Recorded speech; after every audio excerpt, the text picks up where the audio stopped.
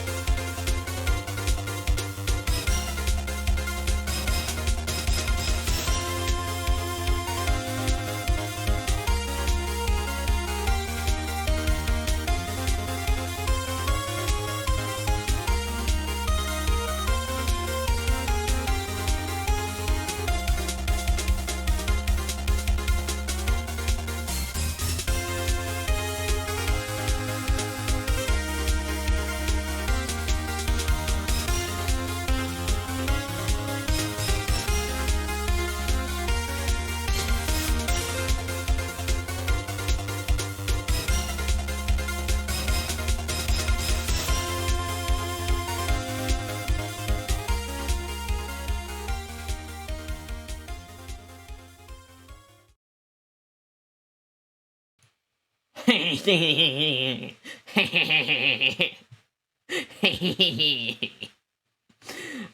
have to horribly laugh every time. Hello, welcome. I might have to step away at some point. I have no idea when, because I had to do a Dropbox thing with my passport and stuff is being sent back, and they do it the same day. So I have to wait because I have to sign for it, so they know that I got it. And they can't just leave your passport and social security card on your doorstep. God. Like an Amazon package. Cringe, exactly. If I get my social security card and passport stolen, that's my problem. This is very quiet. Even for me. I don't know if how it's... What are the... I can't see what the sound levels are for it.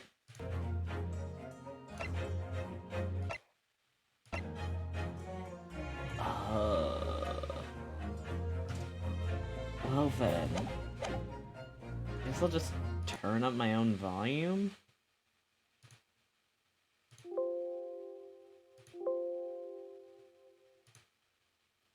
Used to just throw packages over a fence that they didn't even know was. Oh my gosh.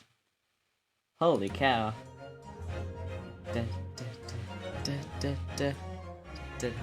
Is that a good level? We good on the music?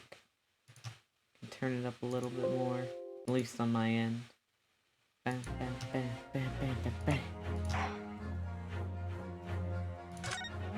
We're already in trial part 3 of this one, because that 7-hour or 8-hour stream I did. Oh, the lovely noises that I love so much.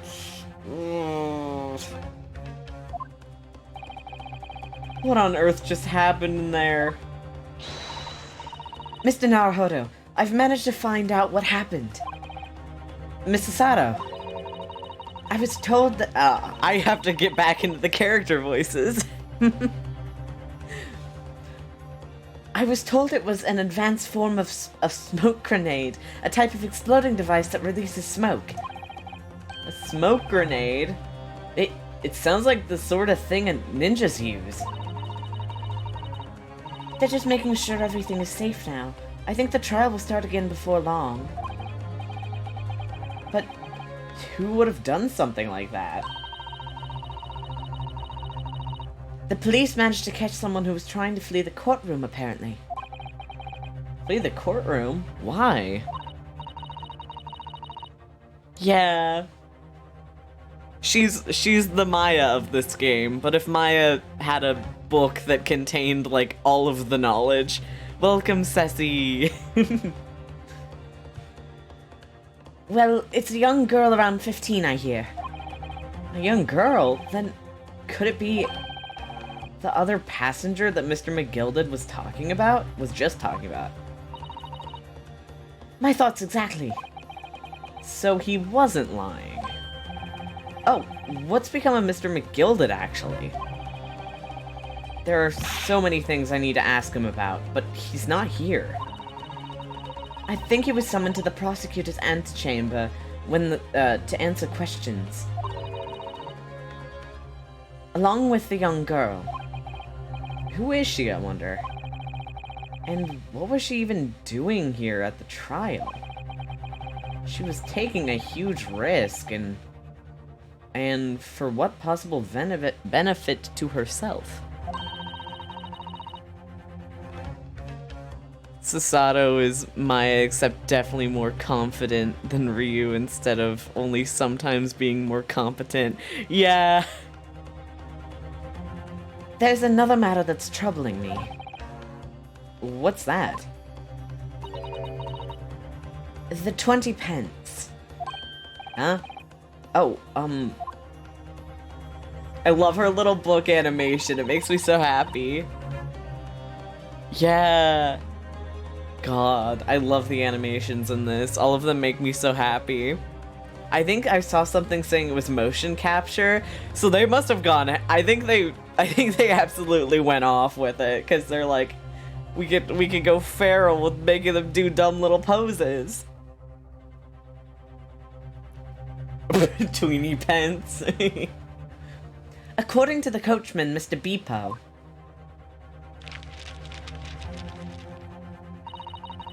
he took 4 passengers that night at a fare of 5 pence each. Yeah, the little poses are so fun. That comes to a total of 20 pence exactly. But now it seems there were, in fact, 5 passengers. Which means the figures don't seem to add up again. She's right. That is strange. Counsel for the defense, kindly proceed into the courtroom. The trial will, recommence in 5 minutes. I need to find my glasses. Oh no. Oh, thank you, officer. We'll go in straight away. Where did I put my glasses? Well, whoever she is, I imagine this young girl will be asked to take the stand and testify now. I really can't imagine what she's going to say, but it could alter the whole direction of the trial. We'll know soon enough, Mrs. Sato. Yes. I love them. Your Honor, I care them. Why does it use this noise so much? Oh, I don't like it. No, hello? New friend! I recognize this character. It's one of the homies' profile picture characters. There's a young girl next to Mr. McGilded, look. She must have been the one who caused the disturbance before.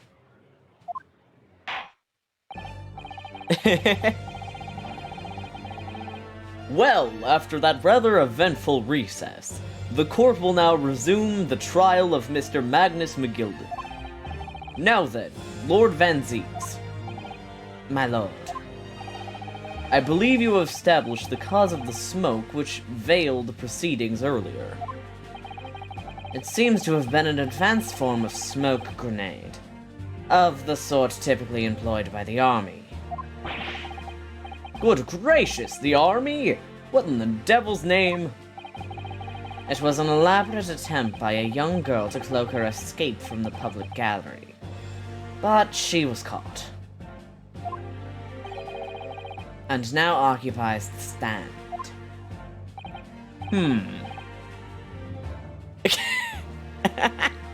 He's a racist, I'm sorry, Sassy. Your name, girl? Are you responsible for the smoke grenade which induced such pandemonium here in my courtroom? Why is the kid permanently stuck in JoJo mode? JoJo pose. And what is the meaning of this deplorable behavior? She doesn't want to talk to you, bro. Ahem, if I may, my lord. I cannot do a Irish accent. Yes, Mr. McGilded. I think perhaps I ought to explain here. Why is it that this wee lass here was here in the first place, and why she tried to bolt like that? It's all tied up with the events of last night, so it is.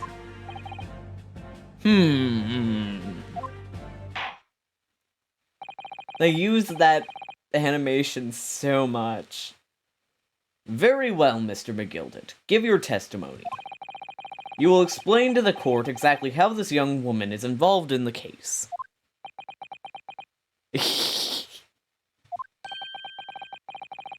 Just what did happen that night. It's not like a defense lawyer needs that information or anything. I love his expression so much. Have fun with whatever you're doing, Ceci. Goodbye, friend. On the night in question, I took the back seat in the omnibus and promptly nodded off. Huh? Then Begara, a loud thud and a wee scream woke me up with a fair start. There was a fella collapsed on the floor at my feet, so I sat up and sat him up in the seat across from me. And I turned to find out where that scream had come from, and bless my soul, what did I find? There was a child there, all curled up in a ball, hiding her wee self away. I've given up on trying to do any sort of voice for him. I remain somewhat baffled, I confess. But from what I gather, on the night in question, this young girl was indeed riding in the omnibus, is that correct? I'm sorry, I can't do an Irish accent, and I don't want to try, because I know it will go badly. Tis exactly as the defense counsel said. This wee lass was the 5th passenger, my lord.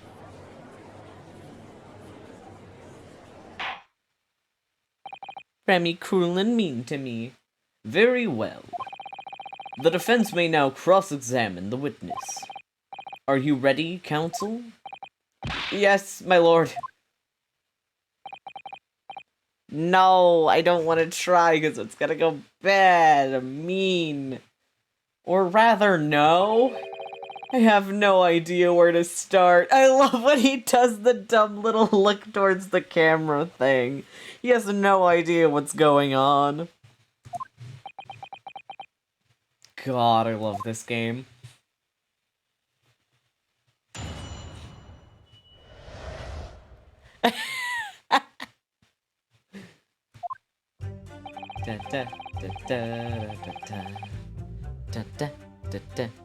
He does. He does. Hold it! And when you first got onto the omnibus, were there any other passengers already on board? There were not. The cabin was empty and there was no one on the roof deck either. You were the first passenger, as it were. I see. Aye. And that's why I took the backside. I did. Tis the most comfortable, so it is. Could you explain exactly what you mean by the back seat? By all means, tis how you described it earlier. I was talking about the seat position, the one in which the poor gentleman was stabbed who was stabbed was sitting. Like I said, tis the most comfortable, where I feel the most at ease. And of course, I enjoy gazing through the skylight from time to time as well.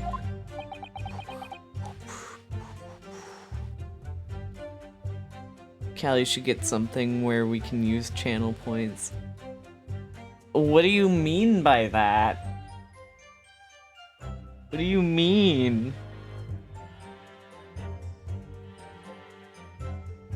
There's a program that I could put in place that I think is linked to my voice mod program, and it makes it so you guys can, like, basically mess with...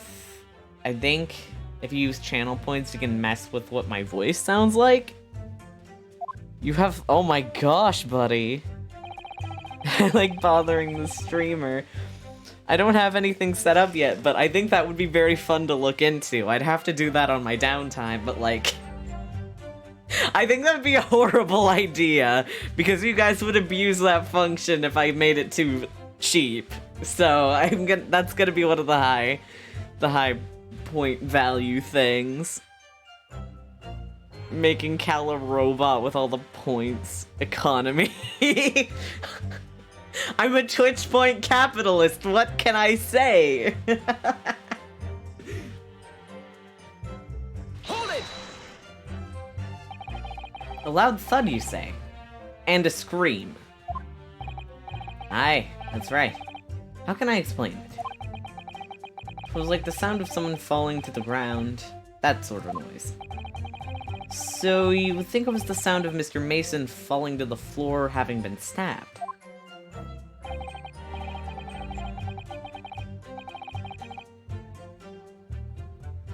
cat lady? What does that mean? I am terrified by that.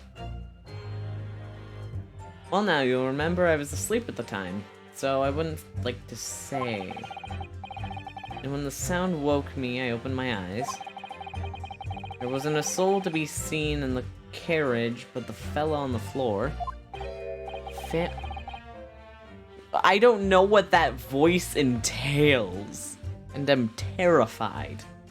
You didn't see anyone. But at the same moment, you did hear a scream. Ah, from the seats above you on the roof deck, I presume? There's no one up there. Not above me, no, my lord. 'Twas from inside the cabin. But I wasn't altogether thinking about the scream. No, I was too stunned by the desperate sight before me eyes. There's a fellow collapsed on the... How did he get in there, though? If you were the first passenger, how was there somebody already in the... What are you talking? This testimony is garbage. Hold it! You sat him up. The victim, you mean? That I did. On the seat across from me, as I said, I could plainly see the poor devil was already gone. You wouldn't leave a dead man just lying on the floor now, would you? It's just common courtesy, so it is. But he's dead. He doesn't care. Why would he care? Why would he... Why would he care? He's dead. Find that a little hard to believe.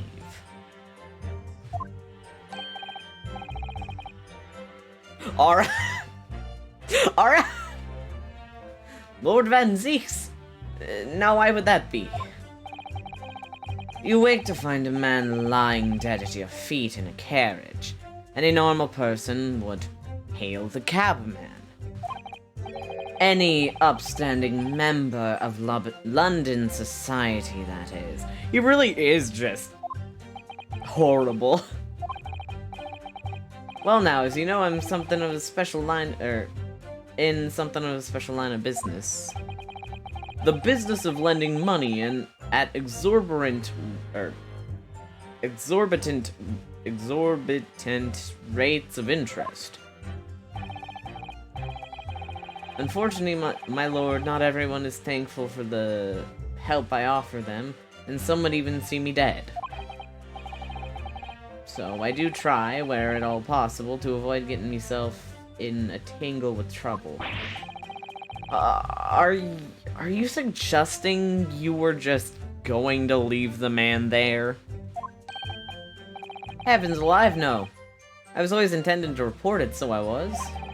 Only I had a mind to find out the whys and wherefores first. The whys and wherefores? Right you are. There were some details I wanted to understand before anyone else got meddling. Got to meddling. That wee scream I heard, for example. Wouldn't your good self do just the same? Yes. The scream he says he heard at the same time as the thud of the victim collapsing. I'm gonna go grab my glasses. My cringe fail eyesight. Ah!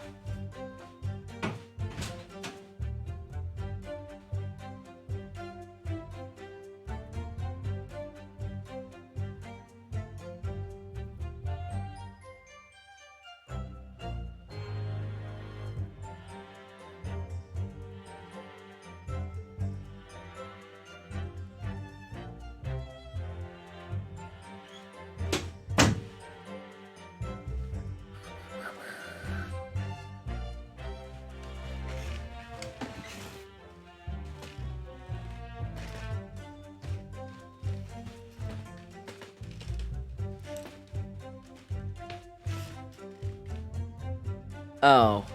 I have forgotten a lot of key details of this case from the days that I've not been playing this game. Hold it! Oh. Ugh. I'm afraid I don't understand. I'm sure you told the court that there was no one else in the carriage except yourself and the victim. So I did, sir, so I did. As far as I could see, that is. What do you mean by that?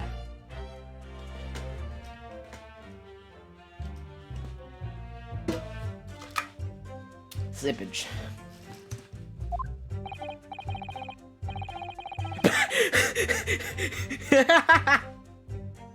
Well, now 'tis a queer thing. The wee scream I heard as I woke up,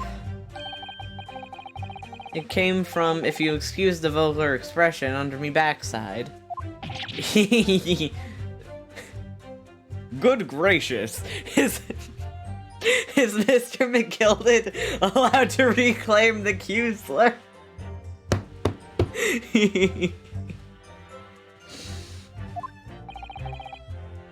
Under your backside?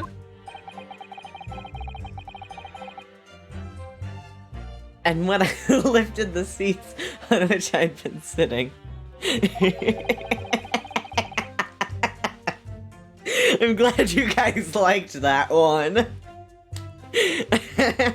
I know that queer back in the 1900s was like just an expression of being like, oh, that's a weird thing. But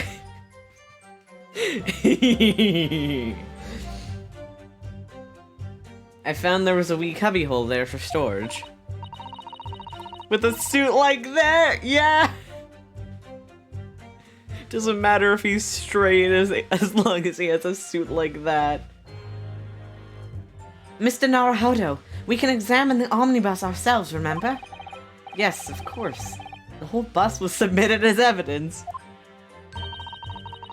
This would be a very good time to have a thorough look around inside. And that's when I found her. There's a child in there curled up in a ball heading. Oh, I hear things outside.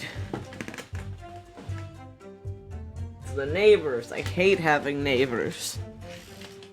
I want to be in my solitude. You say she was hiding herself. Aye, that's right. It was hard to see in the dim lamplight, but she was all curled up in a wee ball. When our eyes met, well, my heart nearly stopped beating in my chest. Ugh, you're really overacting this. Still in all, I pulled her up from under there, and sat her up on the seat opposite so I could have a wee chinwag with her. The seat opposite. That's right. Just next to the dead gentleman there. Why did you put him next to the dead body? Mr. McGilded! You sat this young girl next to a corpse, sir? Exactly! Well, as I'm sure I mentioned, a gentleman in my position can all too afford to find himself in mortal danger. So, I needed to find out just who this urchin was, you see. And while I was in the middle of, talking with her, I heard another scream, a fella's voice this time. Presumably that scream was Mr. First, who was sitting on the roof deck seats. Right you are again, I would say, sir. Looking down through the skylight, he must have seen this young girl and the gentleman with the knife in his belly. In other words, the previous witness did not, in fact, see you at all, Mr. McGilded. What they believed to be yourself and the victim was, in fact, this girl and the late Mr. Mason. Aye, my lord. I was, as I think everyone Understands now, sat in the back of the carriage out of sight. Just seeing the costumes of all the characters in the zoom out is like tonal whiplash. It is certainly plausible. The defendant is somewhat diminutive in stature, and readily confused perhaps with this young girl. After that, of course, with the scream from the gentleman over us, the driver realized something was wrong and pulled up the horses. Horse. Thank you, I've heard enough. Where are the discrepancies in his thing? The events, as explained, are clear in my mind. However, at least one conundrum remains. Who is the girl?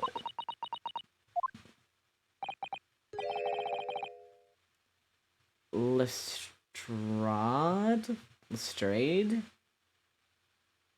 Her name is Gina Lestrade, my lord. She's a chancer, earns her crust among large crowds, relieving people of their purses. What's commonly called a pickpocket. We love to see it. What? This girl here? A petty thief? I like her outfit. It's very fun. Order! Order! Is this true, Miss Lestrade? Miss Lestrade, you will answer the question. Is that a gun? She just pull out a gun in court? Ah! How dare you? What is the meaning of this? Why do they keep giving young girls guns? Ah! The girl, she's gone! Open your eyes. What? Oh my god! What a power move! What a power move! What sort of voice should I give this character? I know nothing about you, ma'am. This is a fun theme song. We love to see a girl boss winning. Ooh, fun music. I'm over here. Good gracious! How? She can teleport! What was the point in that little sidestep?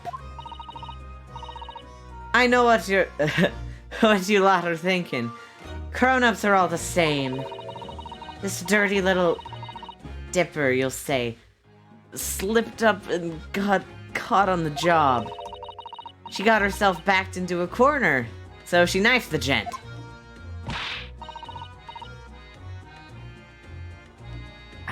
I don't know what her accent is supposed to be. She's supposed to be...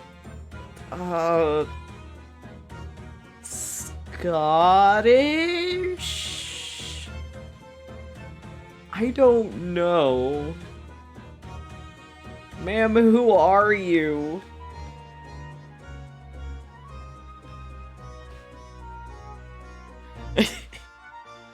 Go on, that's what's in your head, ain't it? No, not at all. This is a court of law. We're here to determine the...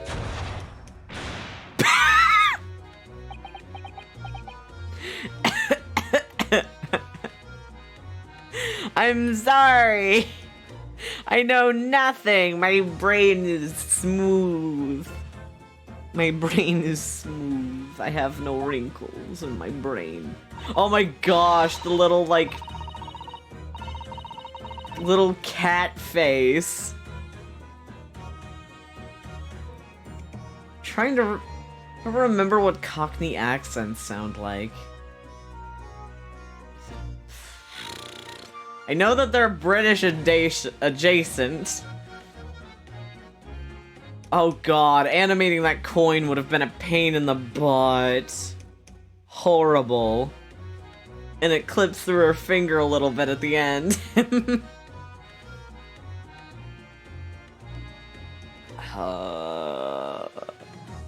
My brain really is blank right now. Look, knives are for cowards. Only thugs use weapons like that. All I need for what I do is these fingers. This is too posh for her, but I can't remember how to do a Cockney accent. I'm a professional, alright. Maybe not in your eyes, but I got pride in what I do. Let me guess. You don't count smoke guns among weapons for thugs. Oh, this? Yeah. This is in a bag I lifted the other day. Down where they keep the four-wheeled drags. Did you steal that from the from the Sholmes family? That looks like a Sholmes weapon. It has the little flower insignia too. It's nice, isn't it? I like the pink best. Ugh. Do not wave that thing in my direction again. Oh my god. So... you admit that you were riding the omnibus on the night in question. Of the Sholmes estate. 'Tis alright, lass. You can tell him the truth now. Alright, yeah. Just like the Irishman said.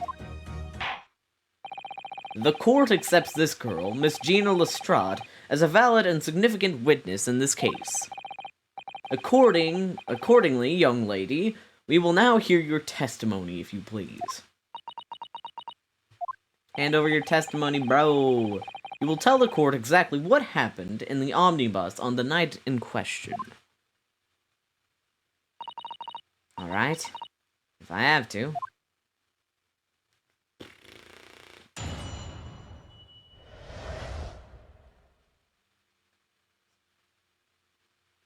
What the girl saw. You should probably okay, I will do that.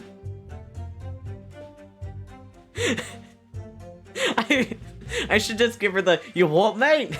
That, like, that type of... So I snuck inside the carriage before they, hooked up the horses. Just like always. I cannot keep that. I used to only be able to do Cockney accents and not, like, the stereotypical posh British accent. Now I can't do it anymore. I've cursed myself. But it was a right old waste of time. I got nothing to show for me troubles that night. So I tell ya, you can't see a blind thing in that hiding place. It's pitch in there. Gosh. Then after a while, I hear this loud bang. Nearly jumped out of my skin, I did. It's because of that, the swell found me. You didn't help me get away, mind. Oh, this hurts my brain to read. Yes, he let you go.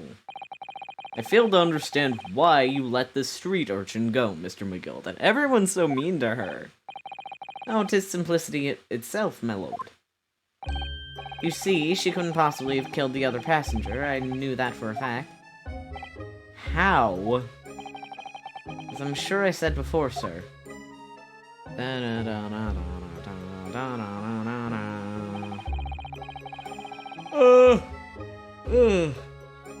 Shooting right on top of the place where she was hiding herself. I think a demonstration is called for. This is where I sat that night. And the cubbyhole in which you have spoken is underneath this seat, I presume.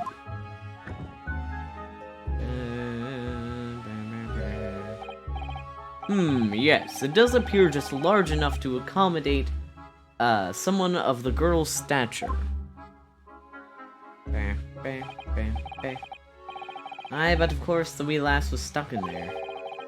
Because I parked myself on the seat for the duration. Ah. Did somebody teleport into the carriage? So you see, that's why I let the last bolt. I knew that if the police found her there, they'd automatically assume she'd done it. But I couldn't live with myself if a young life was ruined when all the time I knew she was innocent.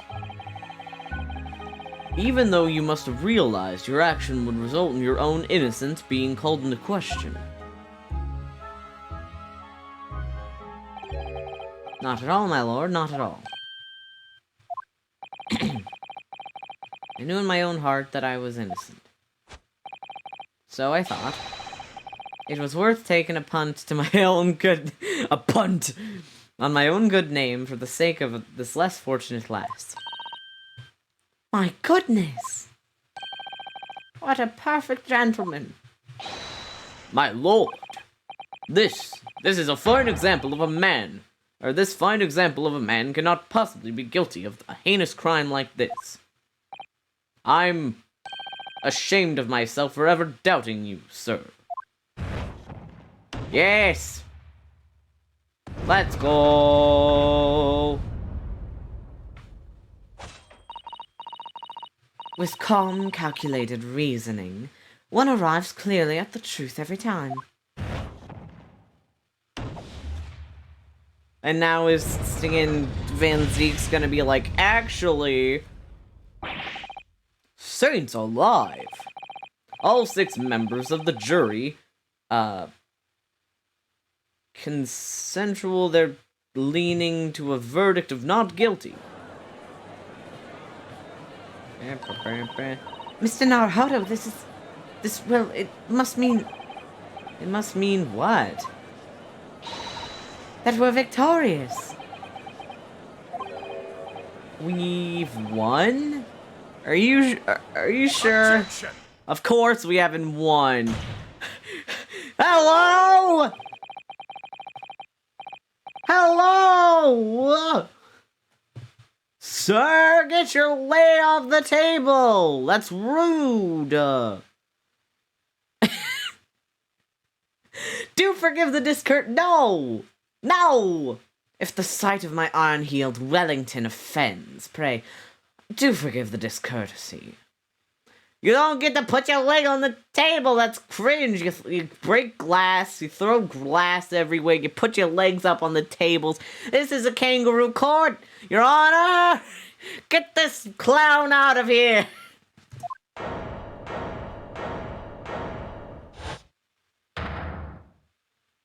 I'm gonna jump over the table and fight you!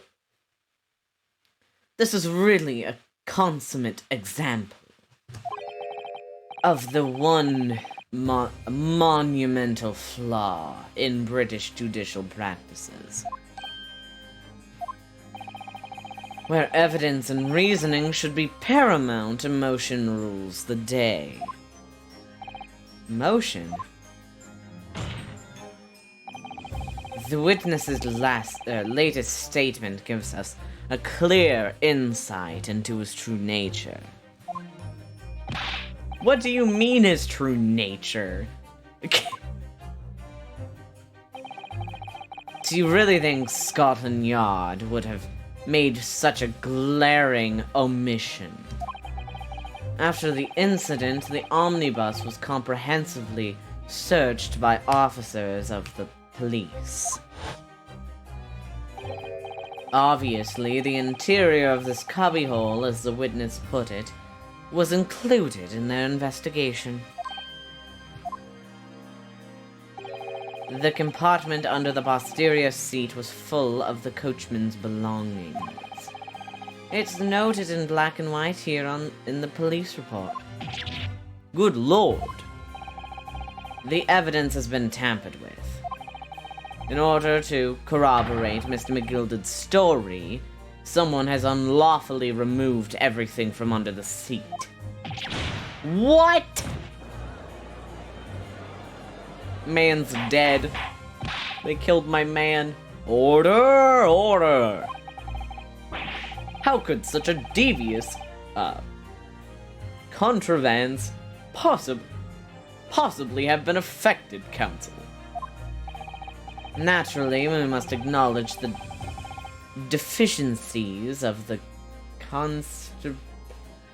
Why do you have to use big words? Constable whatever, in allowing this to have happened. However, I assure you, when the omnibus was wheeled into the courtroom this morning, the compartment under the seat was not empty. Well, my Nipponese friend. Me? When the carriage was submitted as evidence, doubtless you examined it in fine detail, as would any self-respecting practitioner of the law.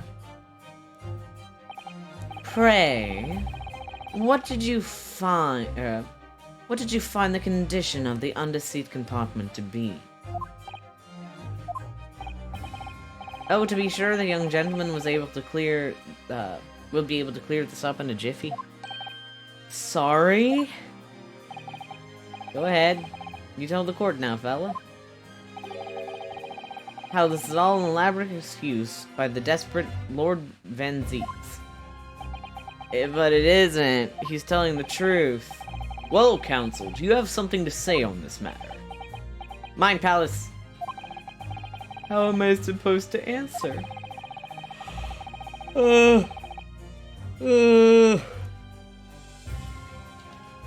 I'm not gonna lie, because I know that will most likely just get us in more trouble than we're already in. Unless it just ends this trial now, which would be fantastic, but I don't think that's how that works. I didn't look. I did look. I'm gonna check the court.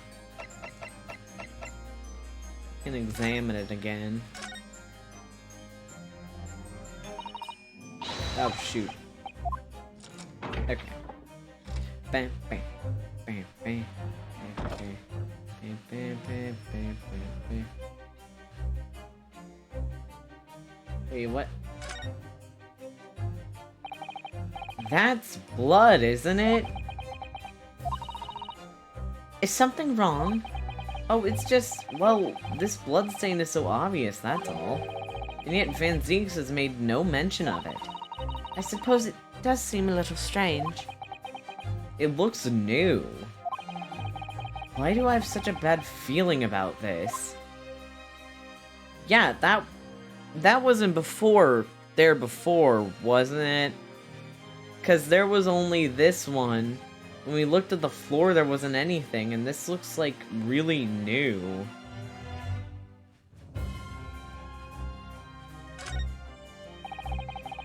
Can't, okay.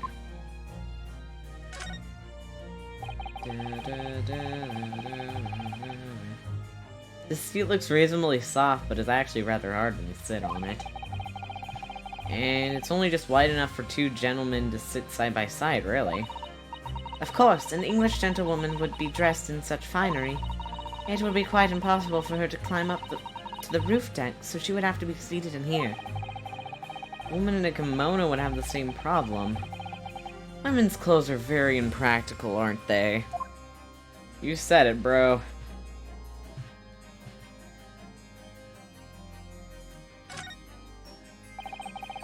The seat has a handle, it seems.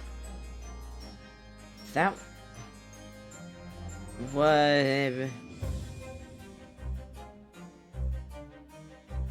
Why? Who? Huh? Who messed with the crime scene? Who messed with the crime scene? This is a storage compartment, but there's nothing in there. Or here, it's totally empty. Something doesn't seem right here, but I can't put my finger on what it is. Did Van Zeeks come in here and, like, mess with the crime scene to try and make us look bad and spill his juice on the floor? It's not blood, it's juice. He got so mad that he broke it in there. We just haven't noticed it. God. It's the blood from his hand bleeding from him smashing the glass on his desk.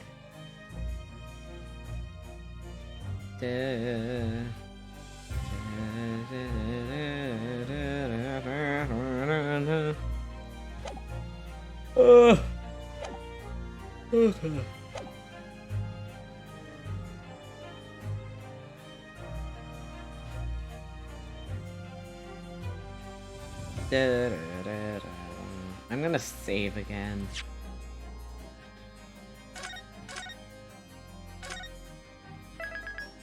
I want to say that it was full, because it was when we went in there earlier and somebody messed with the crime scene. Regardless of if that puts our person in a worse situation, I'm not gonna lie. It wasn't empty. I really don't know if giving this answer is helping my cause as counsel for the defense. But as far as I remember at least, when I first examined the compartment, I'm fairly certain there were a number of articles inside, yes. Are you sure, counsel?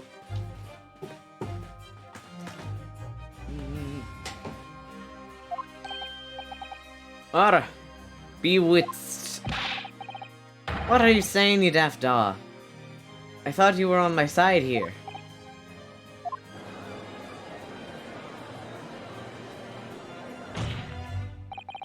What game are you playing? Your task is to defend the man in the stand. Why would you say something to compromise his position? 'Cause it's the truth. You win with the truth. If that's anything Ace Attorney has taught me, is that you don't lie.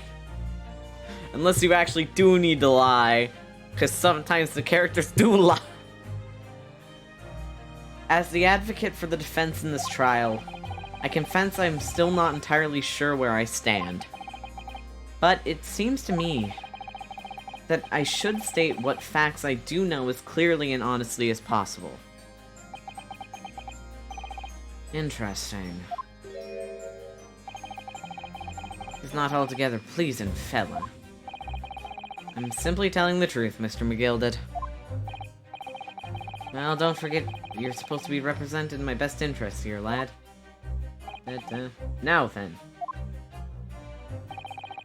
A fellow's memory is a curious thing, and not altogether reliable. No, the court must consider the facts.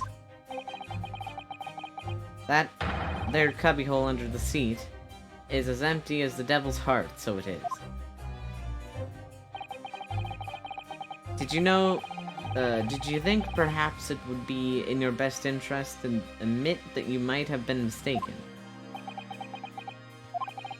Why do I feel like something's not right here? I should like the jury to weigh in on this matter, I think.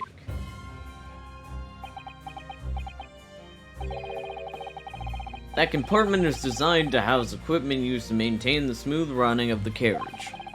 The guild's rules state that omnibuses should be properly and fully equipped at all times. So it clearly wouldn't have been empty, any question. Beepo isn't that irresponsible. That money-lending fleecer and the pick purse are lying. So it's gonna go back to guilty. So it's just volleyball with people. Can't believe I was nearly taken in. The stinking rich are always stinkers. Nothing but cowards, the lot of them. What? Oh no. It's a trick. Of course it's a trick. I still like him a lot. I just think he's neat. Quite so. I must concur here.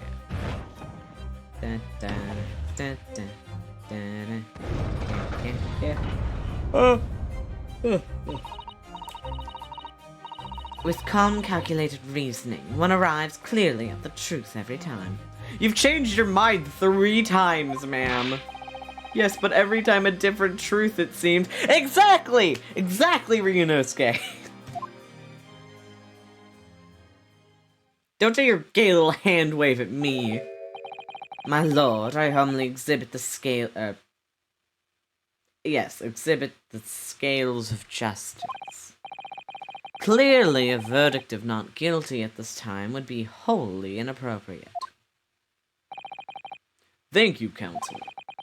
But before we proceed any further, there is a matter of the outstanding cross-examination. Counsel for the defense, begin your questioning of the witness, please. Yes, my lord. What just happened? The whole balance of the trial just shifted almost beyond recognition. The Reaper of the Bailey is at work, it would seem.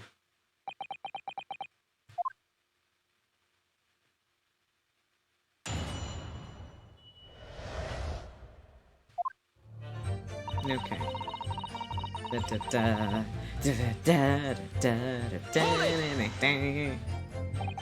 So, you were already in the omnibus before it even set off on its run.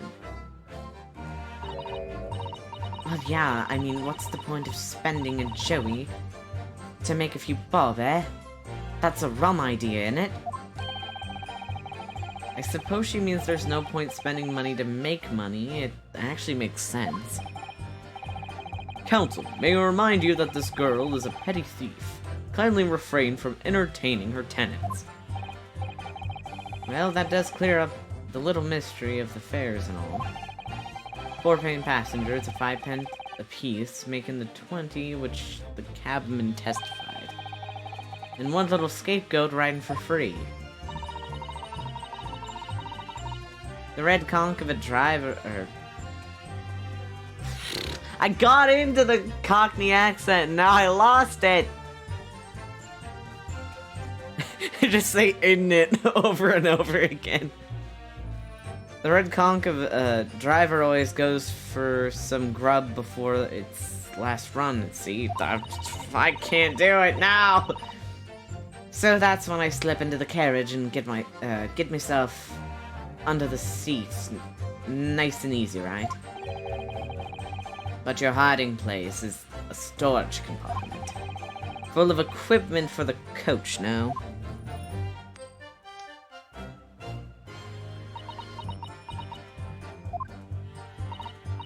Yeah, there's brushes and buckets and whatnot in there. Sure. Always chuck all that out and cram in the corner somewhere. No one ever seems to bother much. And yet, according to the report filed by the police officer who first arrived at the scene, the compartment was full of such paraphernalia. Well, I don't know nothing about that. Like I said, I moved all that stuff out so I could hide under the seat. And that's all I can tell you. It seems we've reached the end of that line of inquiry. Continue.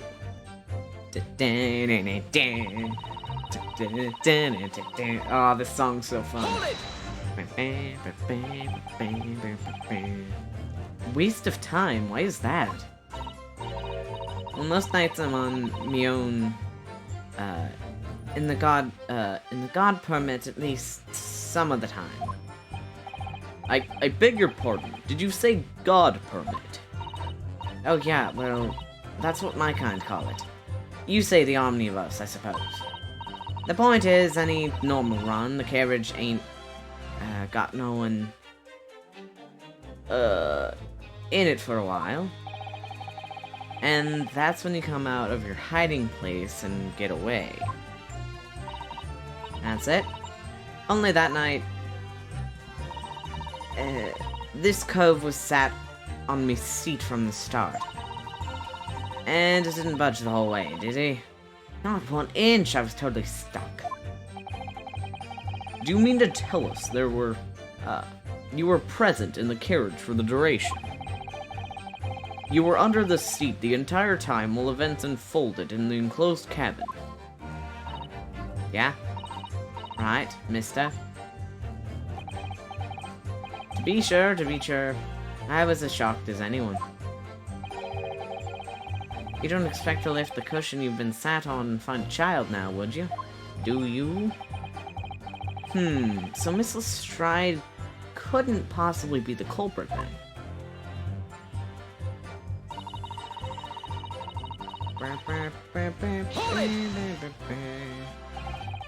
You couldn't see out into the cabin at all. I want to see sticking Ryunosuke crawl into that thing and just close the thing on himself to figure out what's going on. That would make me lose my mind. Not a jot. Most days I push the cushion up with me head and look out the crack. Then I can have a butcher's at who I'm gonna fit. Ma'am, I thought you were a pickpocket, not a butcher. I mean, I can have a look. The seat I get under ain't as plush as the other one, see? So, most of the time, the passengers plant themselves opposite. But for some reason that night, this here Irishman spent the whole journey over me head. And for that reason, you weren't able to push the cushion up and peek out, I see. Truth is, I ain't too happy in small dark places. Feels too much like being thrown in the clink. But it's the only place to hide in them carriages, so it's, Obson's choice. Why doesn't she just stick to picking people's pockets in the open, then? I'd say there's some reason she's not letting on, judging from her demeanor. So anyways, I was a bit scared, but I'd just stick it out under there. Nothing else for it.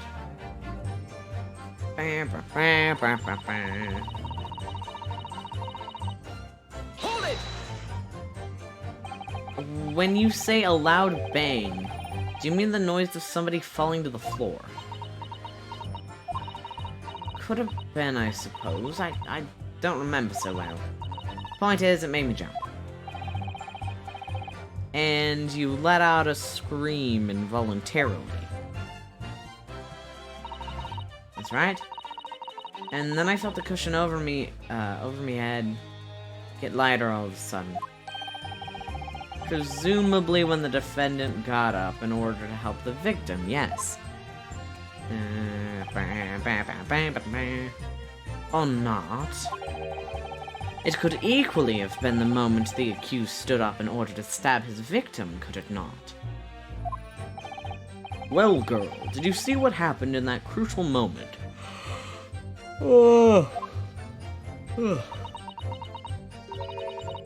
Yeah, I saw it.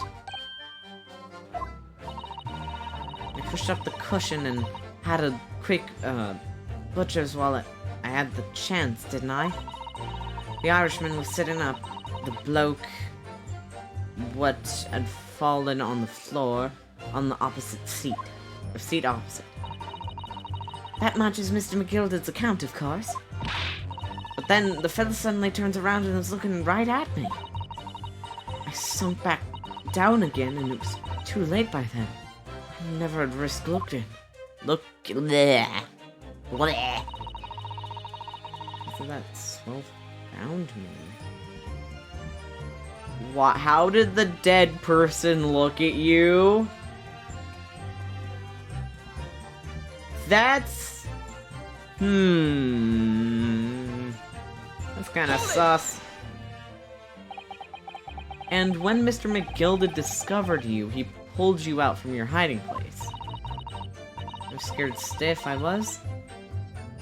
He dragged me out and sat me down on the seat and all.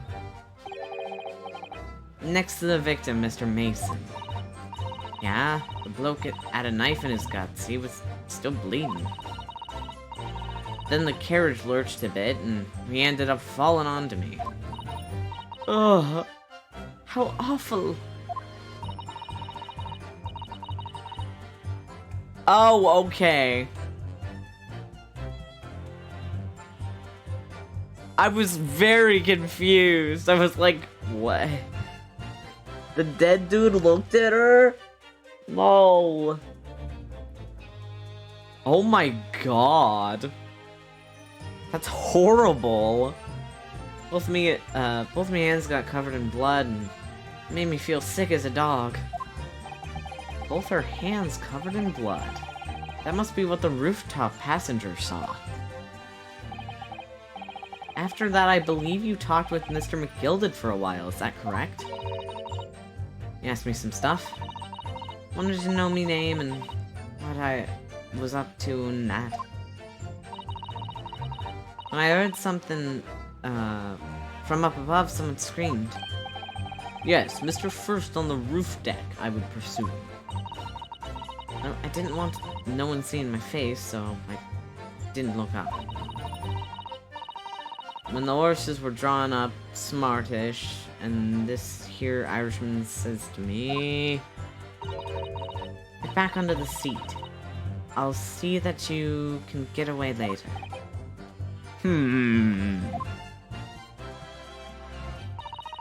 All 6 members of the jury had decided the defendant was innocent. For one brief shining moment, yes.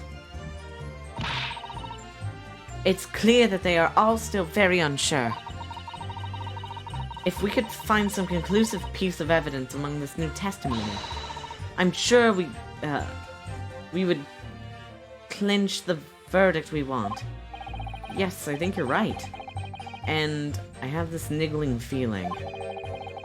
Something's bothering me, but I can't quite put my finger on it.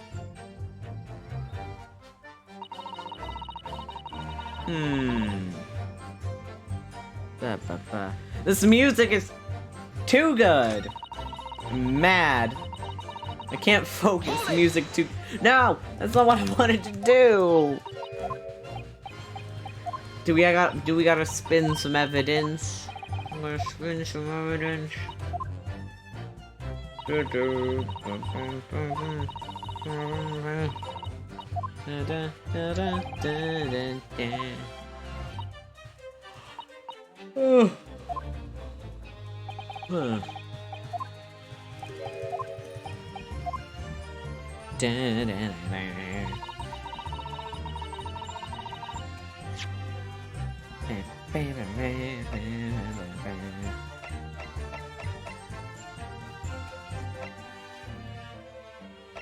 There's not much else we can spin. Wait, I guess we can look in the carriage again. Upsie. Spin the entire vehicle!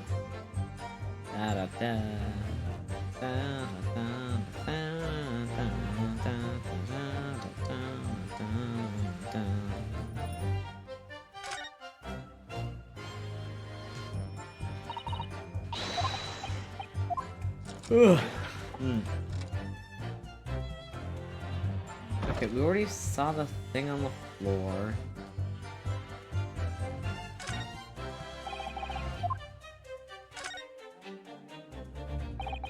That's blood that's soaked into the seat. The victim's, obviously. Yes, and the seat would be clearly visible from the roof deck. Would you really stab someone in full view of the other passengers like that, I wonder? Well, it was after dark, and there was a lamp in here, so perhaps the culprit couldn't see anything outside through the skylight? Okay, we already... Let's look at this blood again. What the heck is up with this? What are you? That's blood, isn't it? Is something wrong? Oh, it's just, well, this bloodstain is so obvious, that's all. And yet, Van Zieks made no mention of it. I suppose that does seem a little strange. Why do I have such a bad feeling about this? Yeah, no kidding. What are we supposed to do with this?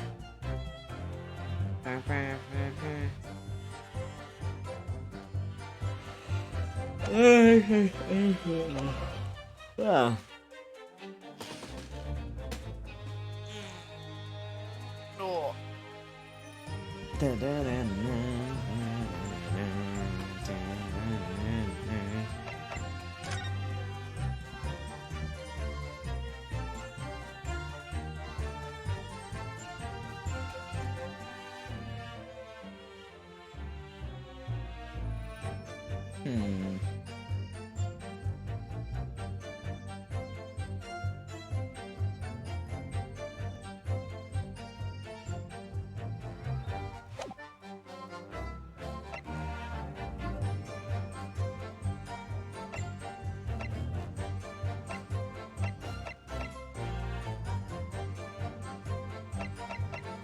It's pitch black in there.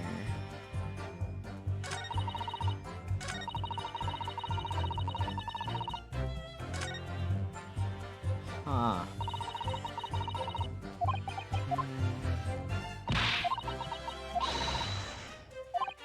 Decisive evidence. Something's bothering me, but I can't quite put my finger on it. Snuck inside the carriage.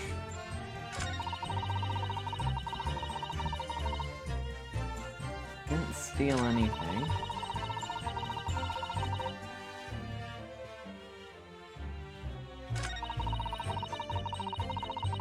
No bang.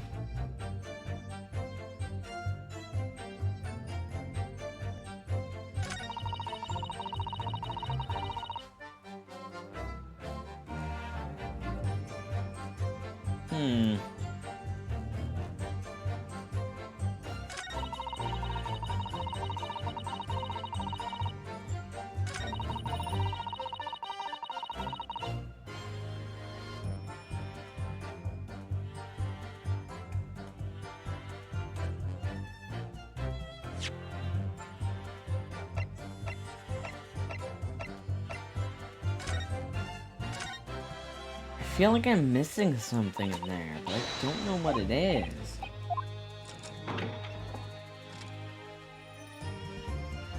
Let's look at the compartment again.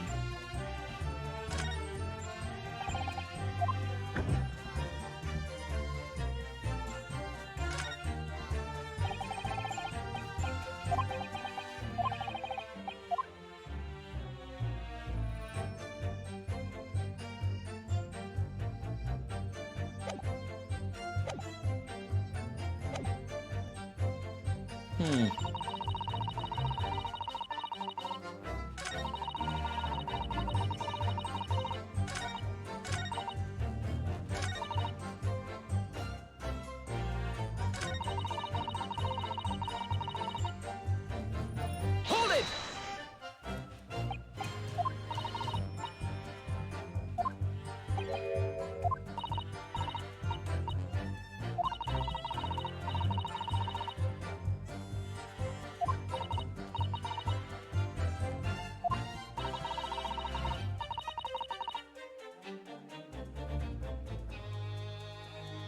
Wait.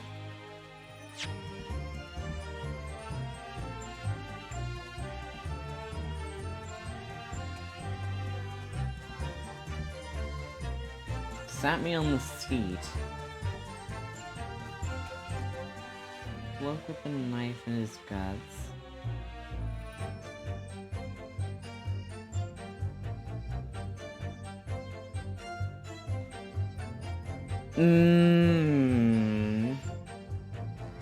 Was it really her that was sitting next to Mr. McGilded if it says that the carriage lurched and he ended up falling onto her? Sat me down on the seat. There's some, Either they just worded it very weirdly or I'm onto something, but I don't feel like that's right.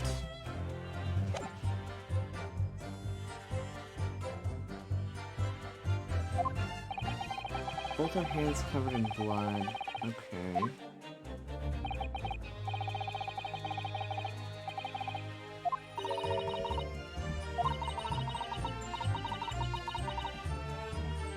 There's up to and all that.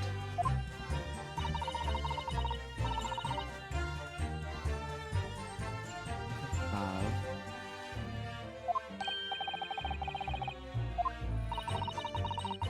Huh.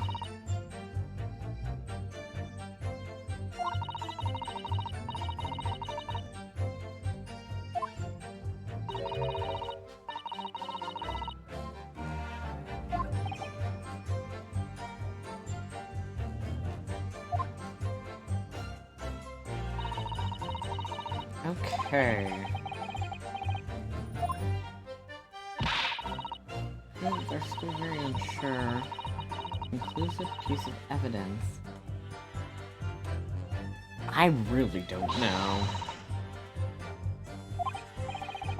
I think you're right. Yeah, me too, buddy. Ah.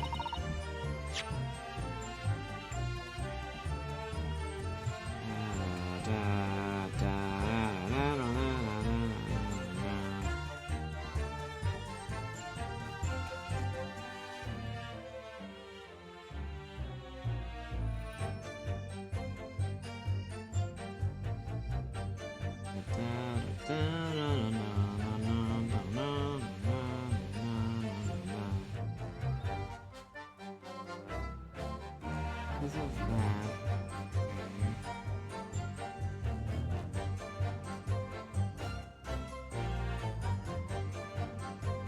Some bleeding.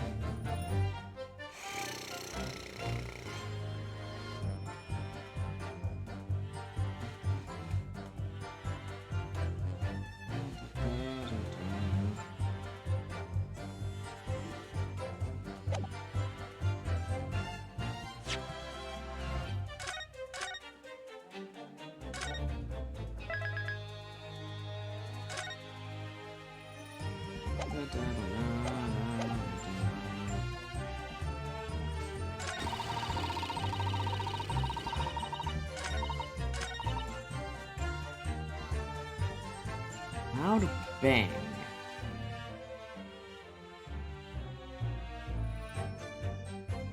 Hold it! Okay, I want to see this one again. Give me the noise of somebody falling onto the floor. Could have been, I suppose. I don't remember. That, That's suspicious.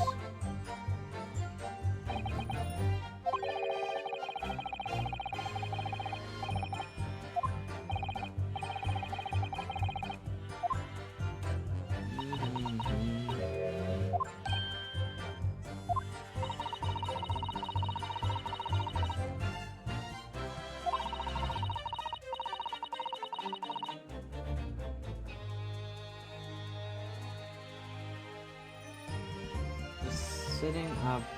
Okay. Going on the floor.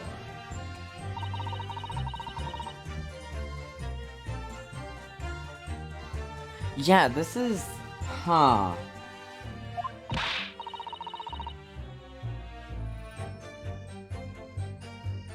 Looks right at me. Never miss looking. Huh.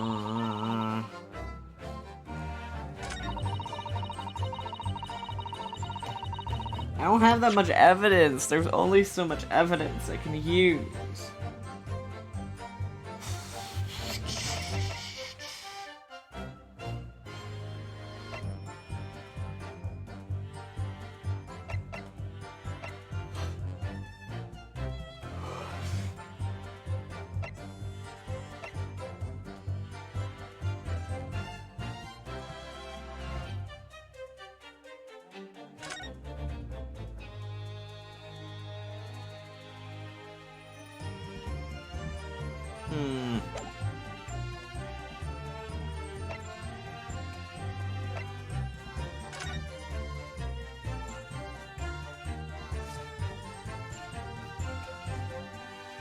Sven!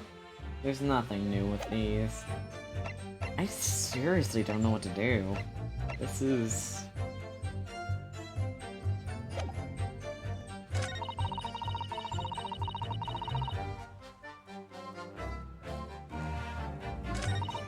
I feel like it's the last two, because it's almost always the last two. Blind thing. Maybe this one again? I don't know. Happening.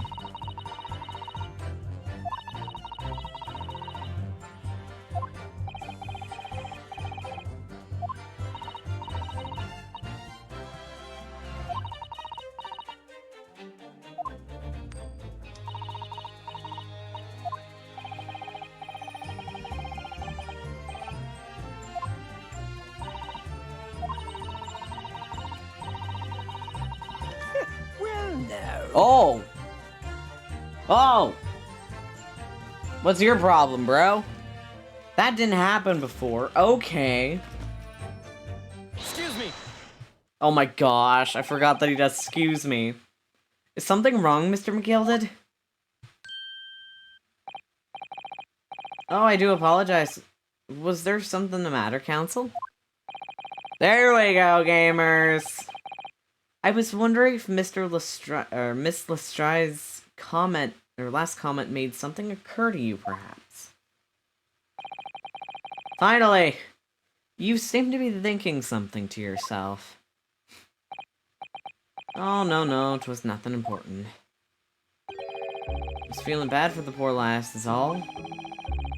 I remember feeling desperate myself as a young lad, shut up in the dark. 'Twas terrifying, it was. I see. Yes, I'm sure we can all sympathize. I am still scared of the dark now. Aye. And I don't know about yourself, but I find the darkness seems to make everything you hear seem much louder as well. That is a weird comment. Yeah. I suppose it does, maybe. Miss Lestrade? Did you hear something that night? Anything? An unusual noise, perhaps? I don't like the vibes. No, not really. All I could hear is the Irishman snoring. But jabbers, there's no need to tell the whole world of me foibles, you little scam. I love the little, I love when they do the little three faces. What a pity. If only Mr. Strahd had heard something, it might have given us a vital new clue. Yes. What should we make of that last statement of hers? It's important. My lord, I believe the statement just made by the witness is profoundly important. Profoundly important, but all she said was that she heard nothing. Yes, which is the profoundly important point. I'm almost sure of it. I'm almost sure that I don't understand the inner workings of your Eastern Mind Council. Nevertheless, that is a weird thing to say, bro. Get that out of here.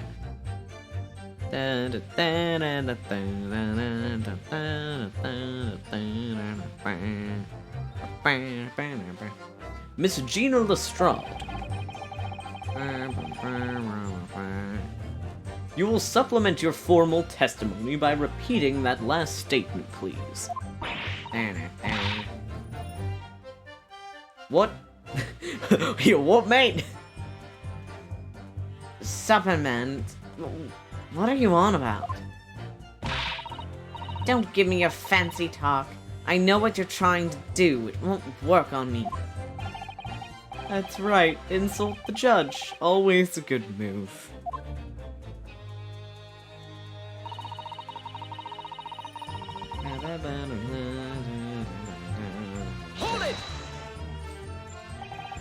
So you were straining to hear what was happening the entire time, since the moment you hid yourself. Not exactly, no. Sorry? Well, there was no one in the cabin to first start with. I could just push up the cushion and have a butcher's to see what was what. But then I saw the swell getting on, and I got me head down so he didn't notice me. And Mr. McGilded sat on the seat under which you were hiding, correct? Yeah! But you Adam and Eve it, eh? What a mug. So then all I could do was listen. I was waiting to jump up there, jump out of there as soon as I heard him leave, see? But would've, not likely. Even though we stopped here and there, I never heard the door open. So I just had to stay put and listen to him driving his pigs to the market, snoring like an old dog he was. Are there any conclusions we can draw from that? It doesn't add up. Because she said she heard a noise of something falling on the floor, but then she said all she could hear was him snoring. Aren't there 4 parts to this trial? Miss Lestrade, what you just told the court is clearly at odds with the facts. Ah! At odds? Are you sure, man? Absolutely. It seems my learned Nipponese friend is not as dull-witted as I feared. So Van Zieks realized it too. She said she never heard the door open again, didn't she? Yeah. Counsel. My brain is not locked into puzzle mode today, I guess.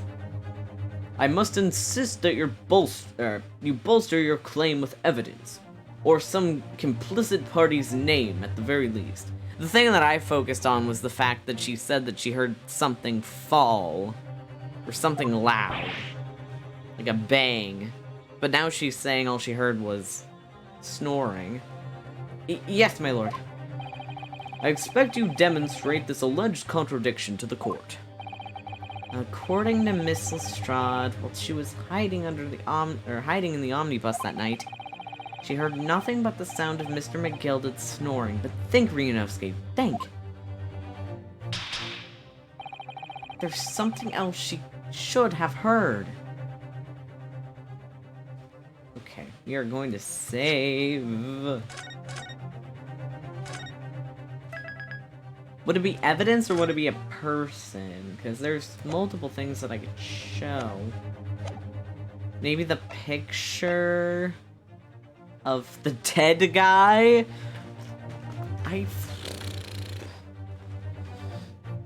Ugh.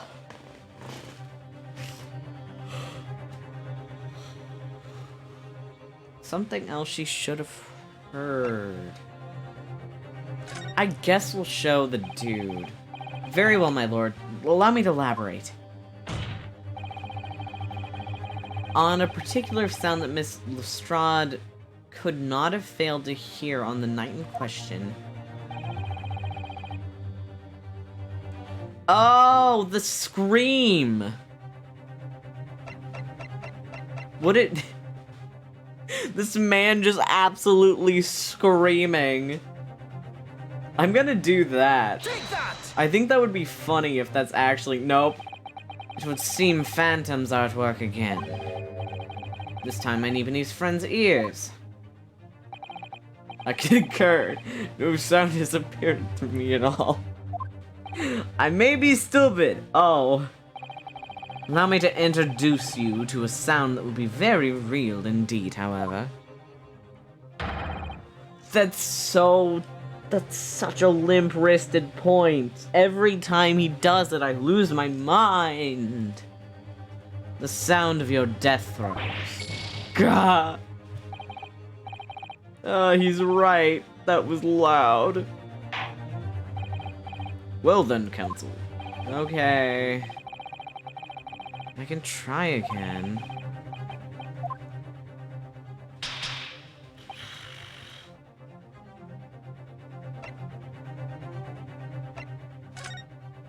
I'm gonna show the picture of the dead dude. Not failed to have heard that night. The dude getting killed.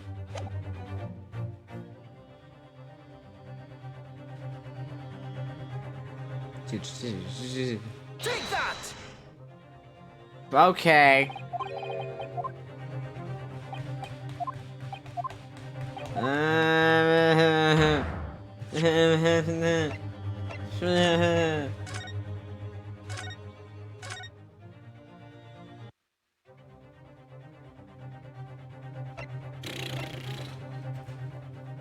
Was there another loud noise that happened? Because all I can think of is the dude getting dropped. Is he, you know, Van Zeke's point? Exactly. Were you talking about what she heard before the bang? Oh, we're talking about... Okay. What would she have heard before the bang?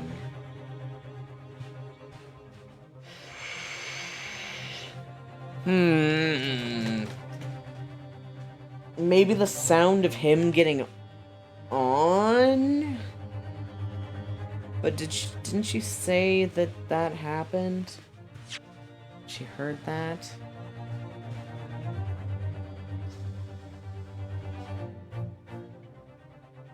Okay. I'm gonna look. In here. No one in the cabin.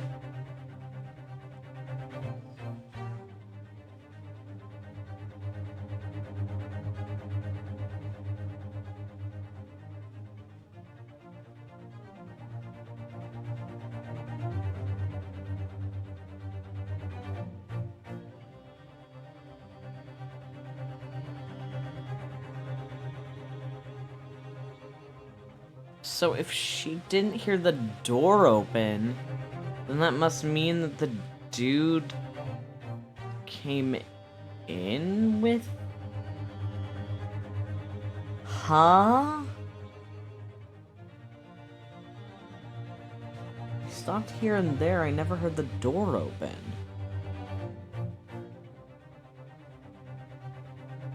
So that must mean that What's-His-Face got in with Mr. McGill did.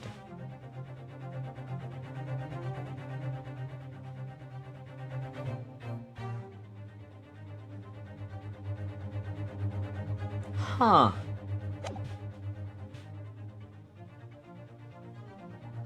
Something else she should have heard.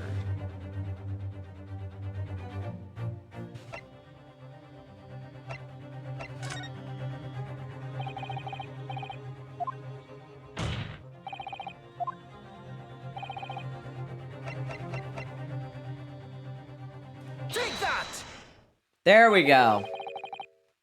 Thrice fired Mason.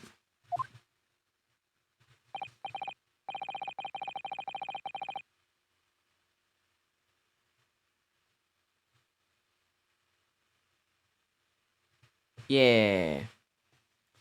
Yes, my lord. The sound that Miss Lestrade cannot have failed to hear is the victim, Mr. Mason, boarding the omnibus. Like I said, my brain is bleh, not in puzzle mode today. Order, order, explain your reasoning, counsel. Miss Lestrade, allow me to confirm something. You claimed earlier that you were the first person on board the omnibus, is that correct? Yeah, 'cause I was. I got on while the driver was in the pub, didn't I? And the next person to board the omnibus was Mr. McGilded. That it was. Not a soul was in the cabin when I climbed aboard. At least, not in plain sight. So you were, in all intents and purposes, alone in the enclosed cabin of the omnibus at that time. Did I not just say as much? I wasn't traveling with anyone else, if that's what you mean. Yeah, I saw him get on, remember? I threw the crack under the seat cushion. He was on his own for sure. And from what I've heard, the carriage made a number of stops after that on its onward journey, during which time you did not hear the door opening or closing at all. No, I never heard it. That's exactly what I was listening for, weren't it? Waiting for this swell to leave. In which case, when and how did the victim end up in the carriage? Oh. We know that the victim collapsed inside the enclosed cabin of the omnibus. Therefore, Miss Lestrade's statement about what she did or did not hear is at odds with the facts. Facts and logic. Yes, this petty thief statement was clearly flawed. Lord Van Zeeks. Yes, he knew all too well that there was an inconsistency in Miss Lestrade's statement.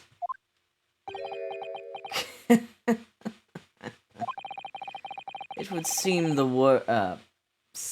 words of thanks are in order for my learned friend. What are you talking about? You have demonstrated matters impeccably. This witness and her colorful statements are entirely unreliable. Her words are convenient untruths, nothing more. Her outfit is very fun. How could this victim possibly not have boarded the omnibus? This makes no sense whatsoever. And this girl is a pickpocket, let's not forget that. Granny, no!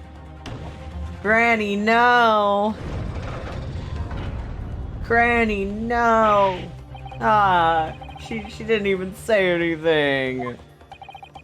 I didn't want to judge the dear little mite just because she has some rather naughty ways. But I must say, I can't abide liars. Neither can I. Mr. Foreman. I didn't want to judge the girl just because she's, has some less than salubrious ways. But I must say, I cannot abide liars. Maid, please. Maid, please don't. Please don't.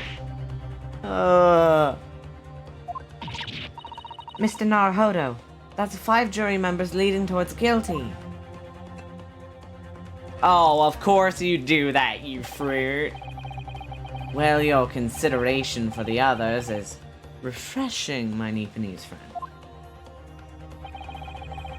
To the considerable troubles you have spared me. Oh,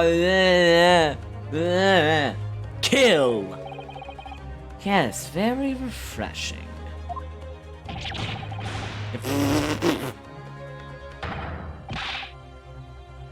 Ah, what are you playing at?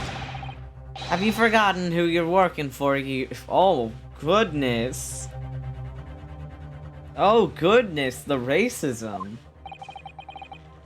Oh, please stop licking the knife like that. I don't like it. This is carnage. It's perfect. Juror number 2 is the only one left. Mr. Naruhodo, the way this is going, I know, if we can't find some new way to convince everyone that Mr. McGilden is innocent, or of Mr. McGilden's innocence. God, sometimes I want to grab that bottle and smash it against that rotten piece of fruit's face. Kins that. The judge will rule and will have lost. Please.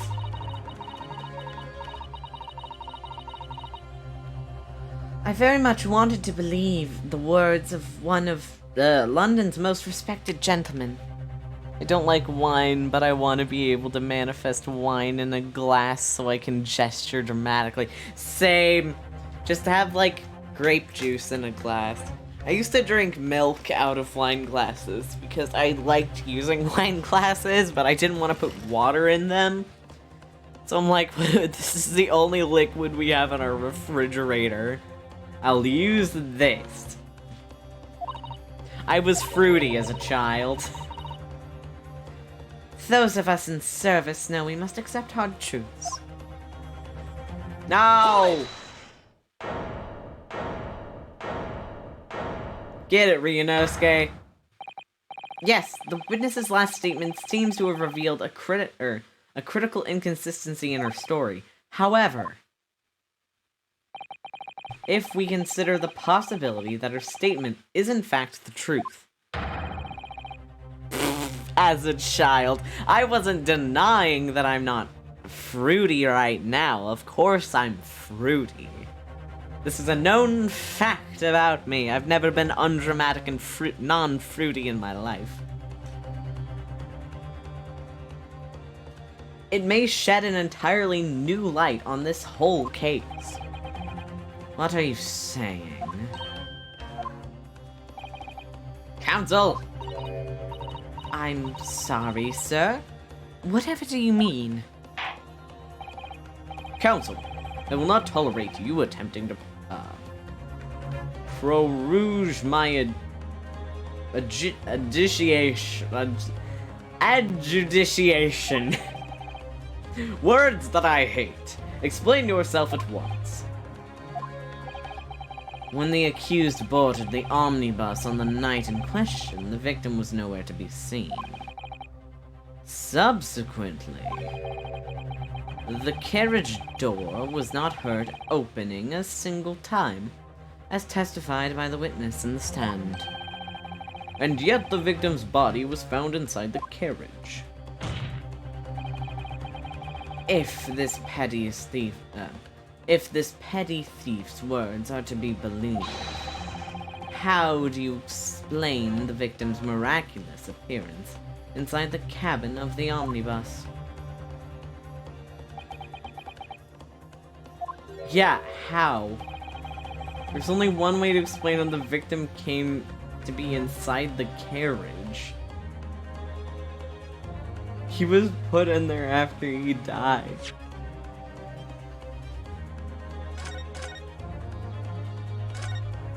They threw him down through the skylight.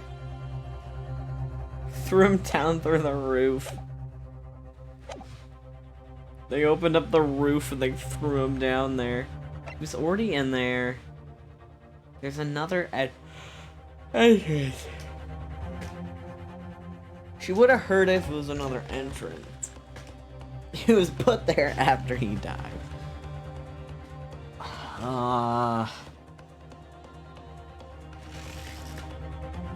I don't know how they would have gotten the body inside of there. I guess he was already in there? But that doesn't... None of these make that much sense. Clearly, he was in there already from beforehand. Objection. Yeah, that was wrong. Tell me, my learned friend, what was the function of that clearly in your last statement? Last sentence. Huh? Well said, Lord Van Zeeks. The clearly is troubling me also. No! It's really not the point. The point is that the victim must have been in the carriage from beforehand. Then answer me this.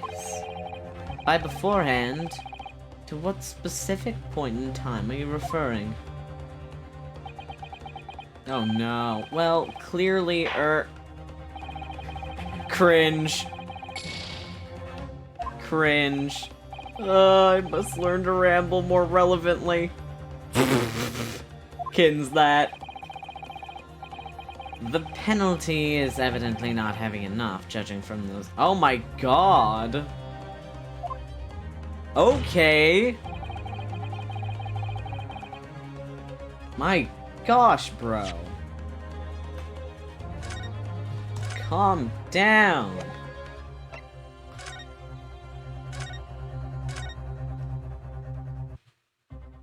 Okay.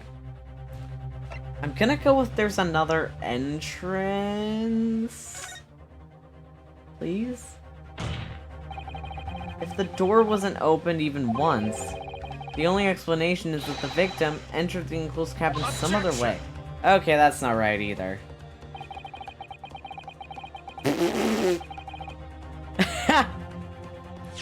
Okay. So he was put there after he died? Who put his body in there?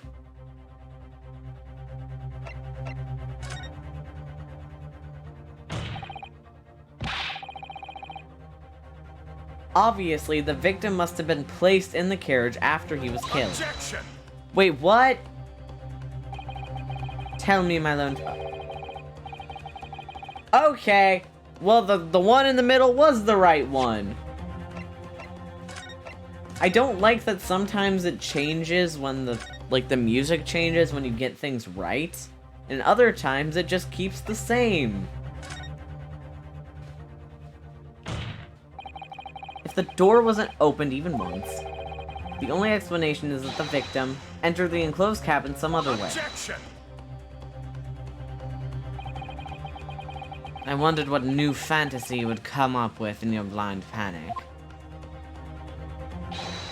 But behold, the omnibus is here for all to see. Only one side of the enclosed cabin is furnished with a door. The other, has only windows. Fixed windows, which cannot possibly open, in short. There is no entrance to this cabin other than the door. Objection! But there could be. There's one possibility you haven't considered. Really? Yes. One other way inside that isn't the door. The skylight?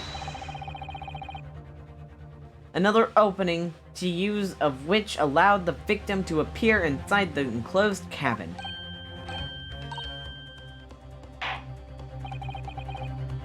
Alright, counsel. I really don't know where this case is going at all.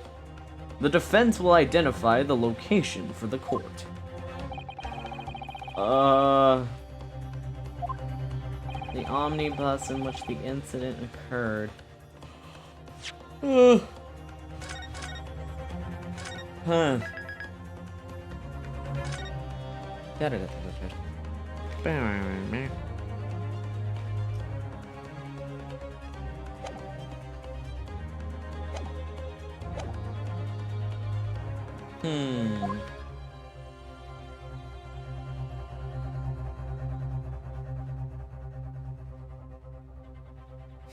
This tape.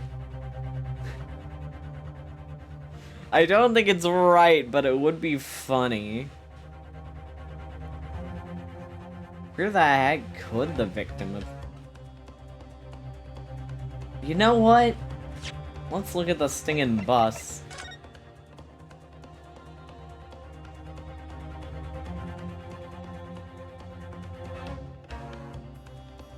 There's no way he could have gotten under it. Especially if he was dead. That... The only other...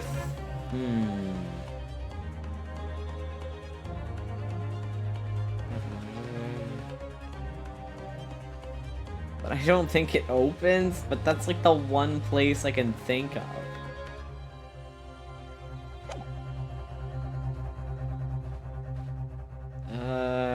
Take that! The answer is obvious. It could only have been the skylight. I say, the skylight. Objection! This is so dramatic, I love it.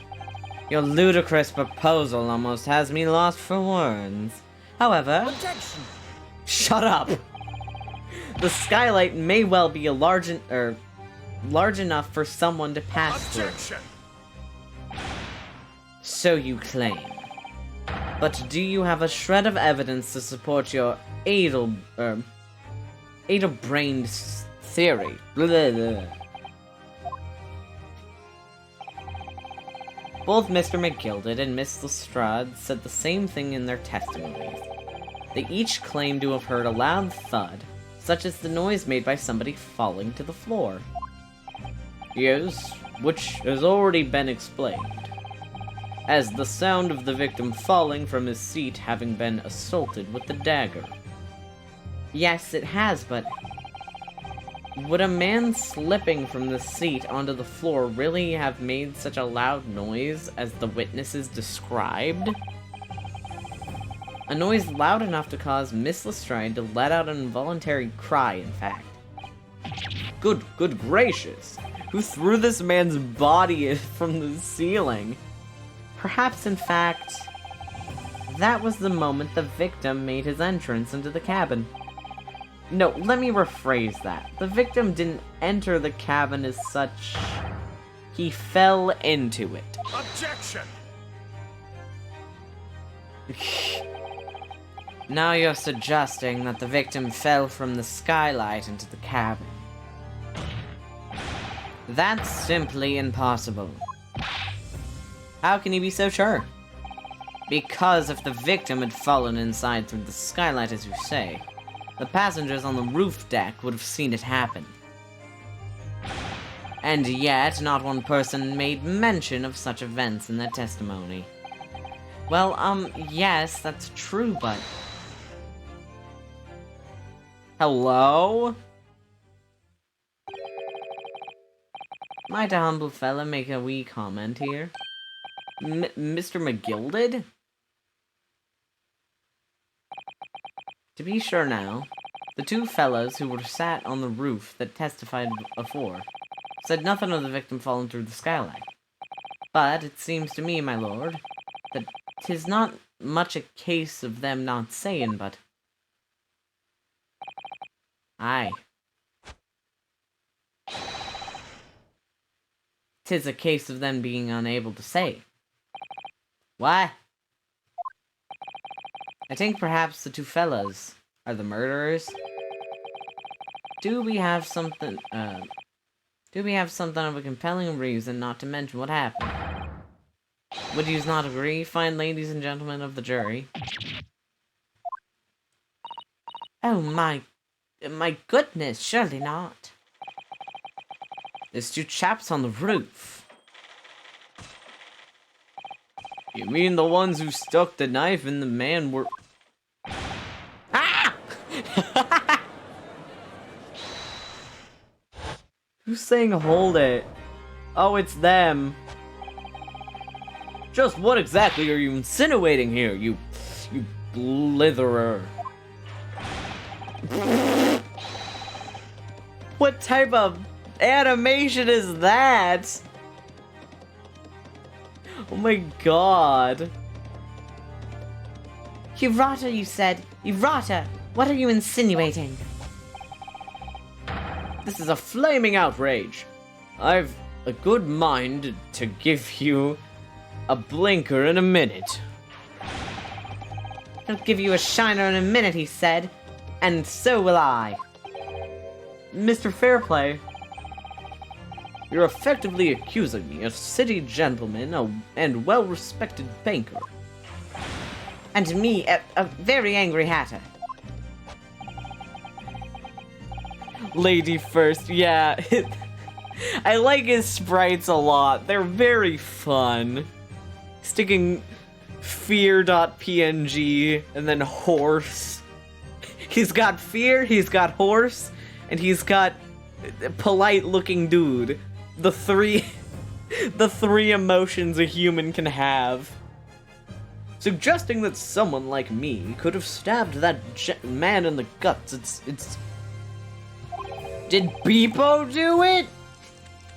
Did Beepo stab a man? It's a disgrace. It's scandalous. Fear and horse are the same. Some of us were horse girls as a kid, so... No. I stickin' loved horses, man. I protest in the strongest possible terms. That's right, I protest too. About you, you rotten scoundrel.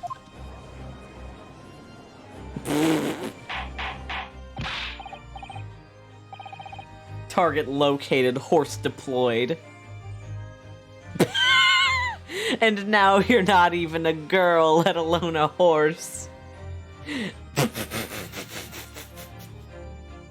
I've never been a horse, Remy.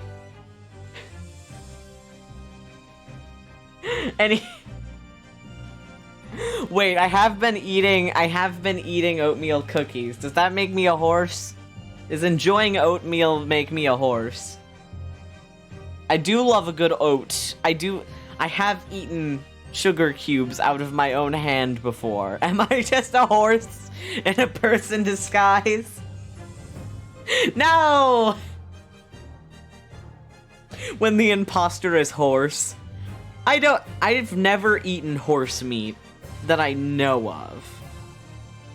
I've had the opportunity to eat horse meat, but I haven't done that yet in my lifetime. Order, order, order. This is not the time, witnesses.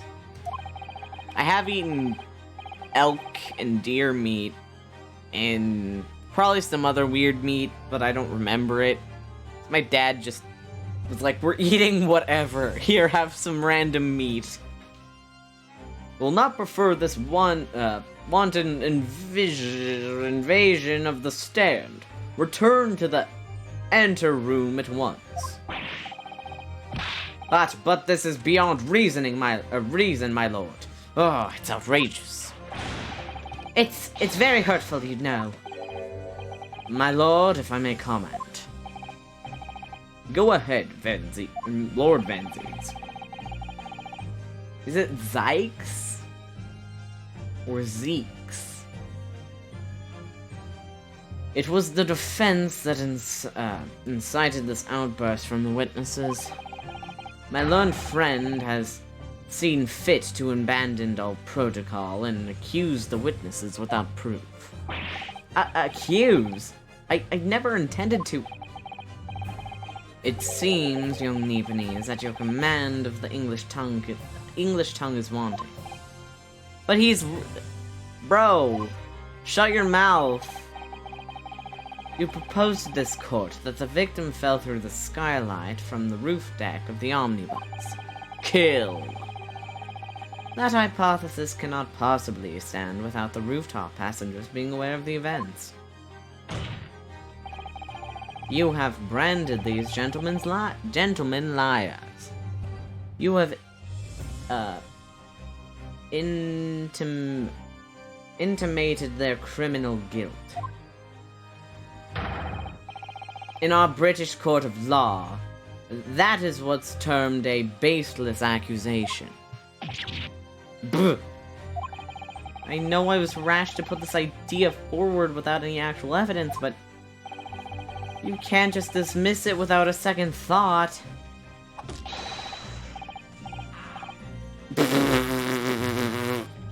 He does have the most fun sprites out of the jury.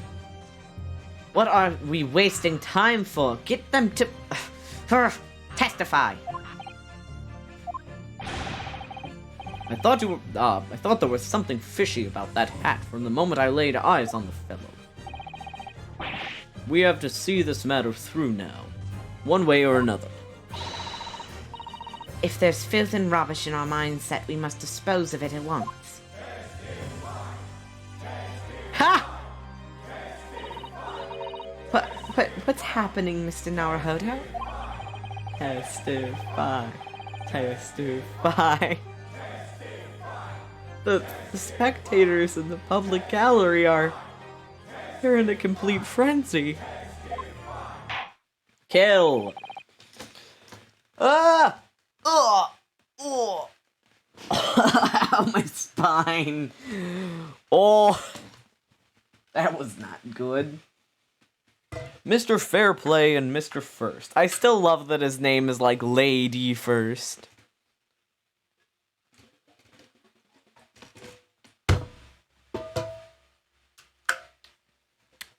Ideal name. Oh!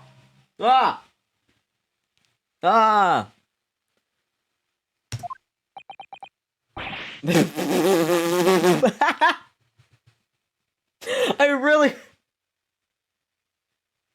really like these sprites. I really like that. I broke my spine on stream. No, I'm simply waiting for something to be delivered, so I'm wearing my stinging binder. Ugh.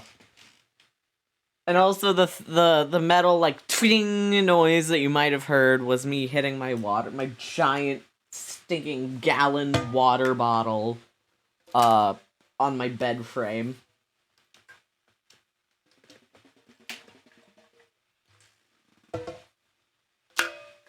Ugh. The animation is really good. I like it a lot. Oh my lord. You will take the stand again and make another formal testimony in reference to the incident brought by the defendant. They do be looking. Yes, my lord. I didn't come here for this. There's no time to think this through. All I can do is keep pushing forward. This man really is Phoenix Wright's sticking ancestor. Oh my god. They both are just like, I dug this hole and I'm gonna dig it deeper. By god. I'm gonna dig this hole until I somehow end up back at the top. We were the only two people on that roof deck, dead or alive. I can swear to that. If anything had happened there, where we were sitting, don't you think one of us, or the other of us would have noticed? In any case, neither of...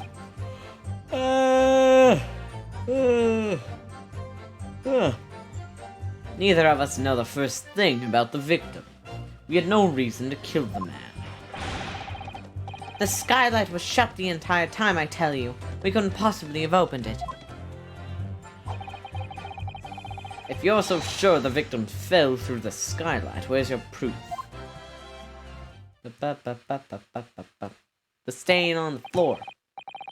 I must say that on listening to this testimony, it is somewhat hard to imagine how either witness could have performed any malevolent act on this open rooftop deck without the other noticing forthwith.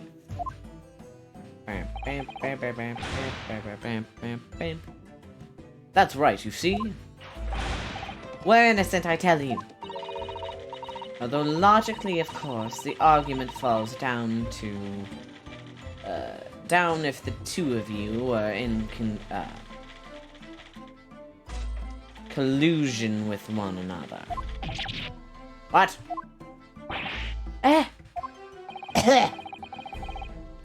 According to the investigations by Scotland Yard. He has a mullet! The two witnesses share no common dealings. Ha! Well, I don't trust coppers any more than I trust the stinking rich. Something doesn't feel right here. The trial is going in our favor, really. So why do I feel so uneasy? Counsel for the defense, over to you. Your cross-examination, please. Ah! Ah! Oh, yes, my lord. He's quaking in his Chanel boots. God. Okay.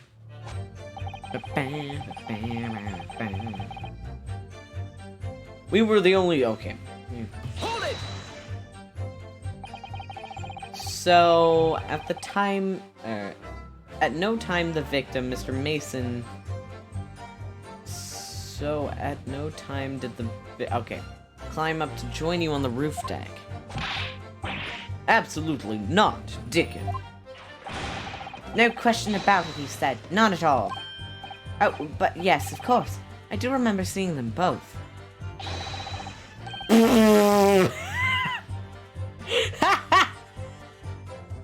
I really...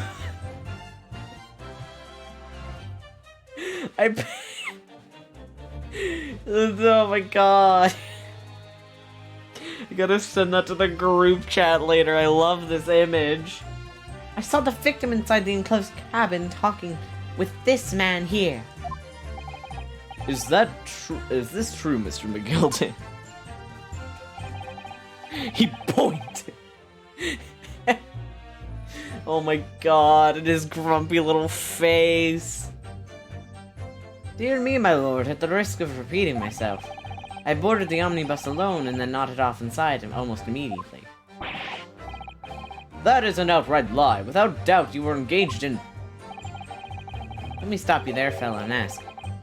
Do you have any evidence at all? At all? Ah. And now he's just looking around nervously. God. And then Gina's just looking at the ground. 'Tis all about evidence in the courts these days, so it is. You'd do well to remember that.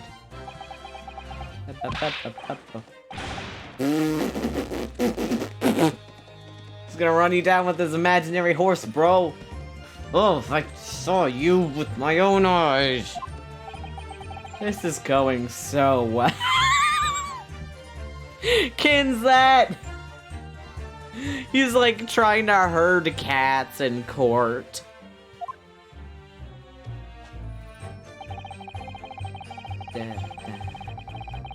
Hold it!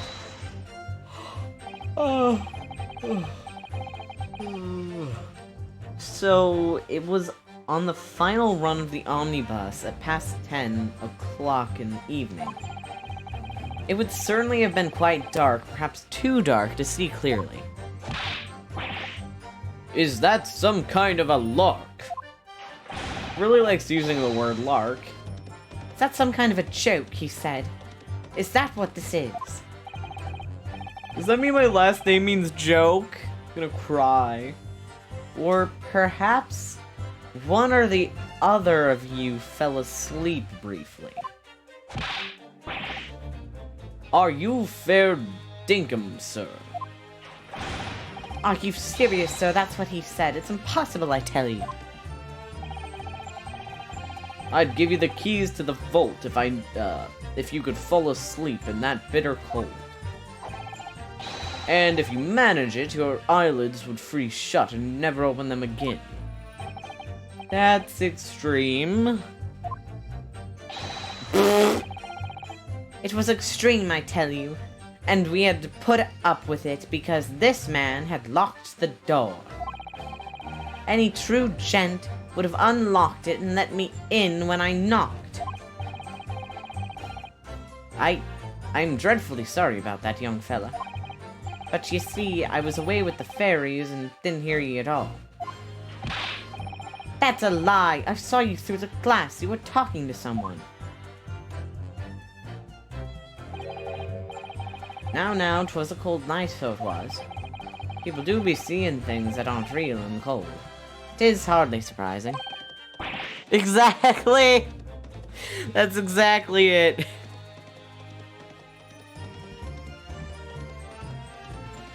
He's gonna punch you, bro.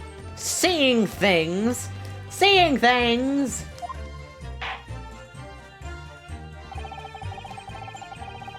Ah.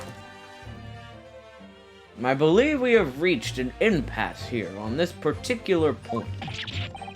Ah, you!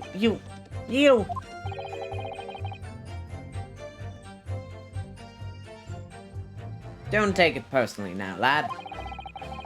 If I'm a suspect in this case, 'tis only fair that you and the other, fiend are too. Open and free competition is what a capitalist society is all about. I hate capitalism! Screw you, old man! Capitalism is cringe!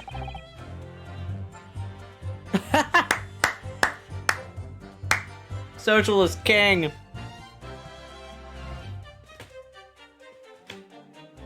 This isn't a competition I would, should like to be involved in, really.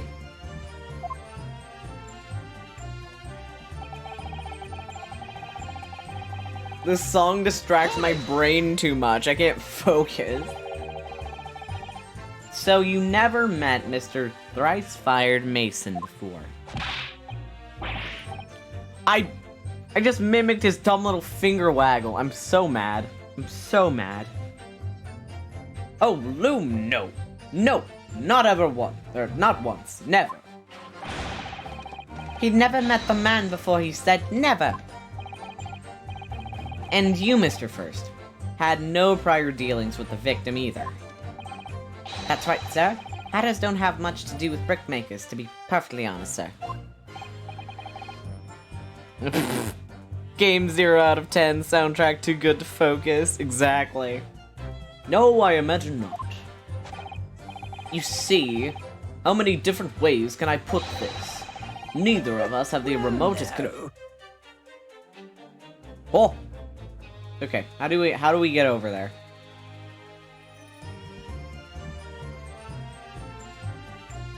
Excuse me.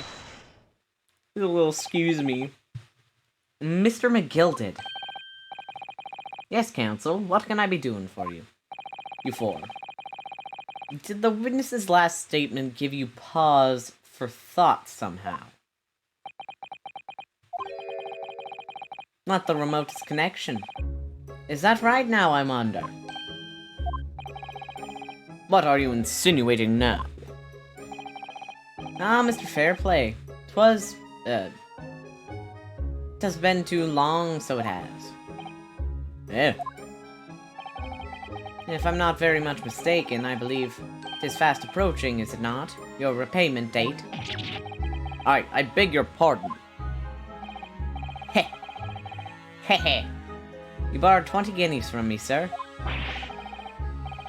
At an unconscionable rate of interest. You tricked me. It's extortion.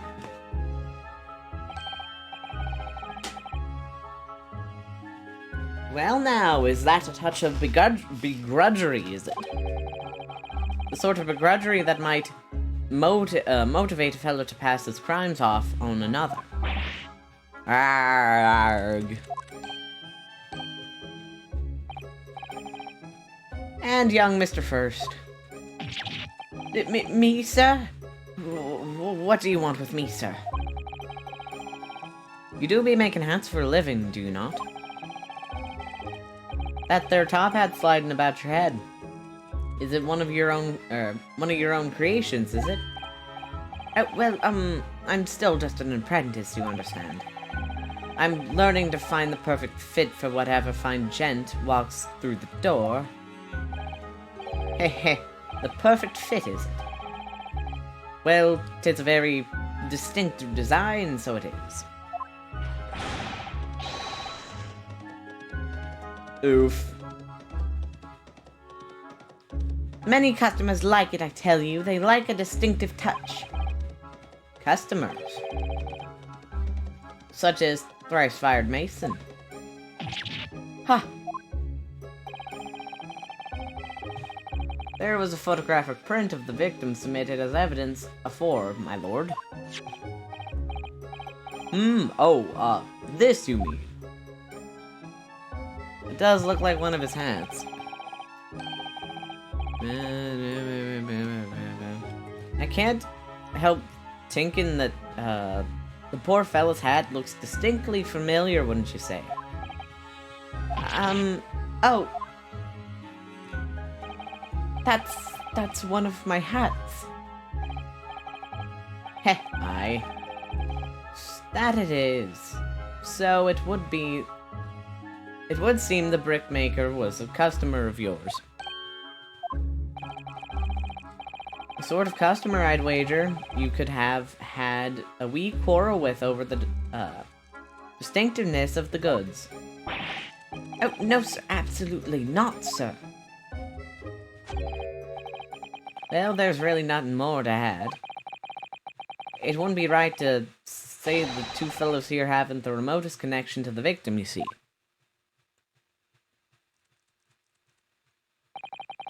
I rest my case. You little weasel! He's better at this than I am. Gosh, Mr. McGilded has certainly been thorough in his research, hasn't he?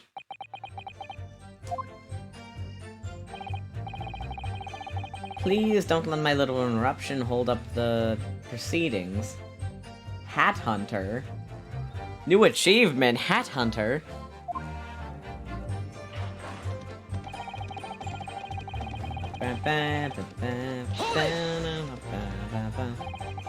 Are you quite certain about that? That the skylight was shut the entire time? I'm going to lose my block with you in a minute. He's going to lose his rag with you in a minute. That's what he said. That doesn't... Those mean the same things to me, guys. Take a look at yourself. Go on. Take a look at it yourself.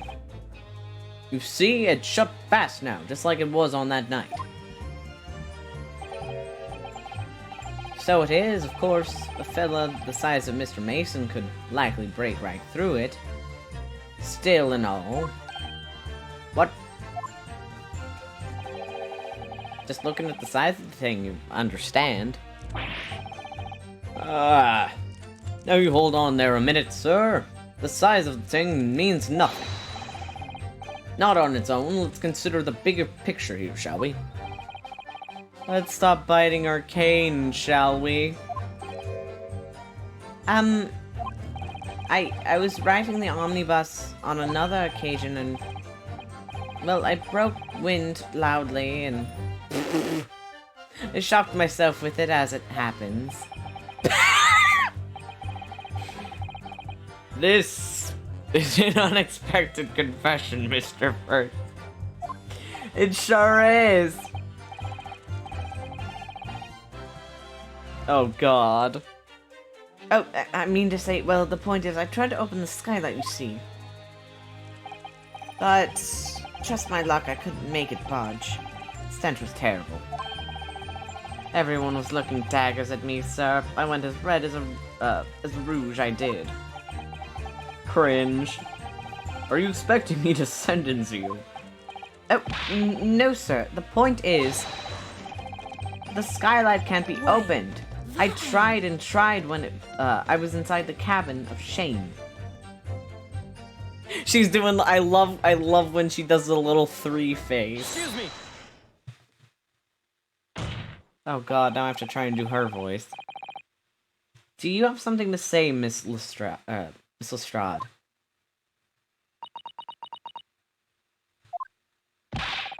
Miss Lestrade. When she chucks it at my head. It opens. Huh? The skylight. That's what you were talking about, right?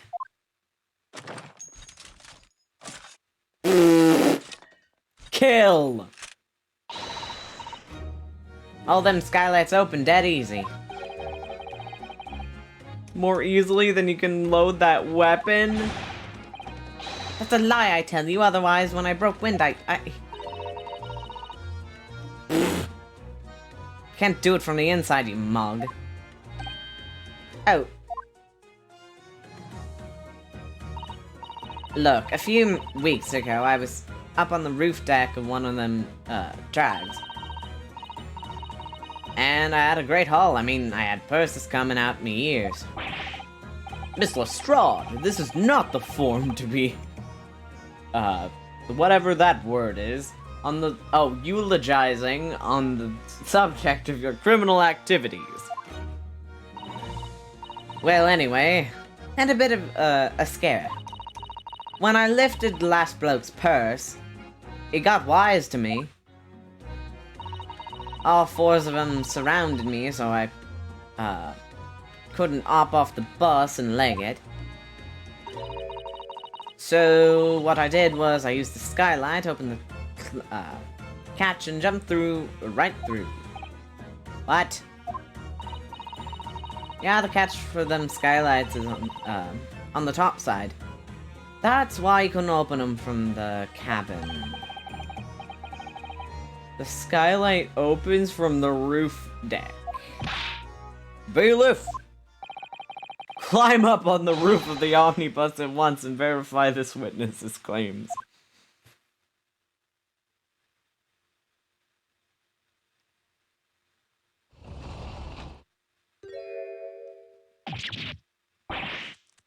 Oh, my hat!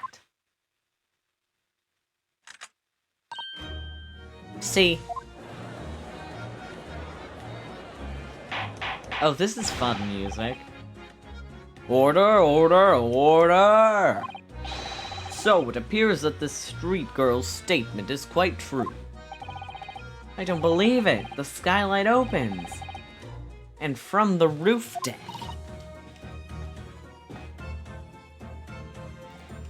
Mr. Naruhodo. This could be the clue we've been waiting for. Well, counsel for the defense, please continue with your cross-examination. Yes, my lord. So the skylight opens. Perhaps I should investigate for myself.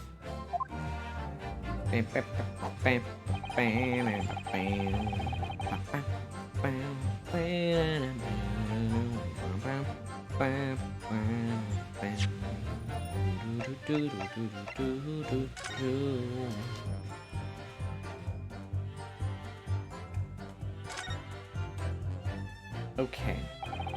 So the skylight was fastened shut before. And now the catch has been undone.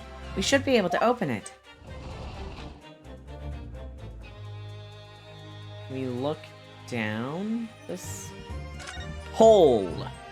You can certainly see inside the carriage through this opening, that's for sure. Yes, and there's a lamp in the enclosed cabin. Ah! So I'm sure the witnesses could have been able to see quite clearly. That's not good for us.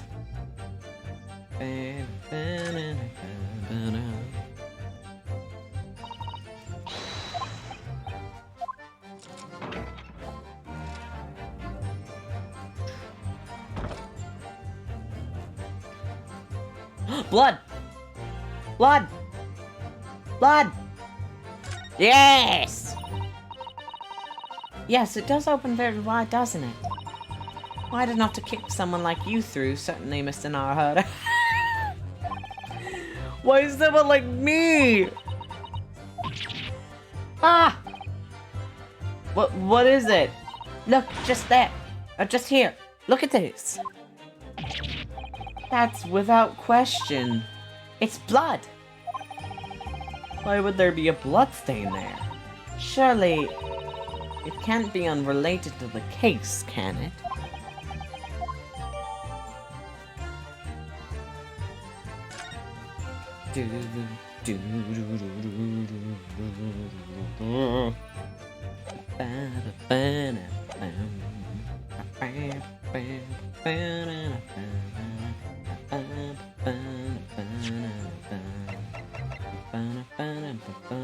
Objection! On the night in question, the victim was fatally stabbed in the stomach. And immediately afterwards, the victim's body was pushed through the skylight into the cabin below. Those are the facts, and the irrefutable proof remains clearly visible in the omnibus that stands before us in this very courtroom. What? That's utter humbug. Ah, you can't possibly have any evidence. No, you can't. I mean, We didn't do it, I tell you. It's impossible. Irrefutable proof. You're in this courtroom. Counsel, irrefutable proof? In my courtroom? It's more likely than you think. My lord, I believe everyone would appreciate a little clarification here, Where exactly within the omnibus is this evidence which you allude?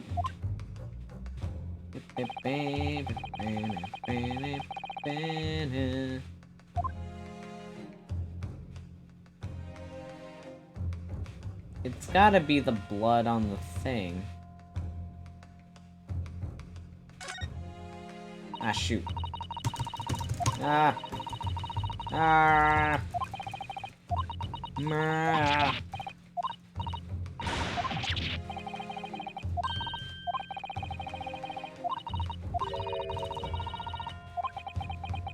Please. Okay. Got it! By Jupiter, is that blood? Rarg. This bloodstain proves two things. Firstly, when the incident occurred, the skylight of the omnibus was open. What? And secondly, the victim was already bleeding when he fell through the opening. Oh my! And so it follows that Mr. McGilded, who was inside the enclosed cabin himself at the time, cannot possibly be guilty of this crime. No! Order, order, order! Hold it!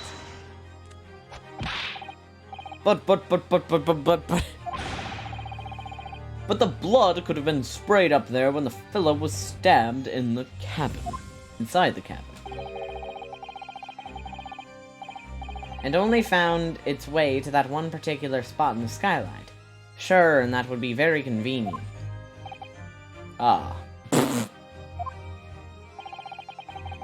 And let's keep it in mind, that the skylight catch can only be unfastened from the roof deck.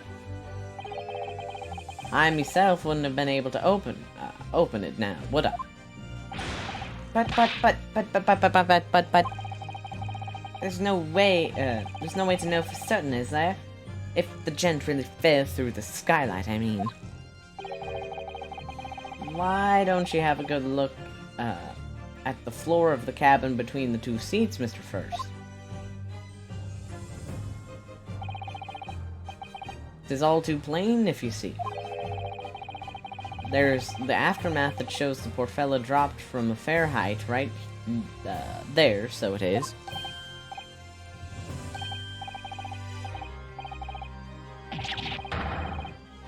Hold it! Oh! My fellow jury members, I think we can agree that this is clear proof of the defendant's innocence, can't we? I believe we can, yes, sir. It's very clear to me now where the filthy rubbish can be found in this courtroom. So, they thought they could pull the wool over my eyes, did they? I can't wait to see Sholmes again. I want to see him. I won't tolerate any of the guild's characters being sullied with blood. I won't tolerate it. Oh, I always knew that nice gentleman who gave us that delightful park couldn't have done such a thing. On three, then, everyone. 1, 2, 3. Objection!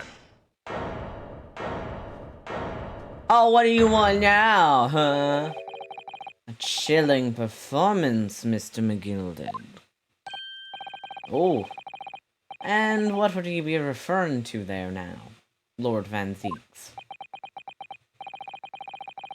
A blood stain on the frame of the skylight. Such evidence is null and void. What? Why? For one extremely simple reason.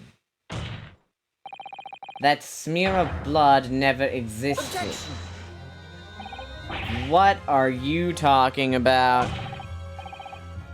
It's there for all to see, and it's clearly blood. Objection! I personally attended Scotland Yard's investigation of the omnibus. Upsie. I guess I could go into option and settings, text will instantly.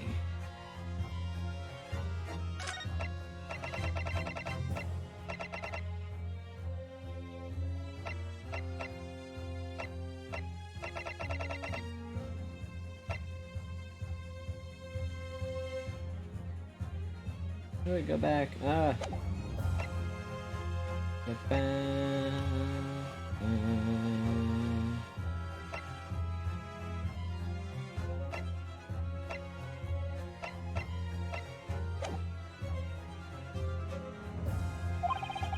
The officers involved went over the carriage with a fine-toothed comb, so I can state with absolute certainty no such smear of blood existed in the carriage. At least not until this trial began. But... are you suggesting, Lord Van Zeeks, that this stain of blood was fabricated, my lord? Yes. And while this court has been in session... What?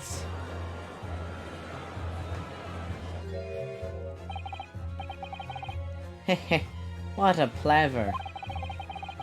I must say I didn't expect such crude reasoning from a prosecutor of your standing, Lord Van Zeeks.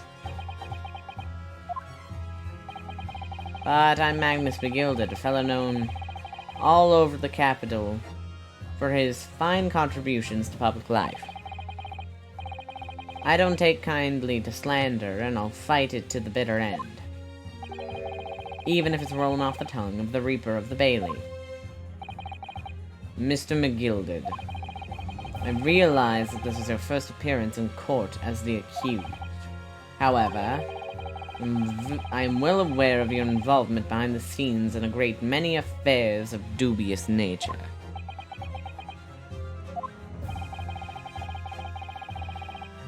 You're very adept when it comes to avoiding getting your own hands dirty.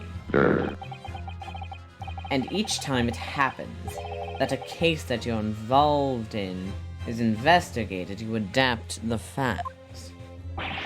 Adapt the facts? What does that mean? Gonna break your glass, bro? When you wield a fortune the size of Mr. McGilded's, however, ill-gotten it may be, nothing is impossible.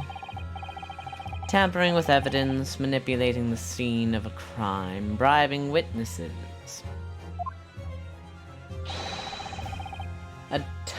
I toast your ability to concoct the most convenient of stories, sir.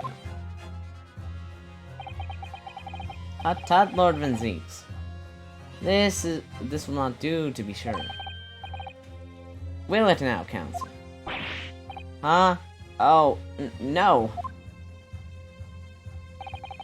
I think it's fair to say, this does all sound like a rather far-fetched excuse by a desperate man. The blood on the skylight didn't exist, you say?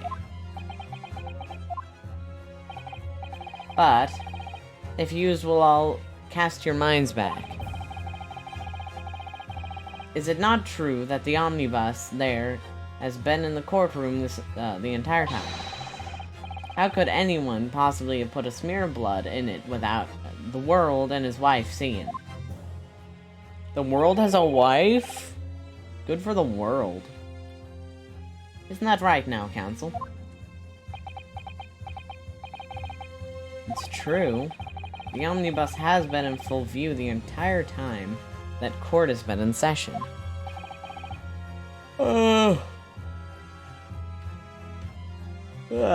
My learned friend. Here's to hearing your opinion on this matter, in your own words. As you wish. Could somebody have tampered with the omnibus during this trial? If you're asking me, I think...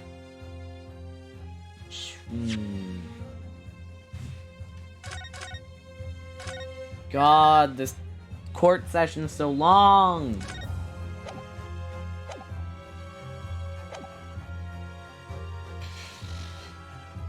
I'm gonna say it could have been possible.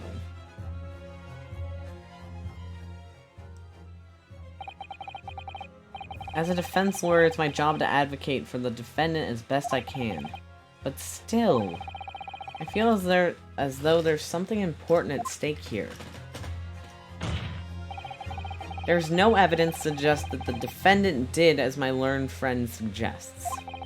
However, in terms of having the opportunity to carry out the alleged tampering, there is one possibility. Oh! Good gracious! Explain yourself, counsel.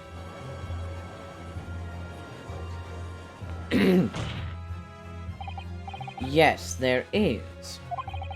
It seems my learned Nipponese friend has no intention of running from this deceit. Deceit? I'm sure everyone still remembers clearly the recess that we were forced to take. As a result of the smoke grenade fired by the witness currently in the stand, Miss Gina Lestrade.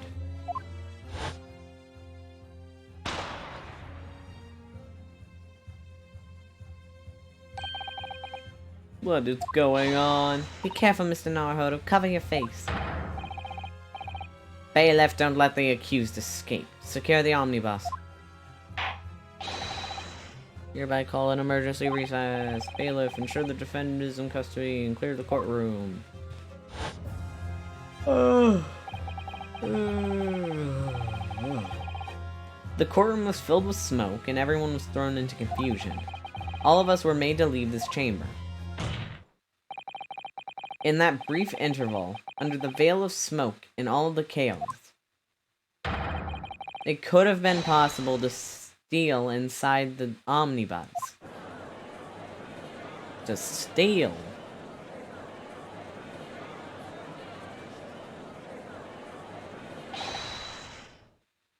Are you wise? What are you trying to pull, ye rotten... feckless gouger. Feckless gouger. You're supposed to be defending me. 'Tis a wicked plot. 'Tis a plot to undermine me, so it is. Objection! Whatever you think this is, it changes nothing. The facts are the same. After this courtroom was evacuated earlier as a result of the smoke grenade, a number of inconsistencies materialized in relation to the omnibus. Inconsistencies such as... To start with, the storage compartment underneath the rear passenger seat. When the police investigated the omnibus, this compartment was full of the driver's items. Secondly, we have the smear of blood on the edge of the skylight. As I've said, it was not present at the start of the trial this morning. Unfortunately, Lord Van Zieks, no one is able to corroborate your claims. Yo, new swears just dropped. Exactly. That's true. When the omnibus was first wheeled out, both the storage compartment and the skylight were shut.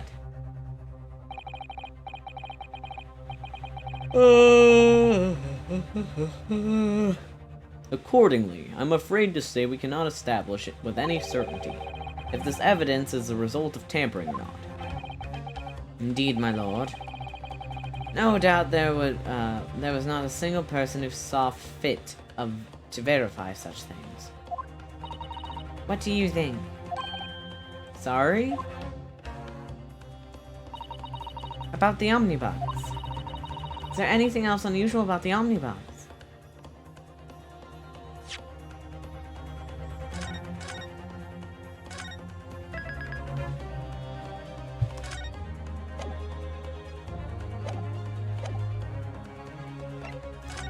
the blood stain on the floor. My lord? Oh! Ah! Why am I yawning so much? Oh my gosh! I got... Ah! Yes, Count.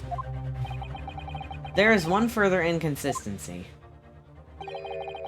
A mark that surely could have not been present at the start of the trial. What? What in the devil's name are you going to say now? If you dare betray me, you little maggot, Objection. you better, silence, Miss McGilden. McGilded. The court awaits the defense's clarification. Grrrr. This trial keeps swinging one way than the other. I have no idea what the truth, or what's the truth and what's deception. What am I supposed to believe here? I shall have to ask you to elaborate, counsel.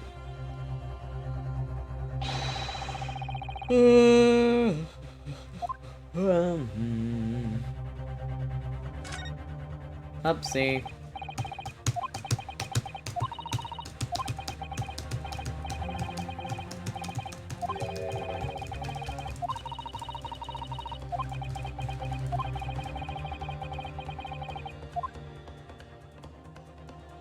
Got it!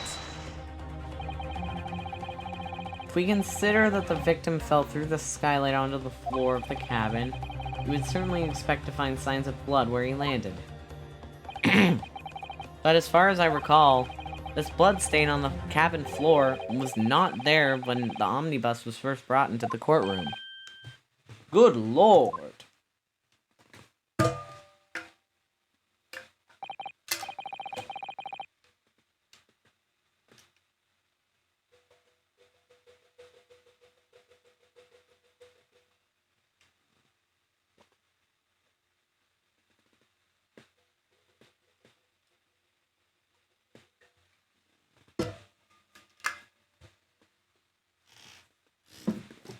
I had to drink some water real quick. Ugh.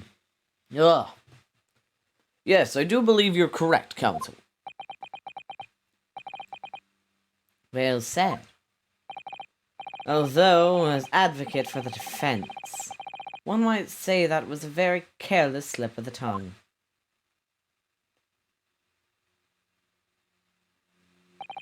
I believe that the bloodstain on the floor is a decisive piece of evidence. But if the question is whether that evidence is genuine or whether it was unlawfully fabricated by someone, I feel compelled to admit there's at least a possibility that the evidence is fake.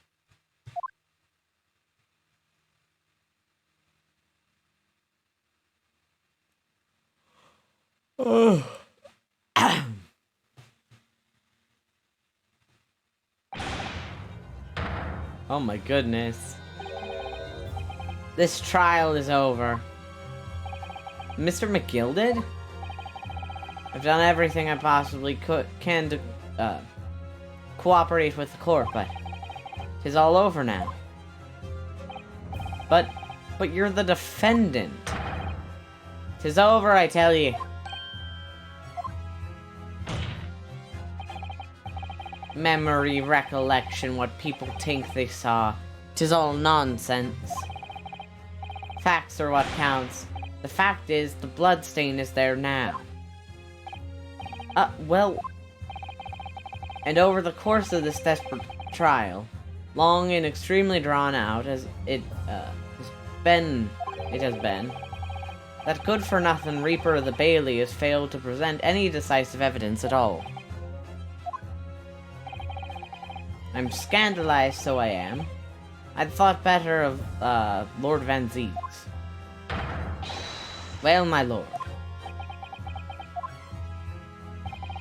I must concur with the defendant.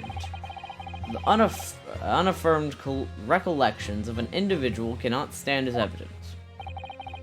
At this moment in time, the particular bloodstain in question is very much in existence. and in the absence of any credible method by which to prove its alleged previous non-existence. I regret to say that it would be improper for this trial to continue. Your lordship can't be serious. Lord Van Zieks, what is your position? Prosecution, my lord, has no further witnesses or evidence to present. Very well. In that case, as I believe we have explored every possible avenue in this matter, I shall proceed to my adjudiciation. As a formality, I am of course obliged to confirm with the defense first. What formality? As things stand at the moment, it would seem that Mr. McGilded would be found not guilty. Yes? Which would mean we've won. Is that really the right outcome here? Is it really alright for the trial to come to an end now, with all these unexplained inconsistencies? Counsel for the defense, your closing statement, please.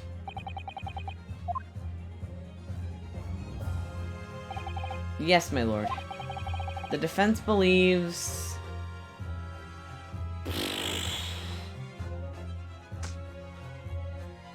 I just want to be done with this case. But I don't think he's not... It's...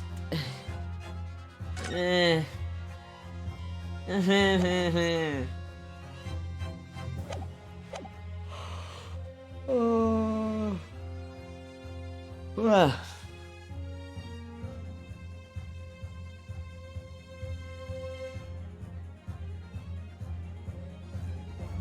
It's probably the second one, but I want to be done. I'm here in this courtroom today to advocate for the defense of my client, Mr. McGilded, however. At this moment in time, I cannot in good conscience attest fully to the defendant's innocence. Okay, good. What are you saying, man? Without any question, there's no conclusive evidence to prove that the defendant is guilty. However, there's also no conclusive evidence to prove that he is innocent. Good gracious me. Order. This is a defense lawyer calling the accused innocence into question. Are you sound of mind?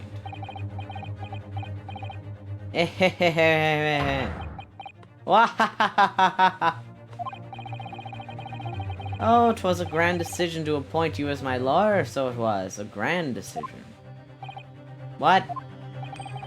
I must say I didn't expect quite an exciting spectacle at the end there, but still. Here. Have this for your troubles. Ah! Your job here is done, fella. And some fine work you've done. So you have. What do you mean? 'Tis just the right honorable, gentleman to be... suck it, whatever that is, put it afore. The trial can't go on anymore. And your closing statement there was just... How did he put it now? Nothing more than a formality.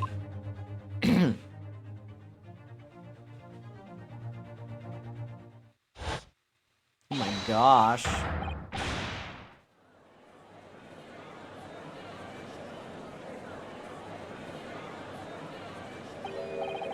I really don't know what to make of all this. Was the evidence we've seen genuine, or was it fake? His lordship will be fuming. Any unsightly rubbish should be disposed of properly, as I said. The stinking wretch always guilty of something. Mark my words. I feel terribly ashamed that I ever doubted that lovely man who gave us that lovely park. Now the proceedings have unfolded in this way, I am compelled to declare a premature end of this trial. Furthermore, the court must accept the defendant's plea.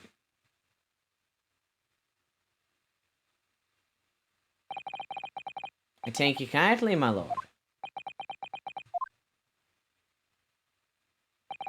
I hereby pronounce the verdict of this court.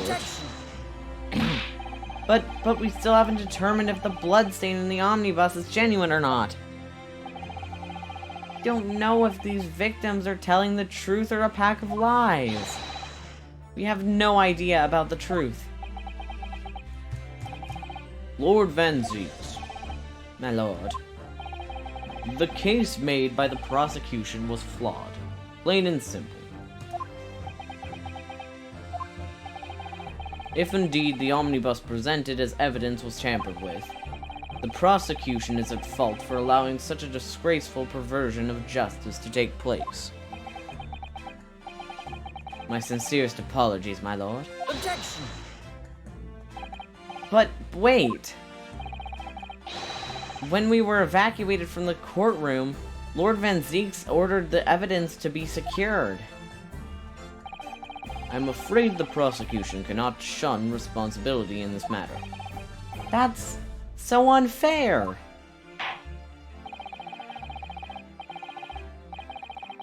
The culpability of the defendant has not, at the present time, been established by this court. Consequently, the jury will not be required to prefer judgment. What? Well, Lord Van Zieks, it's been a pleasure, so it has. And as for you, my dear fellow, I couldn't have asked for a better defense. You mean to tell me this has all been a grand waste of time? 'Tis the law of the land, my good man. If you'd like to pursue the matter further, you can always go ahead and try to change the law. Magnus McGilded. Good grief! You've more to say to me, have you? Just one more thing. A warning. This is far from over. I like the glare sprite. Well, something to be looking forward to then. Wahahahahaha. Irish Waluigi. I hereby pronounce the defendant, Mr. Magnus McGilded, Not guilty.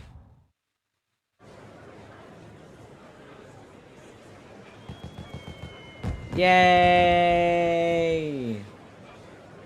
Woo! We love your confetti.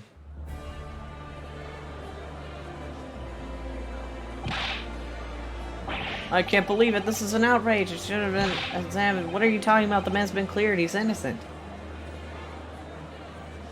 The jury was useless. With the courtroom in pandemonium for the second time that day, the judge delivered his verdict. And my first ever trial in Great Britain came to an abrupt end, with the defendant being found not guilty. Obstinately a victory for us.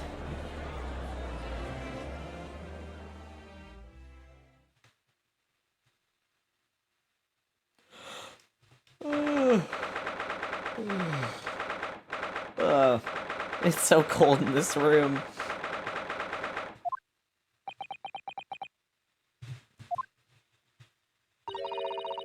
That certainly was a long trial. Yeah, no kidding. Yes, it was. Your first ever trial on foreign soil, and your first victory. It was a wonderful performance. My heartfelt congratulations. And to you, Mrs. Sato, thank you for your assistance.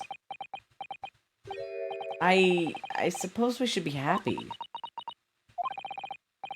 The trouble is, we're still completely in the dark about what actually happened. Well, we didn't have enough time. But isn't it wrong? I mean, who was actually responsible for Mr. Mason's death? We don't even know that. The sole aim of the defense is to obtain a verdict that, exonerates the defendants. You carried out your duty to perfection. Aye, that you did. Mr. McGill did. Ah, and that girl is with him too. Well, it seems the stories are true. Oh, what stories?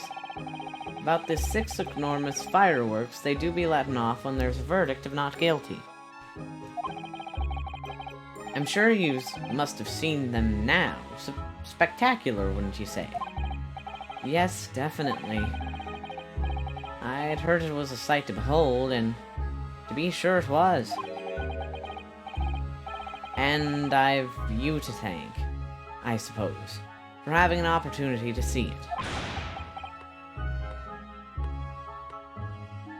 This is an Ace Attorney case where we didn't solve the crime in the courtroom. Exactly! Exactly! Well, that's like the first case you don't get to know what the murderer's motives were. You didn't even get to see her go to jail.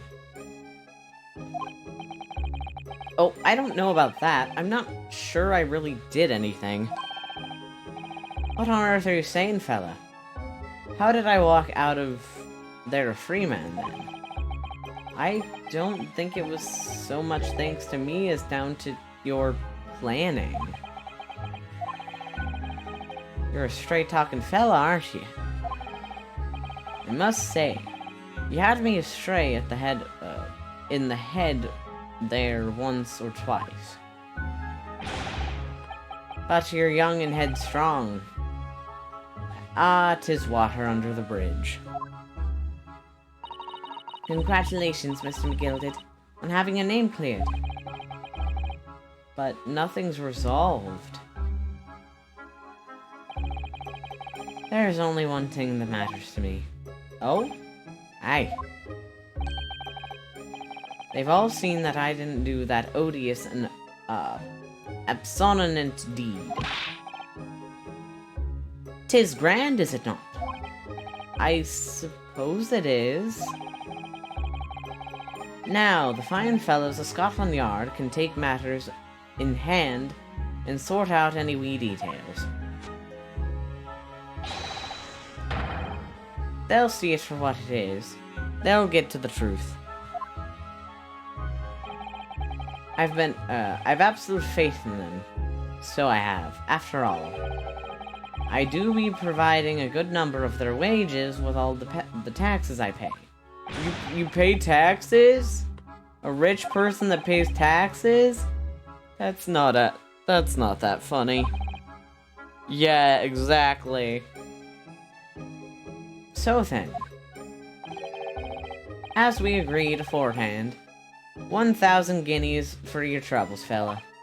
Oh, no, I couldn't possibly accept that much.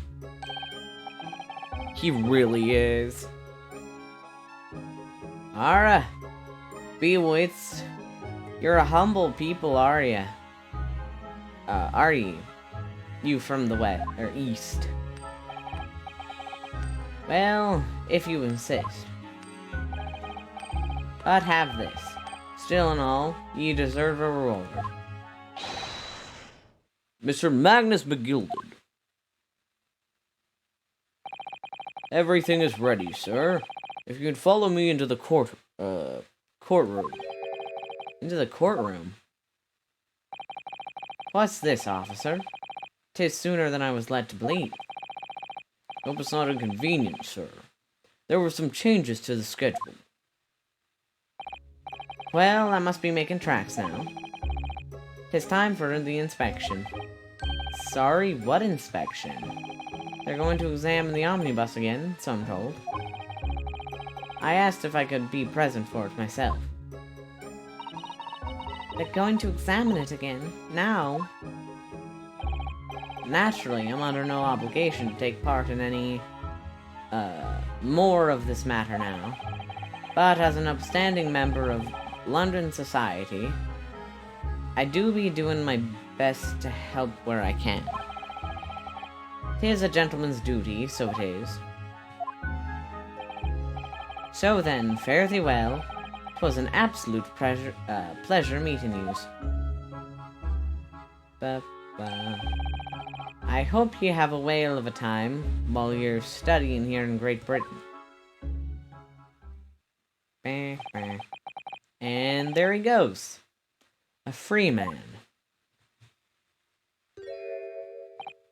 Oh, I forgot she was here too. What do you have, a gun? Don't move. Whereas I want to say, get a move on. She really does take forever to load that thing. Miss Lestrade, would you mind putting that thing down? You're a grown-up. Sorry. And I hate all grown-ups. I still can't get a voice down. Who? Ah, there you are. Iris! Naughty, naughty, running off like that. Is this some kind of picnic? Who's this little girl now?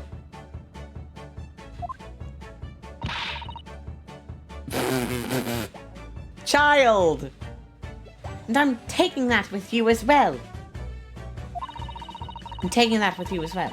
I was looking forward to the trial run of my experimental smoke grenade launcher. Ha! Oh, do you want to play? You won't beat me. Grrr. Baby has appeared and baby has a rocket launcher. Excuse me? But who are you? Oh, good day to you. I'm, well, the inventor, I suppose, of that machine. The inventor? Baby with a gun! Well, normally smoke grenades are so dull, don't you agree? White and more white. If you have to be shrouded in smoke, it could be at least a pretty color, I thought to myself. Do you have to be shrouded in smoke, though? At all? I think a 10-year-old girl should be armed.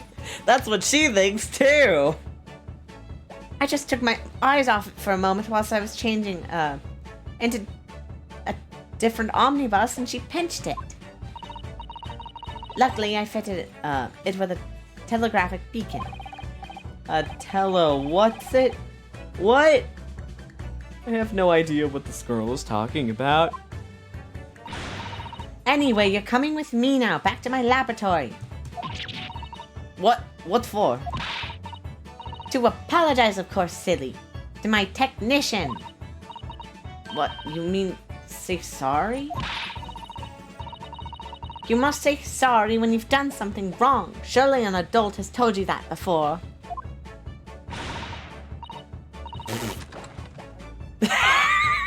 What do you have? A gun! No! An adult?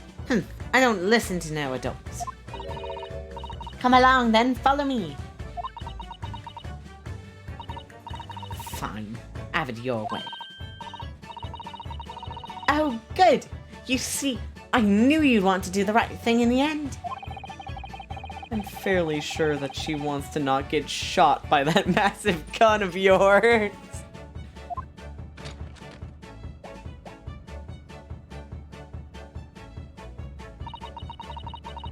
We'll be leaving now then. Bye-bye. I'm so sorry for all the fuss. She was a lively one. She definitely is. She definitely is Sholm's daughter. Just from that small interaction, they are definitely, yeah.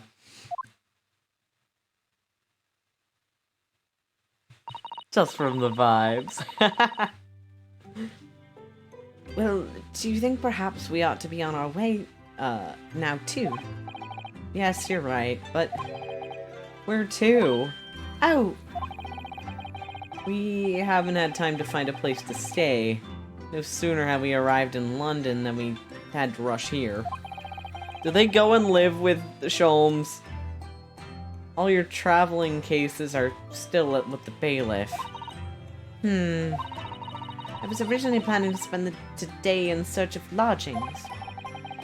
But at this late hour of the day, I'm afraid we may be out of luck.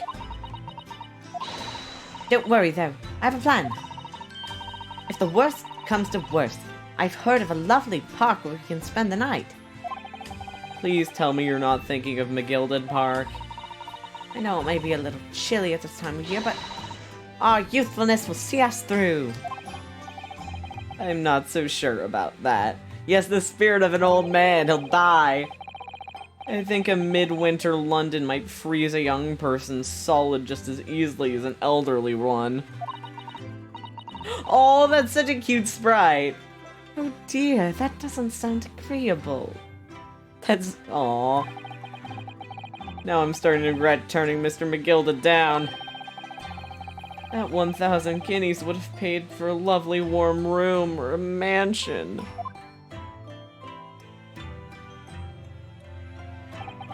Bro, eat the rich. You should have taken that money, bro.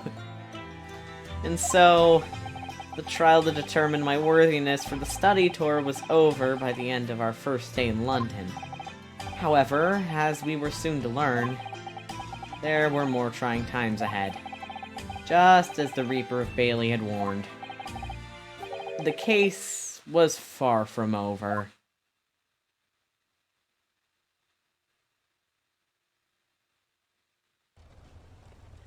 Ooh. Ooh. Get the fire brigade! Oh my god. What the? How did this happen? I don't know, sir. By the time I got here, it was already engulfed. No one was supposed to be allowed in here before we started investigating. There's someone in it? No. Oh, good God. There's someone... There's someone in there. What is going on? This can't be. They really gave him an Edgeworth-esque face, didn't they? My god. My god! Who's in there?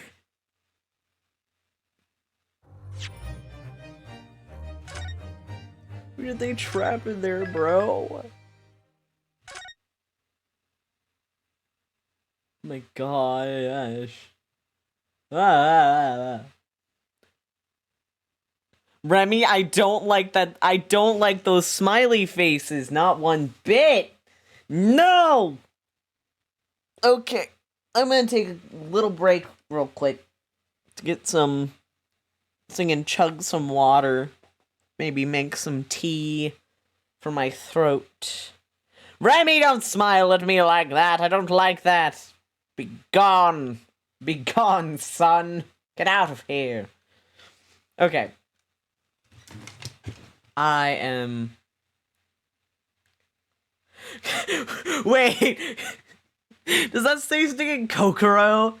Does it say... It's that heart? On a lighter note, on his outfit, Sholmes has both a gear motif and a flower motif. On his shoulder, there's a flower inside a gear. The gear protects the flower. Wah! Wah! Oh, that's really cute, actually. I like that a lot. We love a father. We love a ADHD king with a child. God. Okay. I don't know how long the break will take, but I'll try not to be too long. Because sometimes your boy gotta have a little break.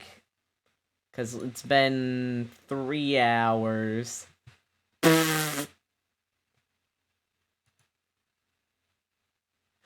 Heck yeah, get some rest. Get some good rest. Alright. BRB. Put us on the...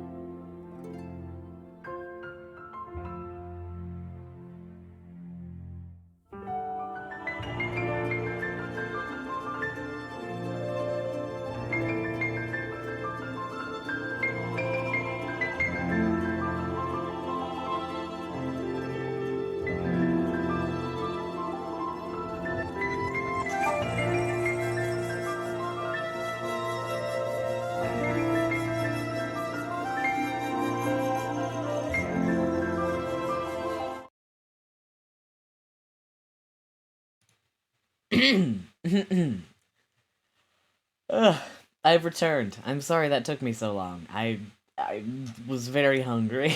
I had to go grab some food stuffs, and also I made some tea. So that's fun. Now I have tea. Let's go. Okay. Also the man horse discussion.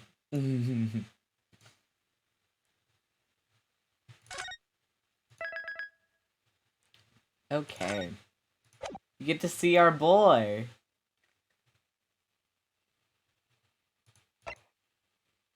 Ooh.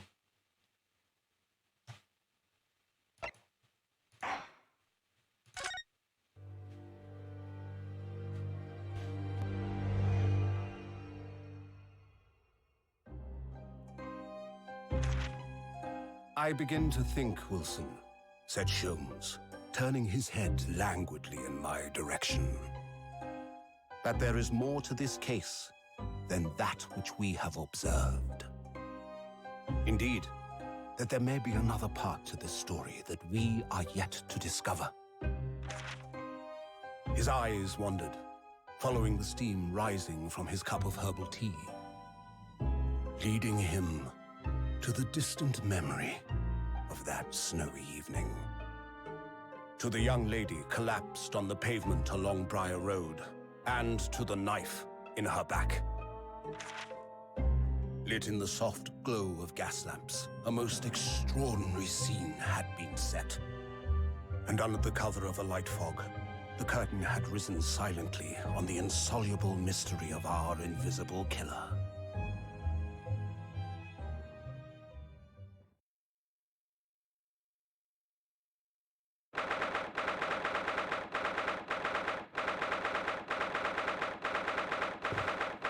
Well, that was definitely a cutscene.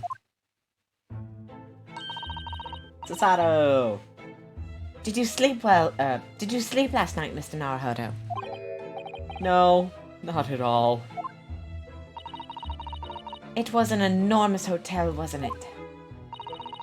The rooms were so luxurious, I felt like we were staying in a palace. And with all the gas lights twinkling, it was brighter than day, even in the middle of night. What about the enormous beds? After my time on the SS Buria, I wasn't going to waste a single inch of that space. I spent the entire night rolling from side to side of the mattress to one side of the mattress to the other. Oh my god. Oh yes, it really was the sort of night you can only dream of normally. Except when I learned that we owed £3 for the room, that dream quickly turned into a nightmare. Oops, sorry about that. The building was so impressive, and the entrance and fighting, I just wandered in without thinking. In a lodging house in Japan, that sum of money would put a roof over your head for a whole year. I did try, but I'm afraid I couldn't help my tears when we were presented with the bill. I really am sorry. Well, never mind. We must find some more affordable lodging straight away, though. If we're not careful, our entire stipend will be used in 10 days or less. London is a scary place. No, it's more like you don't know what you're doing. Ah, good morning to you at this early hour. He really does look like Damon Gaunt. Oh, yes, well... Good morning to you, Lord Chief Justice. We have come to report on the outcome of the trial at the Old Bailey yesterday. Sasato-san is amazing. She doesn't bat an eyelid even at the presence of the imposing Lord Strongheart.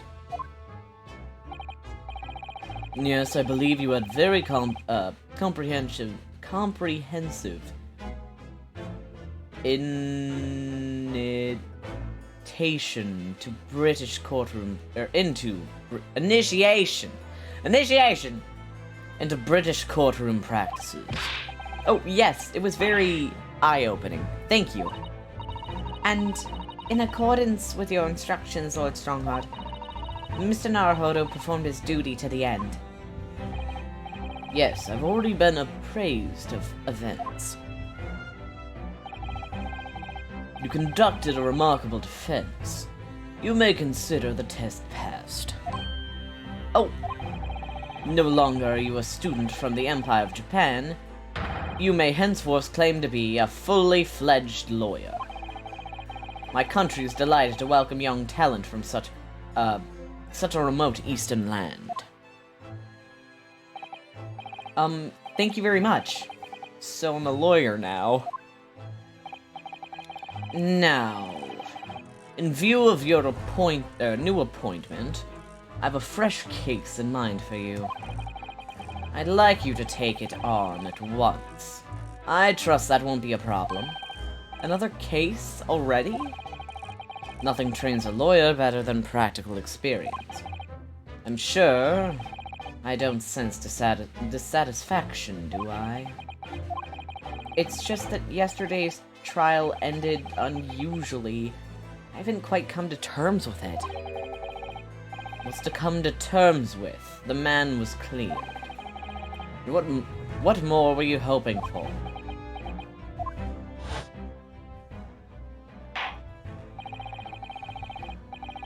The culpability of the defendant has not at the present time been established by this court. Coincidentally, the jury will not be required to prefer judgment. Well, Lord Van Zietz, it's been a pleasure, so it has. And as for you, my dear fella, I couldn't have asked for a better defense.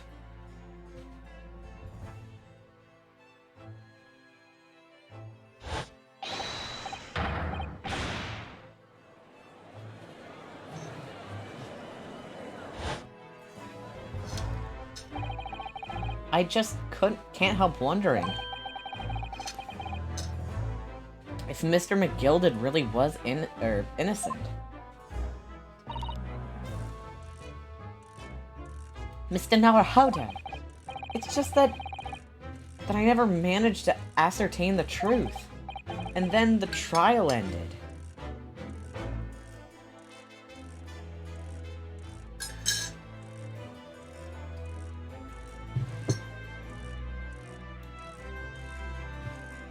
Okay. Well, you needn't let it trouble you for a second longer. Sorry? What do you mean, Lord Strongheart? Magnus McGilded passed away, immediately following the trial. No! What? Mr. McGilded is dead?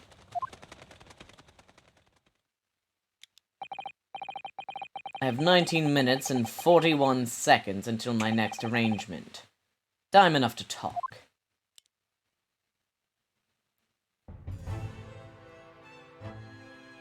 Converse. McGilded's death. I don't understand. What happened? How can he be dead? After the trial concluded yesterday, there was great commotion in the Old Bailey. As you'll presumably recall, an omnibus had been wheeled into the courtroom. Yes, of course. That was the scene of the crime which Mr. McGilded had been accused of. Precisely. Well, while the bailiff's attention was diverted by some matter, the omnibus went up in flames. No. How could such a thing have happened? That is being investigated as we speak. But already, the police have identified a corpse found inside the charred shell of the carriage that, as that of McGilded. That's awful. The man must have slipped inside once the bailiff's attention was elsewhere. That bailiff really needs to pay more attention. And how could that have happened? That is also being investigated as we speak. Thinking back now, immediately after the trial, Mr. McGilded did mention going back into the courtroom to look at the omnibus.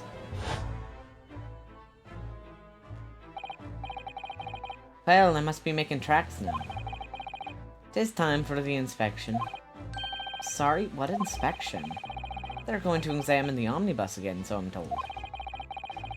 I asked if I could be present for it myself. An inspection. Ugh. An inspection of the omnibus. Not to my knowledge. I don't believe Scotland Yard had any intention of re-examining the carriage. But then who was Mr. McGilded talking about? Never mind that now, the Yard is making a thorough investigation. This matter is no longer any concern of yours. Leave it to the police. Poor Mr. McGilded. Okay.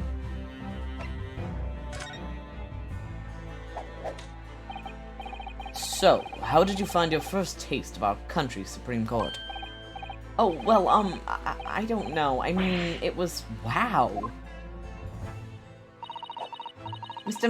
Naruhodo means the whole experience was steeped in the solemnity of Great Britain's long history.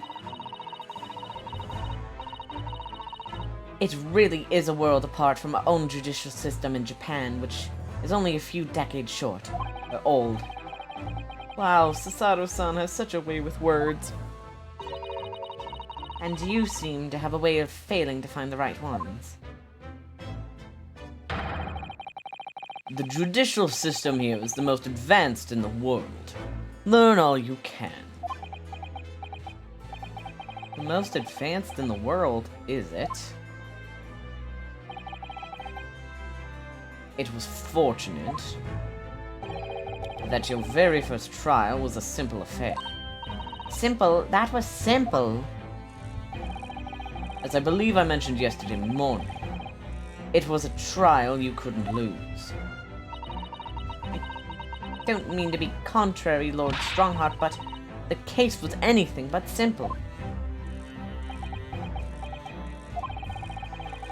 The circumstances of the case were so incriminating, I was stunned when I first heard them. In fact, I'm still finding it hard to believe that we managed to get a favorable verdict. Is something funny? No, my apologies. However, the fact is that you did receive the not guilty verdict you set out to receive. And that can only be attributed to exceptional talent, wouldn't you agree? Well, I don't know about that. Well, never mind. You exceeded my expectations, I freely admit. That much is at least an undeniable truth. Which is precisely why I have prepared a new case for you that I have mentioned before. What's going on? What was he going to say before? Okay, new case. New case, Pog.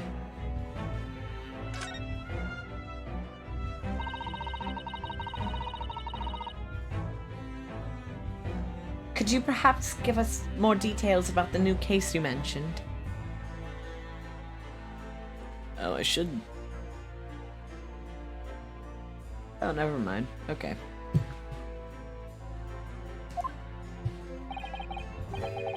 Don't tell me it's a murder and the trial starts in 10 minutes. Don't worry, it's nothing so alarming or quite so urgent as your last assignment. In fact, this case is completely different. Oh, I see. Did he just read my mind? That is to say, no one has died.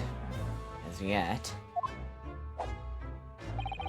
And the trial will not be today. There's plenty of time to research the case thoroughly. 23 hours, 43 minutes, and 19 seconds to be precise. Huh. So the trial's tomorrow then. Is everything alright? Oh, yes. I'm just a little confused, that's all. Yesterday's trial was... well, it's left me wondering if I'm really cut out for being a lawyer. Oh, Mr. Naruhodo. I don't know if I could face standing in that courtroom after Mr. McGilded's trial. Ah, yes, I nearly forgot. There is one similarity with yesterday's case.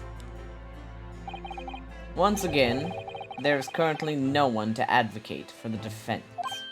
Oh. If the situation remains unchanged, the trial will start tomorrow with the defendant unrepresented. And if that happens, I need not remind you of the inevitable outcome. The most terrible end awaits the defendant. Yes, that's right. Here we go again. Filled with dread. Your time is up. You will have to excuse me. I would advise you to begin making preparations for tomorrow's trial. After all, the clock is ever ticking. Okay. There is not but 23 hours, 26 minutes, and 39 seconds until the court sits. Last time he mentioned the 23 hours, he said there was plenty of time. And one more thing, Mr. Naruhodo. There is something I should like to ask you. Oh, what is that? Yesterday you remarked upon something. That you intend to see through the will of your late compatriot, Mr.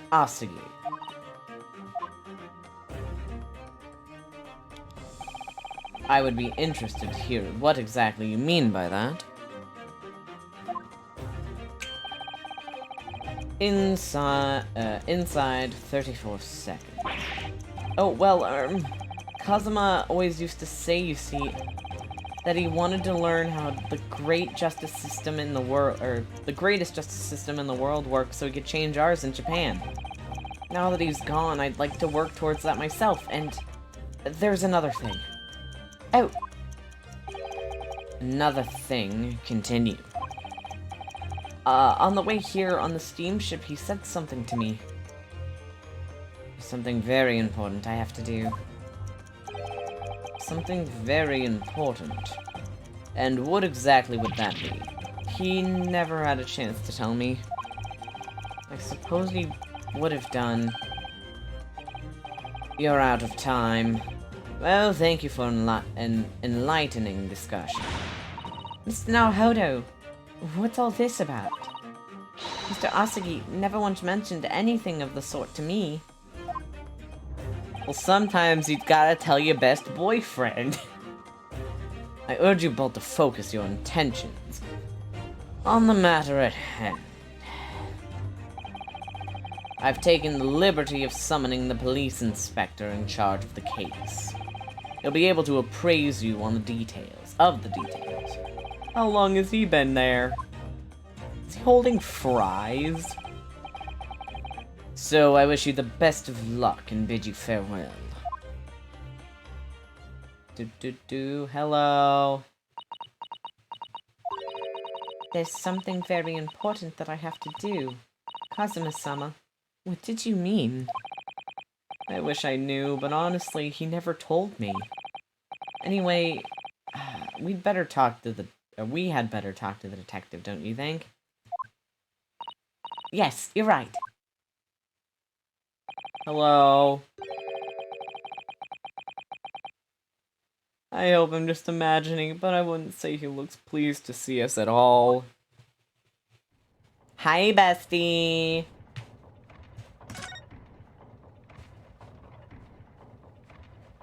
Target located. Get...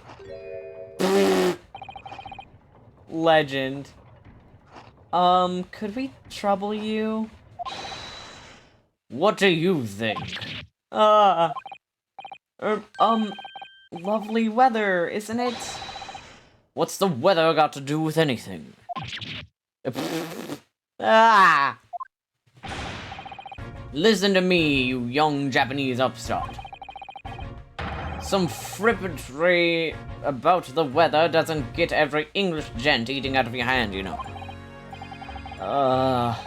But Sasato-san told me it was foolproof.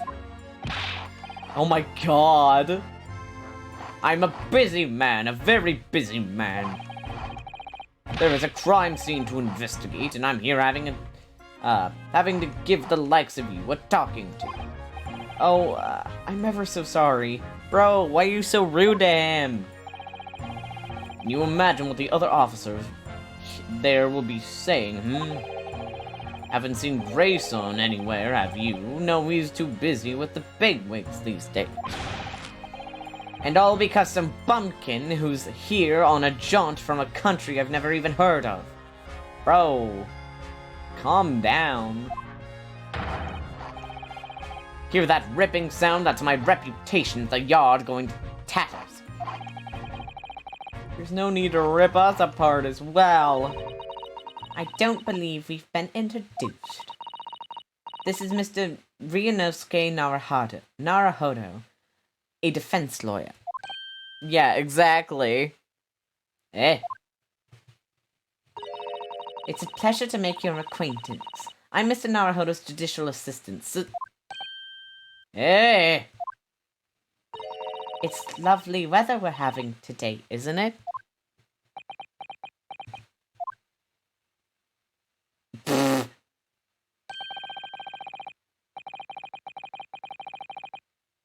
It's unseasonably fine. I grant you, London winters don't see a lot of sunshine. Unbelievable! How did she pull that off? She has a more polite face. You just look like an anxious wreck, buddy.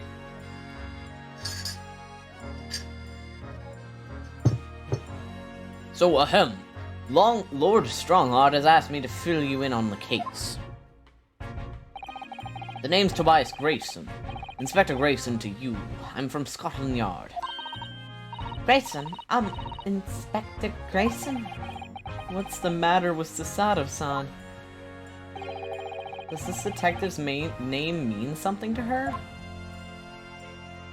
Leave me alone! Leave me alone! I may be a Kinney. Cruel to me. Remy is cruel to the cow. Inspector, are you perhaps the Inspector Grayson?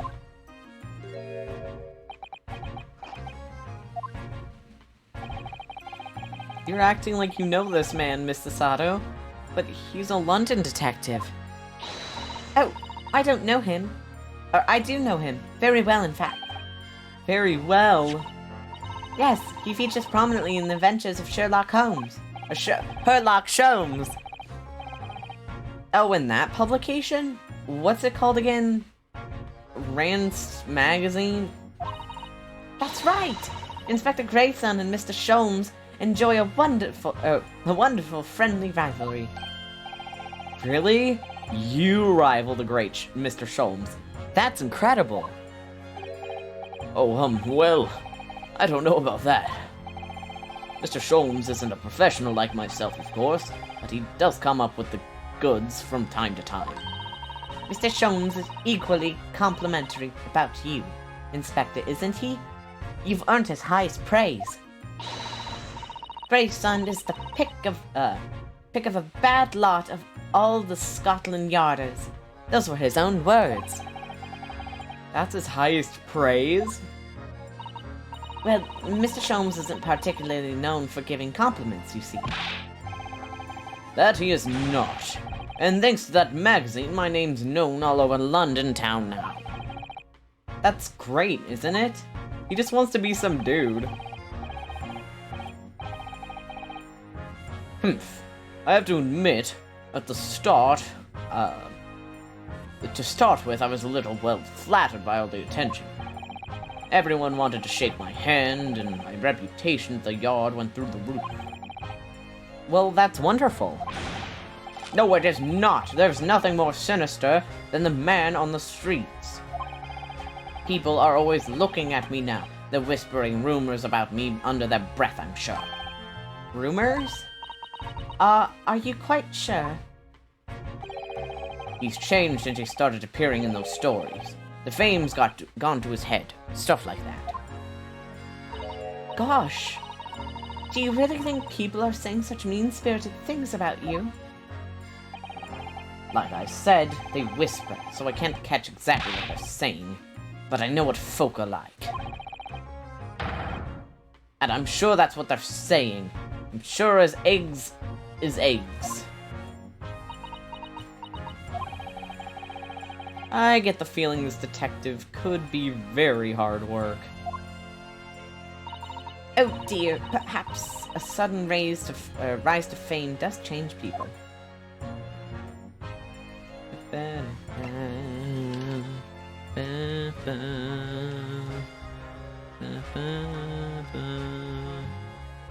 It's very funny seeing MQ just be like, I want my dad back!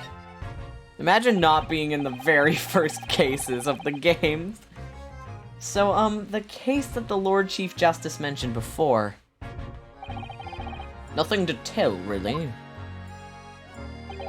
As far as we're concerned at the yard, it couldn't be simpler.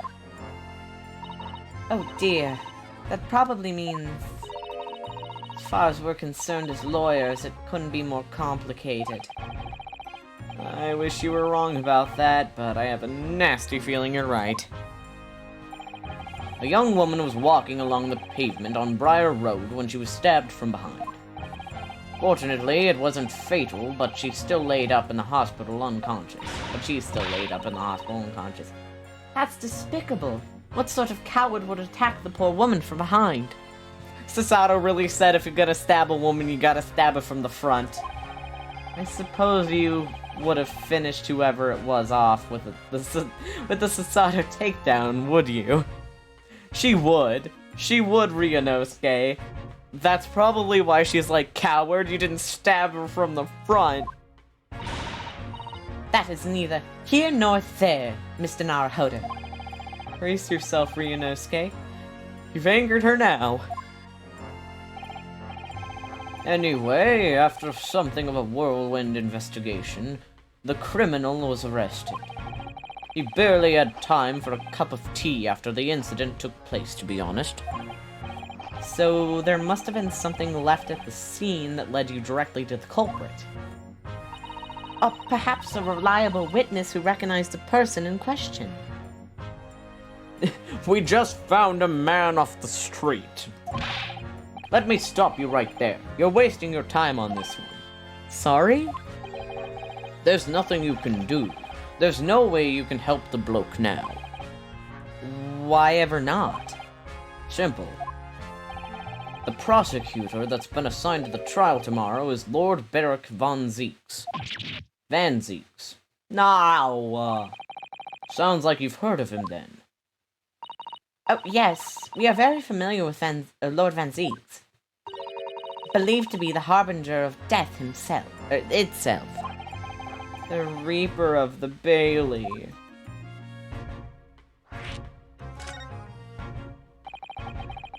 Lord Baron Van Zeeks, who we faced in court only yesterday. Mr. McGilded told us about him before the trial, didn't he?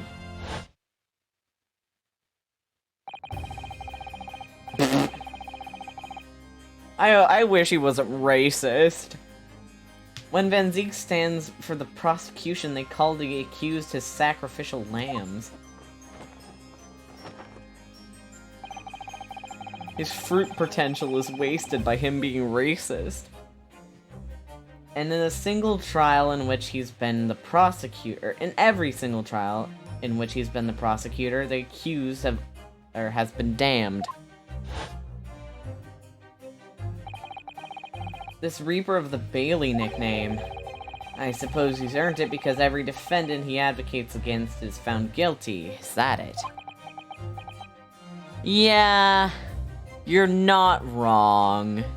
You really aren't wrong.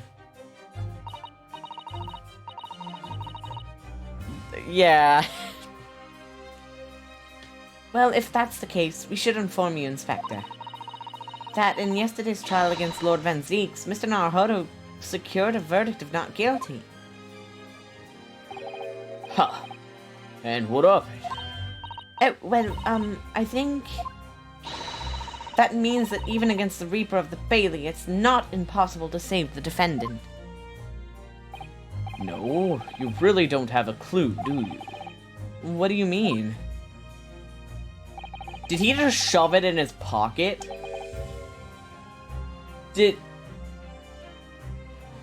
What is going on with this game? What happened to that bloke in the end, eh? He's dead. Ah. Magnus McGilded came a cropper in that omnibus when it went up in flames. So you can't rightly say you saved the defendant, can you? What? What are you saying? It's not our fault the old man died. Look, if Van Zeeks could get the dirt to stick on everyone, he'd be a miracle worker.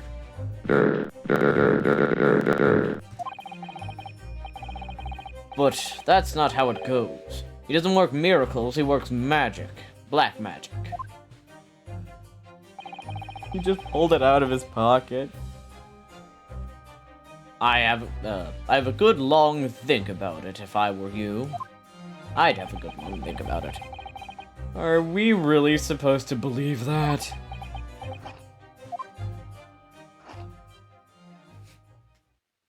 What type of dude just takes, like, straight up bites out of his fries like that?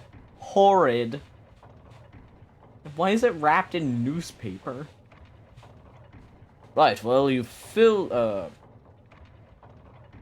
I filled you in as requested, and I'm very nearly out of chips. So I'll be headed back to the crime scene now. We're still carrying out a few investigations there. It was Briar Road, you said, didn't you? Where the incident took place. That's correct, ma'am. And if you head over to the holding cells, you can meet the criminal himself. You've branded him a criminal already. He's as good as shaking like a leaf in his cell he is.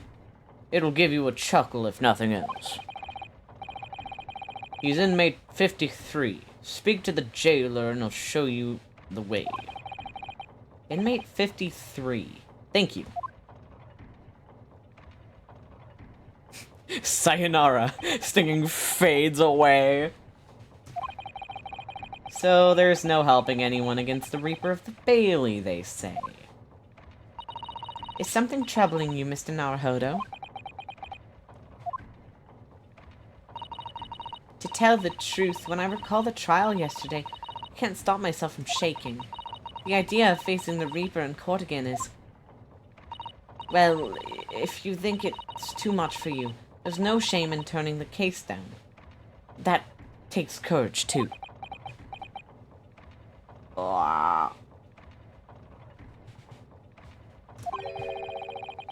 But if the man they've arrested is innocent,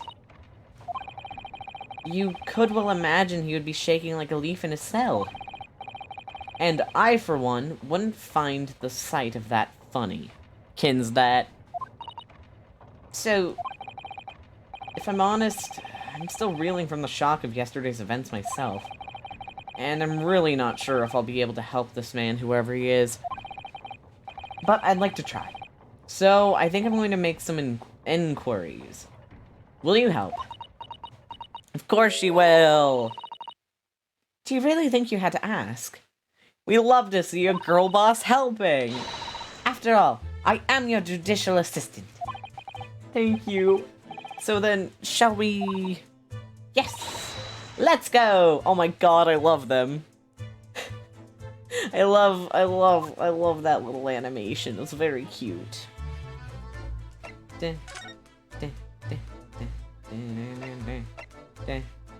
Who... Do you want to visit the dude? I want to see this dude. I want to see who this dude is. Who's this guy? Ooh, there's animation in the background. Fancy. So these are British prison cells.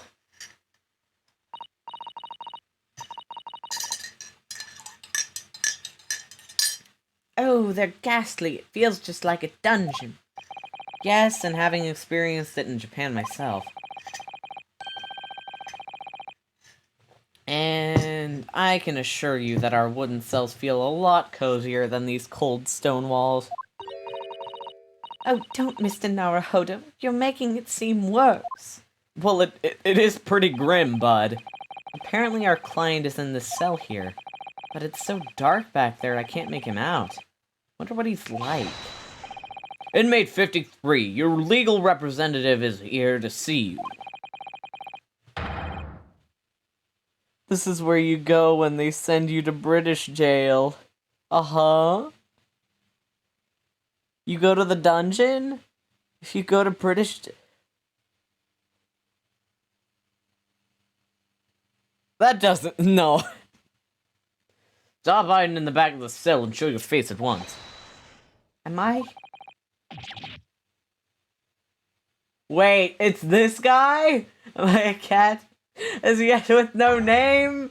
Calling me by a number is utterly unbelievable, unjust, unreasonable. I refuse to answer. What do you mean? Please rethink my sentences. What did I say? What did I say, Remy? What did I say that's so bad, huh? Fight me in court, bro. My sister sent me a picture of a bird.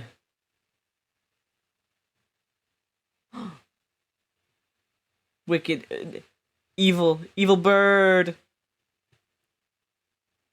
Created all. Lord of the Son of Evil, God.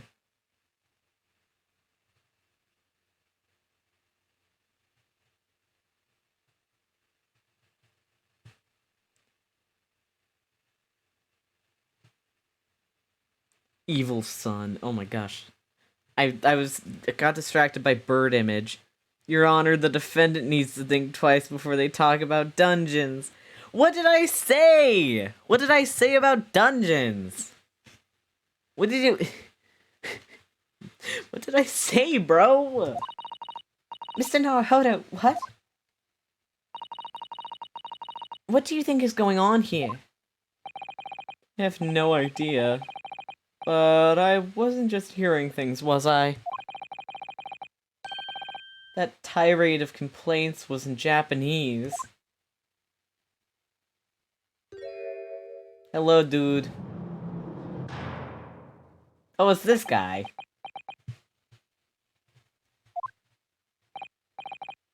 Excuse me, but... Shh, quiet. How they drew him is very interesting. He looks like he's drawn out of, like, pencil.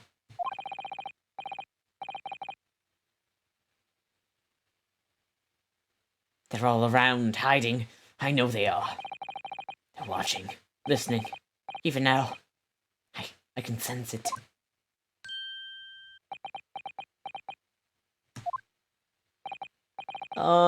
Right.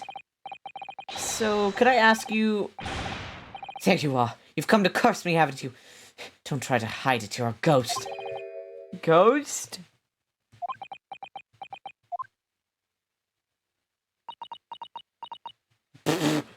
Susanna! Her face! We mean you no harm, prisoner-san. Are you... Japanese, by any chance?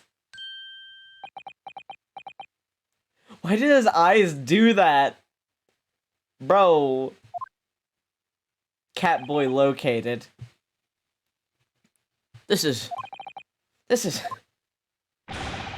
beyond my wildest dreams. What is going on? Forgive me for that outburst before. I'm so sorry. Oh, it's fine. We were just a little surprised, that's all. Catboy. Imagine it! It's been 12 long months since I left my hometown, and here I am, in a frightful fix in a foreign land. Why does he look like this? So hearing that sweet sentimental tones of a compatriot's voice here in this damp, dark hellhole was a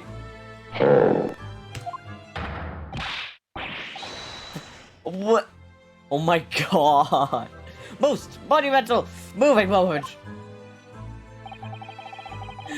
Like, who could have guessed that this new client Lord Strongheart assigned to us would turn out to be a fellow Japanese? Oh. What compassion my fellow countrymen show. To dispatch a first-class lawyer all the way from Japan to defend a mere foreign student. Noble, nurturing, never-failing Nippon. A first-class lawyer? Oh dear, I think there's been something of a misunderstanding here. I wonder, would you be so kind to tell us what happened? Why you've been detained as a suspect, for example? Yes, again, I will. Shen, sing, sullen and silent. What is going on?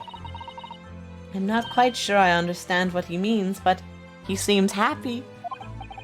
Yes, he does. I just hope he actually has a good reason to be. Thank you for your cooperation. I'm a lawyer, as you've said. My name is Ryunosuke Naruhodo. And I'm Naruhodo-san's judicial assistant, Sasato Mikatova. I am a visiting student sent here by our government. Notably, notorious, named Natsumi. Suseki Natsumi.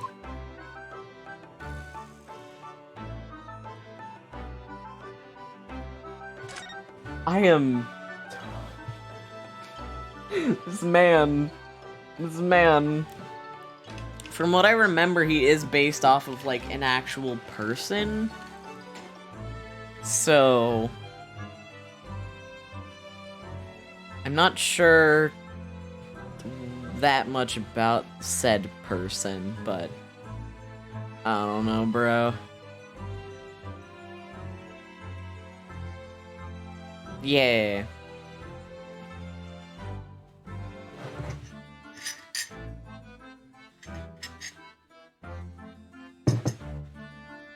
Oh, my tea is nearly getting cold. I know, I need to ask Yester about him. I mean, judging on Yester's response to him, he's probably a poet, but I'm not completely sure. So, Seki Natsumi-san. That, what an unusual name. Call me Soseki, please. Yep, I was right!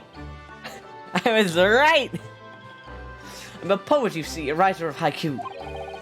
It's something of a nom de plume. A nom de plume? You mean an alias? That's right, Naruhodo-san. No! Don't be so prosaic. It's much more refined than that. And haiku. That really reminds me of home. Did I hear you say that you were a visiting student sent over here by the government? Yes, that's right. A year ago I was told to go study English. Go and study English.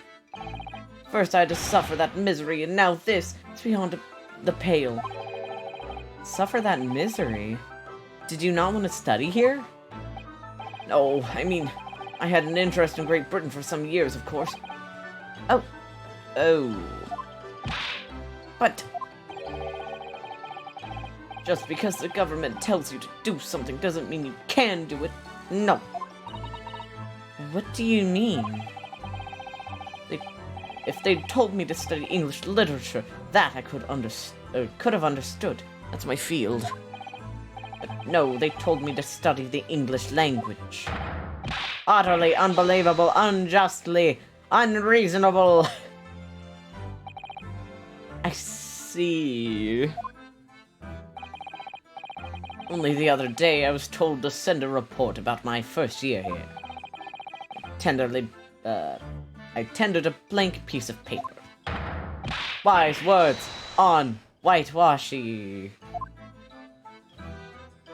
You doing the okay symbol with his hand? You must be a man of great standing. Oh, yes. So I'm often told. And often told to be told, it seems. Or often like to be told, it seems.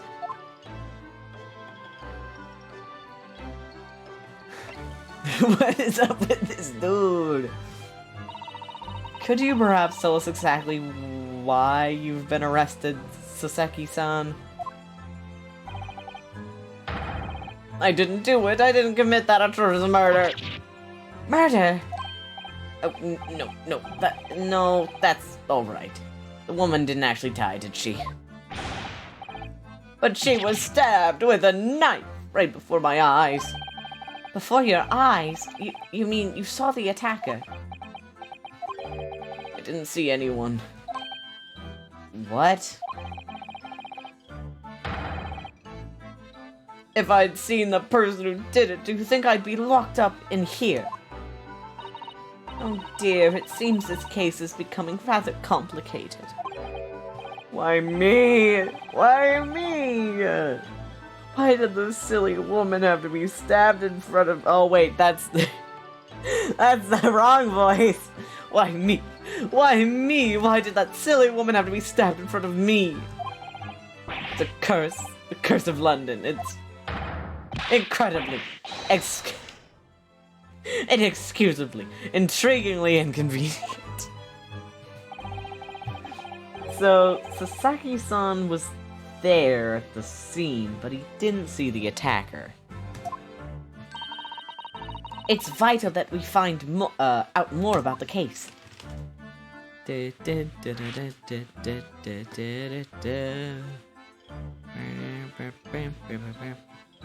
singing xylophone in this song? Epic xylophone. It was an accursed evening, just after the snow had started to clear and heavy with fog. God, I want it to snow. I want rain. It's gonna be 100-some degrees tomorrow and the next day. I hate it here. I'd been to the bookshop to buy some books, and I was on my way back to my accursed lodgings. Sure, that bookshop was an accursed too? As I was walking along that accursed pavement, I could make a sole silhouette of another ahead of me. A woman wearing a green overcoat she was. And just as I went to overtake her, she suddenly let out a scream and collapsed onto the cold, hard slabs of stone at my feet. Oh my goodness. How terrible. I called out to the woman, but she didn't move. It was like a ghostly, ghoulishly grim graveyard. This man is shaken. Slight exaggeration there, perhaps. I was terrified. I had to get away from there. So I ran as fast as my legs could carry me back to my accursed lodgings. That's not good. They'll say it was shameful, I know, to run away like that. Tell me, Sasaki-san, was the victim an acquaintance of yours? Don't be ridiculous. Do you think these fair-haired English, do you think I know any of these fair-haired English? And that, young woman at that.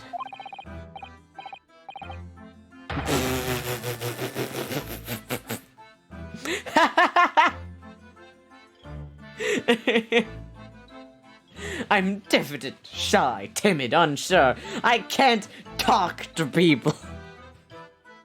Same! I see. A young woman, unknown to Sasaki-san. Yeah, handshakes on the kinning mat.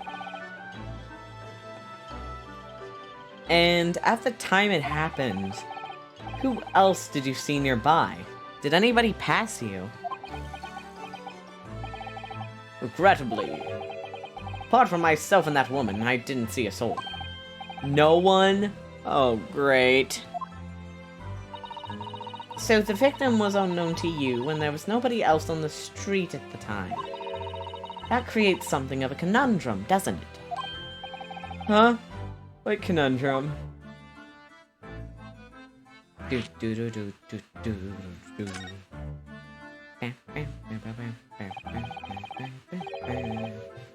What do you mean, Sasato-san? What's the conundrum? Well, if what Sasaki-san has just told us is true, there's something I can't explain. He says that he didn't know the victim and that there was no one else at the scene. Then he apparently fled without having been seen. I did. But if that's the case, surely this man has to be the culprit. Ah, you! What did you just say? Nothing. I didn't say anything. Oops, perhaps I thought that a little loudly. That is literally something Phoenix did in one of the games. God. actually, that's not what's troubling. What was troubling me. What I was thinking was, how did Sasaki-san actually come to be arrested? Sorry? He didn't touch the victim, and there was nobody at the scene to see him. So how did the police ever discover that he was there in the first place? Oh yes, she's right. It was him. That accursed great detective. He led the police to me. Of all the bad luck. Accursed great detective? Could it be? She'll never forget that man's name as long as I live. With his haughty laugh and his self-proclaimed greatness. Ah-ha! Ah-ha! May you be accursed until the end of your days, Herlock Sholmes! I knew it. My god. Mr. Sholmes? Of course it was him. Horrid man. I'm gonna open the window a little bit so I can get some light. Oh! The sun! Ah! The horrid sun! Accursed sun! Oh, I didn't expect to hear that name from this man's lips, that's for sure. It was the morning after the nightmare had unfolded on the pavement before me. I was gnawing on a sliver of hard cheese when some men suddenly burst in through the door. They started shouting at me, "This is the police! Put the weapon down!" Yes, it was a thin sliver. Yes, it was hard, but I wasn't eating a weapon! Disgusting dietary discrimination devils! You clearly had a trying morning yesterday. And there he was, in the middle of all the policemen, grinning like a Cheshire cat. That Herlock Sholmes. It's actually just Herlock Sholmes. He's English. I've since found out that he's a famous name in detection here in London. Yes, the great detective is really well known. Very well known. And his overly sharp mind managed to deduce my whereabouts, apparently. He thinks I'm the knife-wielding madman. Me, this weak, stooped kitten of a man. See? He refers to himself as a cat. He's a cat boy. Or I guess a cat man. And they put him in jail. I wonder what great deduction process led him to this, or his conclusion this time. Do you mean to say that Mr. Sholmes' deduction is the only reason the police arrested you? That would be really most unreasonable. Well, the thing is, I was thrown into a panic when they barged their way in. Of course you were. That's only natural. Did you attack one of the policemen? I was terrified and trembling. They kept throwing questions after questions at me in impossible English. Fiendish, foreign, flim-flammery. Well, we are in England, so you can't really blame them for questioning you in English. Good point, good point. But my mind went blank. I knew I had to answer, but I didn't know what to say. So I just kept repeating things like, "Yes, I do, and I'm fine." Next thing I knew, I was in manacles. I'm assuming that's handcuffs? And before I knew it, I was thrown in here. Oh dear, I'm afraid that's hardly surprising. I'm fine? It's not fine now! He's not fine now! Why are you gonna bite me? Bro! Why are you gonna bite me? Is it because of the Catman comment? Leave me alone. Mr. Naruhodo Esquire. Try to, gay boy, you won't get very far. Oh, so you can just call me Naruhodo. When we're speaking English, it's a simple mister, and that's more than enough. Oh, yes, alright, yes, they've really got to me. This country is poisoning my mind. But please, I beg you to defend me in court tomorrow. They can you can tell them what really happened. You do it. You'll do it, won't you? Well, Why? Why is it so hard to say yes to me? Well, the thing is, I'm a student, I'm just a student like yourself on a study tour. A student? I have defended a case in the Old Bailey, only one though. But at this moment in time, I really don't know what I'm supposed to believe in.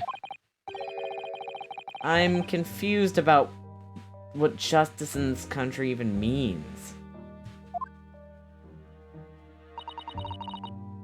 Oh, Naruhodo-san. I'm not even the foreign student who was supposed to be here. I'm sort of a locum lawyer, I suppose. But that armband, that's the mark of a defense lawyer from our great empire. It's a keepsake from the man who should have been here. He was my best friend. A keepsake.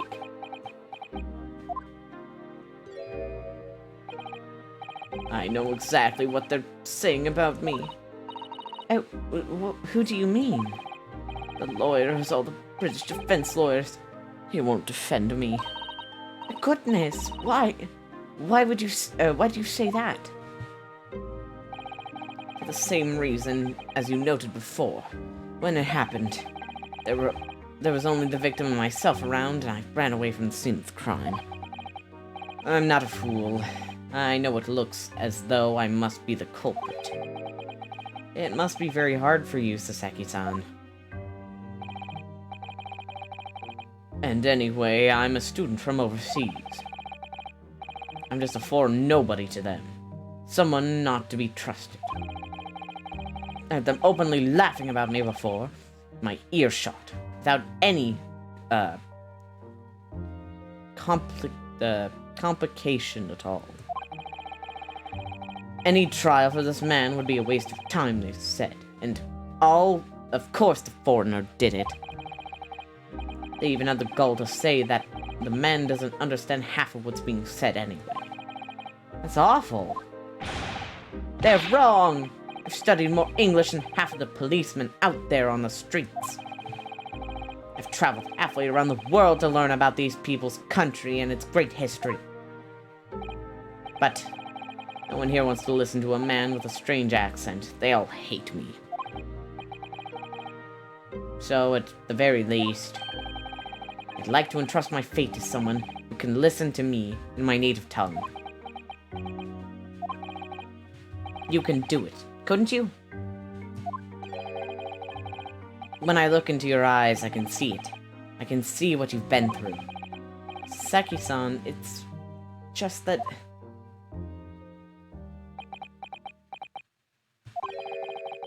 Give me a little time, please. I'll do what I can for the time being. What do you mean? We shall investigate the case as thoroughly as possible. If we can find some clues, it will give us a much better chance, I'm sure.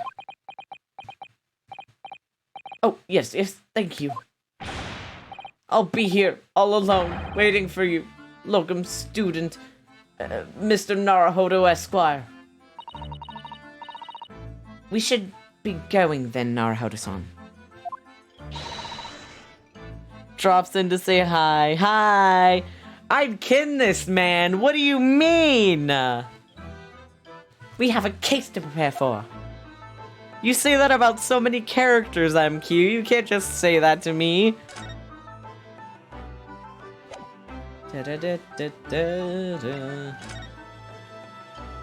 Gay boy located. Attack!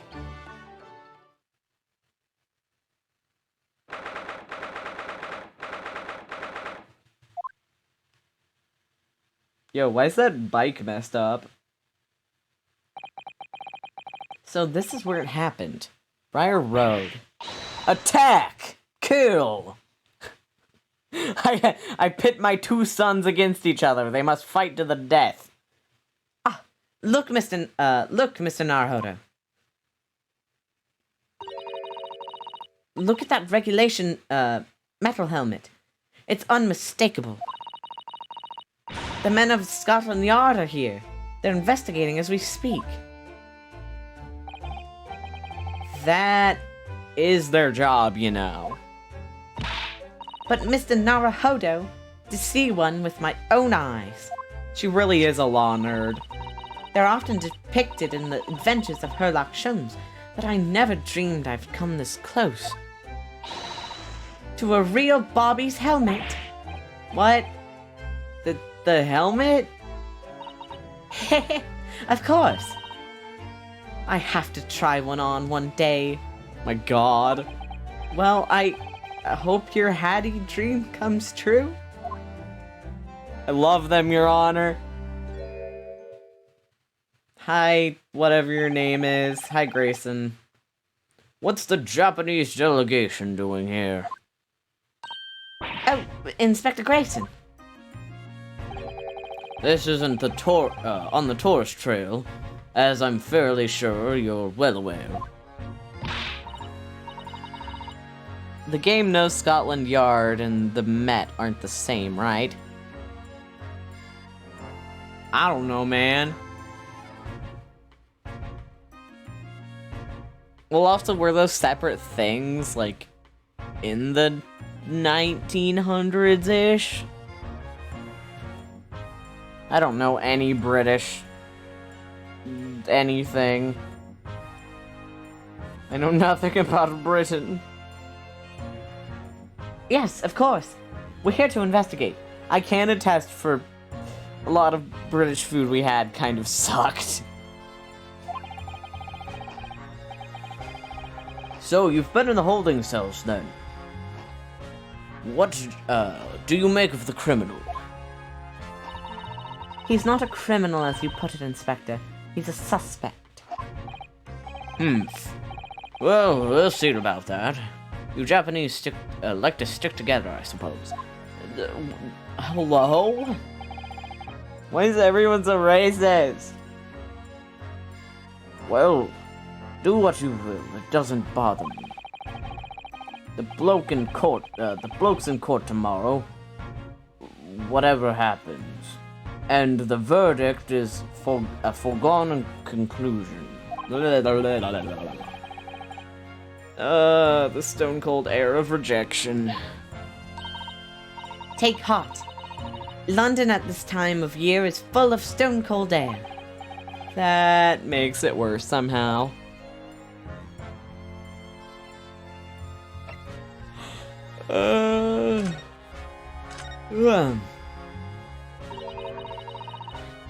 Tell me about the Scotland Yard, Inspector.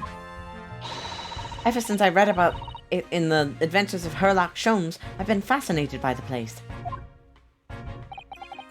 The Yard is the most sophisticated policing organization you'll find anywhere in the world, ma'am.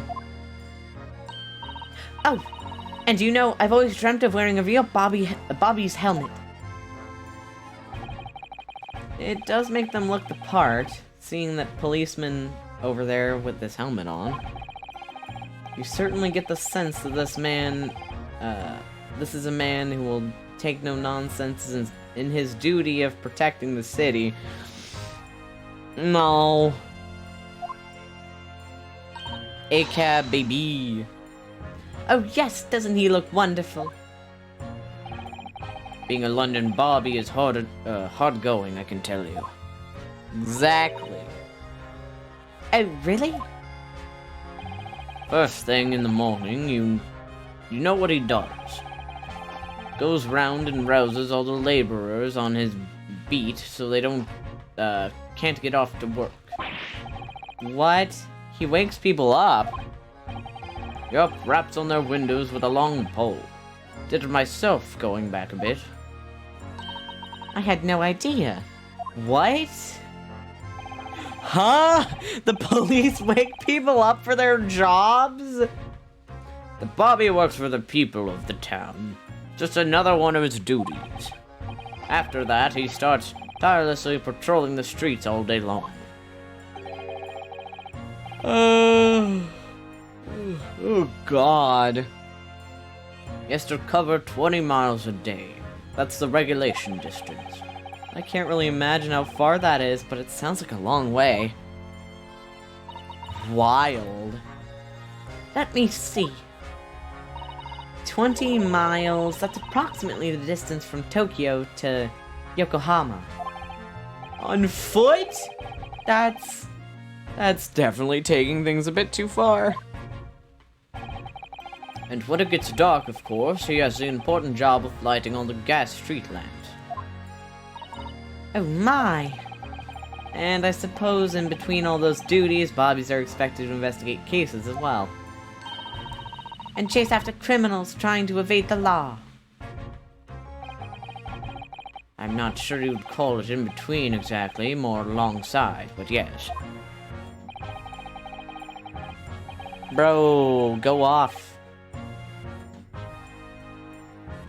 They're expected to handle those jobs as well. We do have men keeling over from time to time, I admit. I'd always dreamt of wearing one of those helmets, as I said. But it's with a heavy heart that I shall have to relinquish that dream to you, Mr. Naruhodo.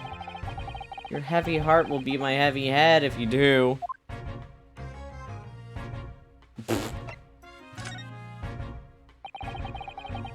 It happened around 5 in the evening, 2 days ago. Just there, in that open bit of pavement. The victim, a young woman, was stabbed with a blade from behind. I'll go off when it's 2 a.m., catch you in the TGS section of the server.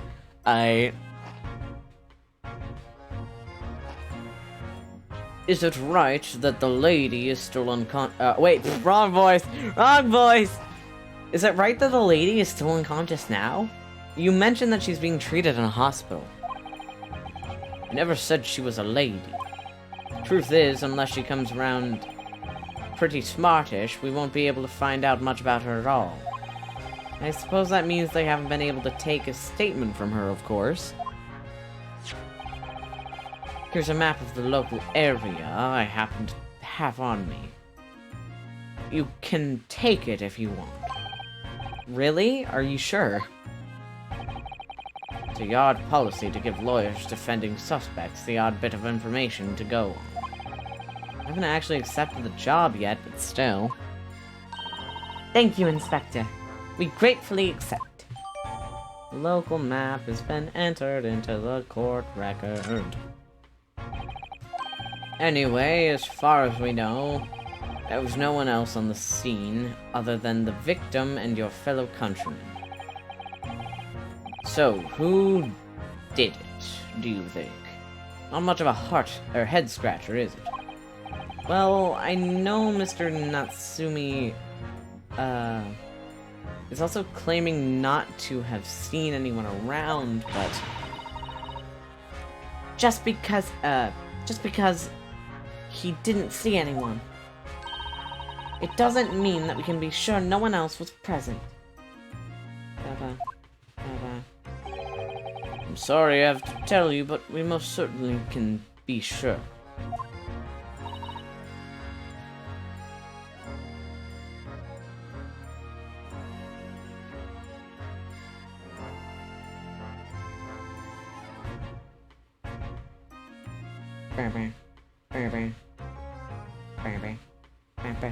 How?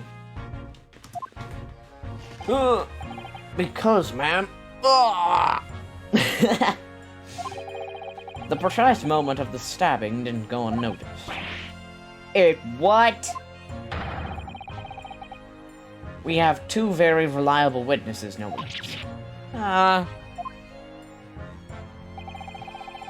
It was a typical foggy London day, and your client obviously didn't see them.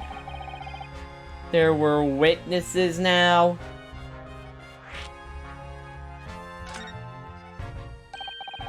Who are these witnesses, Inspector? A fellow and his wife. And the man's one of the most reliable and respected citizens in all of London. I wouldn't put much merit to him. Meh. Meh. He's a copper from Scotland Yard. A policeman? That might change things. And this policeman just happened to be there at the exact moment the woman was attacked. Nothing peculiar about that, ma'am. Part of the parcel of being a bobby. Catching them banging the act and all that. Do you think it might be possible for us to ask that policeman a few questions? Be my guest. You can ask him what you like. In court tomorrow. Oh, There's no doubt he'll be summoned as a witness. So, that will give you something to look forward to. that's that then. He's got no intention of letting us meet the man beforehand, it seems. The policeman witnessed the incident. As your judicial assistant, I must warn you that this could make our job very difficult indeed. Yes, as a non-judicial assistant, I have been I could have warned me of that too. Oh, yes. One more thing, Inspector. What? The person who led you to the suspect. I hear that it was Mr. Herlock Sholmes. What are you bringing him up for? Was it something I said? The color is drained from his cheeks. Mr. Sholmes. My boy, Mr. Sholmes. That twitchy Japanese bloke goes on trial tomorrow. Are you going to defend him or not? Well,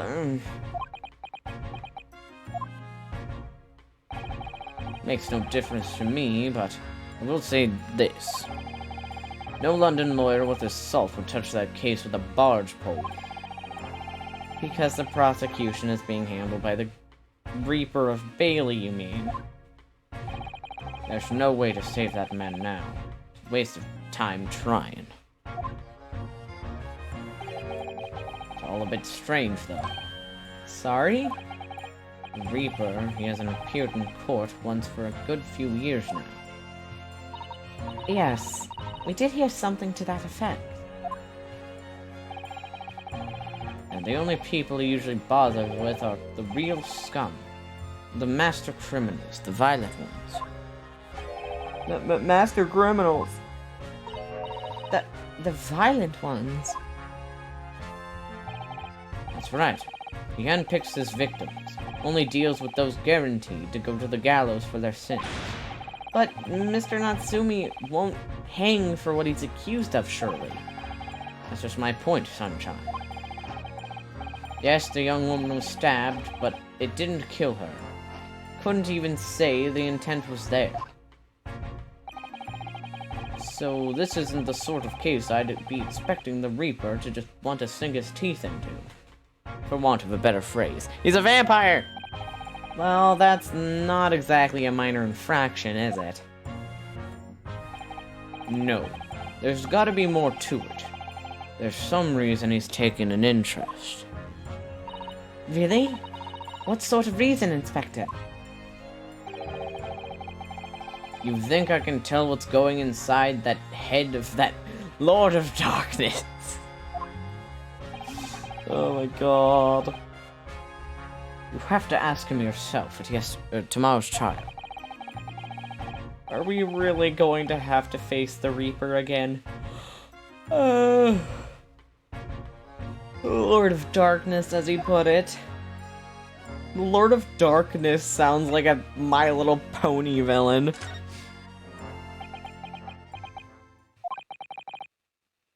Who did you hear that name from? Oh, well, it was Mr. Natsumi who mentioned it. He said that Mr. Sholmes was with the police when they entered his lodgings. I'm sure it was the result of one of Mr. Sholmes' inspirational great deductions. Fiddle faddle. That man's an amateur. I'm getting sick and tired of him showing his mug everywhere. Oh. I don't know where he gets his information from, but he turns up at the scene of the crime. Wanders around spouting incomprehensible rubbish. Before you know it, he claims to have solved the case. Yes, he is quite astounding, isn't he? He is a great help to the Scotland Yard, though, isn't he? Gabble, cabble. Ah!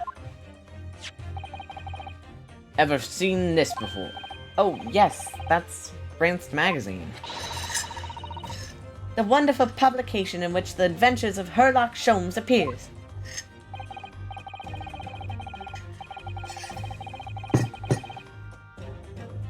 Yes, well, that wonderful publication, as you put it, sees fit to include several of the Yard's detectives in its stories.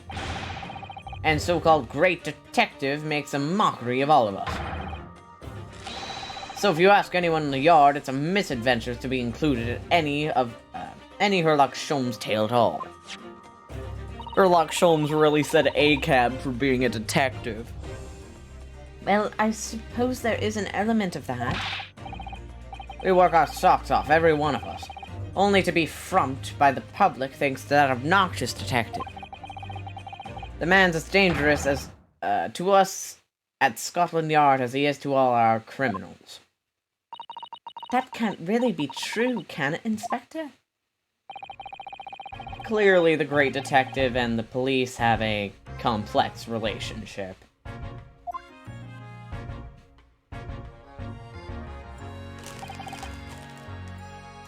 Well, I don't think we're going to get any more useful information out of the detective.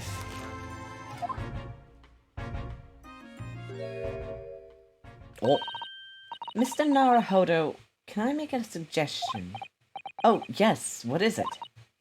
Well, it seems to me that we must speak to him about this. Huh? By him, do you mean Mr. Sholmes? Yes, Mr. Sherlock Sholmes. Exactly. She just wants to see Sholmes again. Look at those shining eyes. You can't wait, can you? She's a nerd. Oh, Mr. Natsume did blame Mr. Sholmes for all of this, didn't he? Yes, he did. He really did. Which makes him an involved party in the case. Are you going to ignore that? I hope not. I assure you, it's not simply my selfish desire to meet with Mr. Sholmes again. The trouble is, we have no idea of the man's address. It's Baker Street. How did you know that? It's in the stories, of course. 221B Baker Street. It's the most famous address in the world. Oh, I see. Well, it's nothing to stop us from going, I suppose. We'd better try to find our way there before Sasato-san gets any more excited and unpredictable. Hurrah! I'll summon a carriage. Sasato materializes a carriage. So, we're to have a reunion already. With the great detective, Mr. Sherlock Sholmes.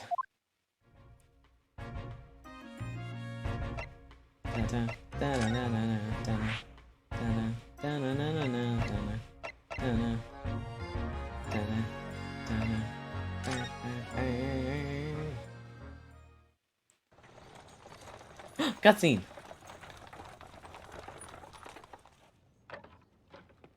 Oh, it looks so crunchy.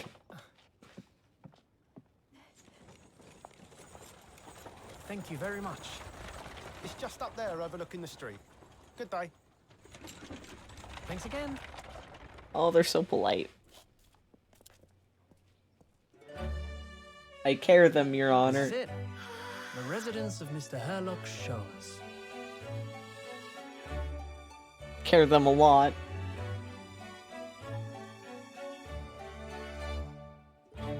Oh, he has a bunch of plants.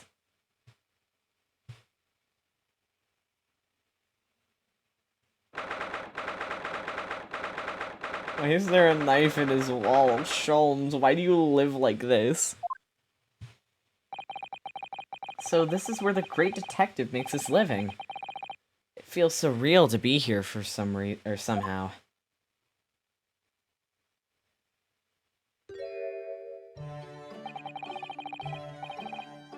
Is it as described in the stories, Miss Sasato? Sasato-san? Many famous cases have been solved here in this very room. Oh, I suppose they must have been, yes? I've never read the stories, but it's hard to get so it's hard to get quite as excited about this as she seems to be. The detective chases the villain relentlessly as he disappears into the fog down an unlit London street. Oh, the thrill of it, the romanticism. Can't you feel your heart thumping in your chest? Can't you, Mr. Naruhodo? Oh, I suppose I can, yes. So, if you don't mind, I love her little spin. I'll stand here and soak up the atmosphere for a while longer. Please don't mind me. Oh, Please don't mind me. Spin! Huh. She's obsessed.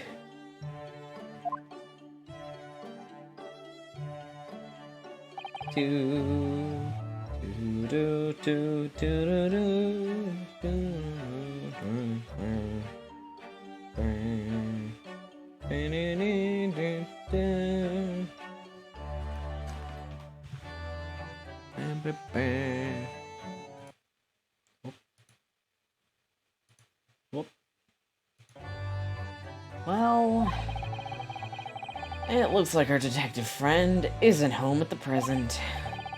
Excuse me, is anybody home? Oh, do we have a visitor? Iris! Hello! Is it a big new case from Mr. Sholmes? Or Mr. Sholmes?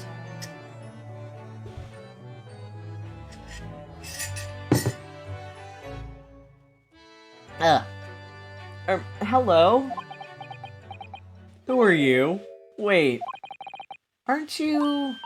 Oh, how rude of me! I'll go and make some tea at once. I'm sure it's the same girl. Yeah, that's a very distinctive looking child. Mrs. Sato, did you see the girl who was here just now? Oh, yes. Isn't it truly extraordinary? To think that the King of Bohemia came to this very room to ask Mr. Sholmes to take his case. The King of Bowaria? King Wilhelm Gostrich Sigismund von Ormstein, of course. Sorry, I'm drawing a blank. Forget the adventures of Herlock Sholmes for a moment and look over there! The tea's brewed, and I have some freshly baked cake as well.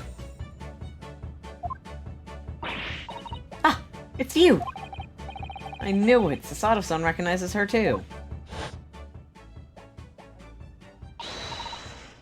Ah, there you are.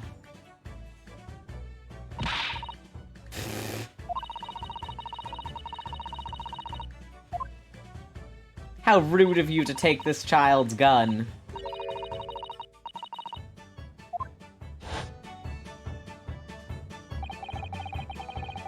It's the girl who turned up at the end of Mr. McGilded's trial, in the defendant's antechamber. I've never met a lawyer from the Far East before. Who are you? Having to get straight to work. when you've only just arrived in London. Oh, yes, it was challenging. Well, try this tea. It's my special blend, you know. Oh, thank you? Is tea supposed to look that color? Oh my, what a fragrant yet mellow flavor. Hooray, it's winter! I tried blending different leaves designed to alleviate fatigue, you see. You must be exhausted after your long voyage here, and you have yet another ticklish trial tomorrow. Oh, and you're to defend a Japanese man. I do wish you lots and lots of luck. This child definitely also has ADHD. Did Mr. Sholmes tell you about us by any chance? Oh, you know Hurley, do you? Hurley? Mr. Sholmes? To you, Shirley. Mr. Sholmes was a fellow passenger on the boat that brought us to Great Britain, you see. Was he really? Well, I had no idea. I'm afraid Hurley's out on an errand again today, even though he just returned from overseas. Wait a minute. You met this girl for the first time yesterday after the trial, and only briefly at that. How on earth does she know so much about us? Did she deduce all those things, do you think? And perhaps more to the point, why is she here in Mr. Sholmes' suite? Oh, silly me, I haven't introduced myself, have I?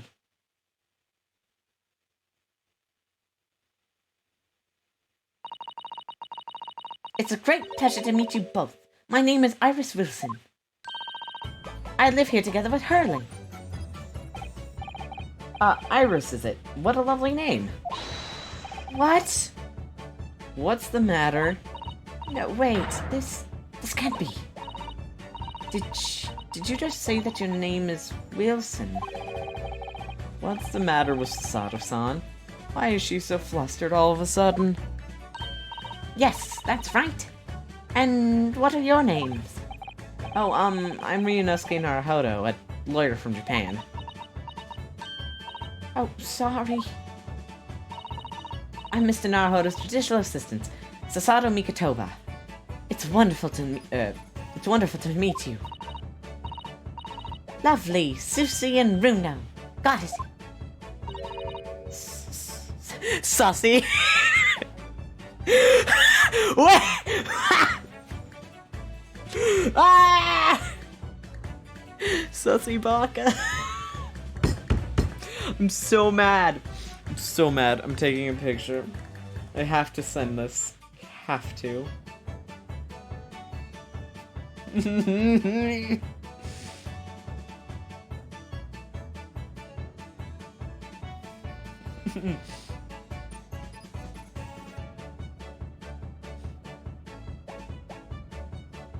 God, okay. I'm gonna risk opening stinking Discord on my my computer right now because oh my god.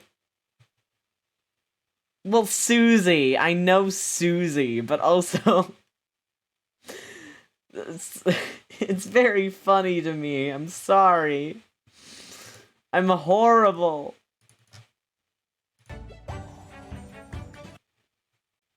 It's just the internet has made my brain mush, Remy. It's made me so devoid of brain cells. Okay.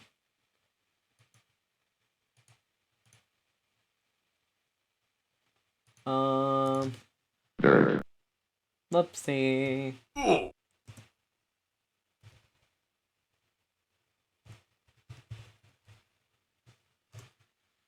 I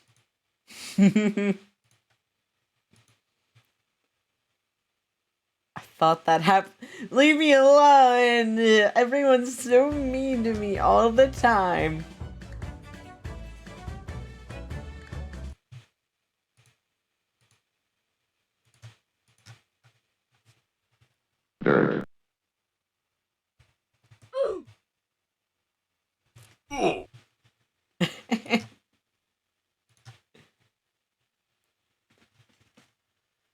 No, plenty of people are mean to me. I'm a very bullyable man. Every day, people poke fun at me.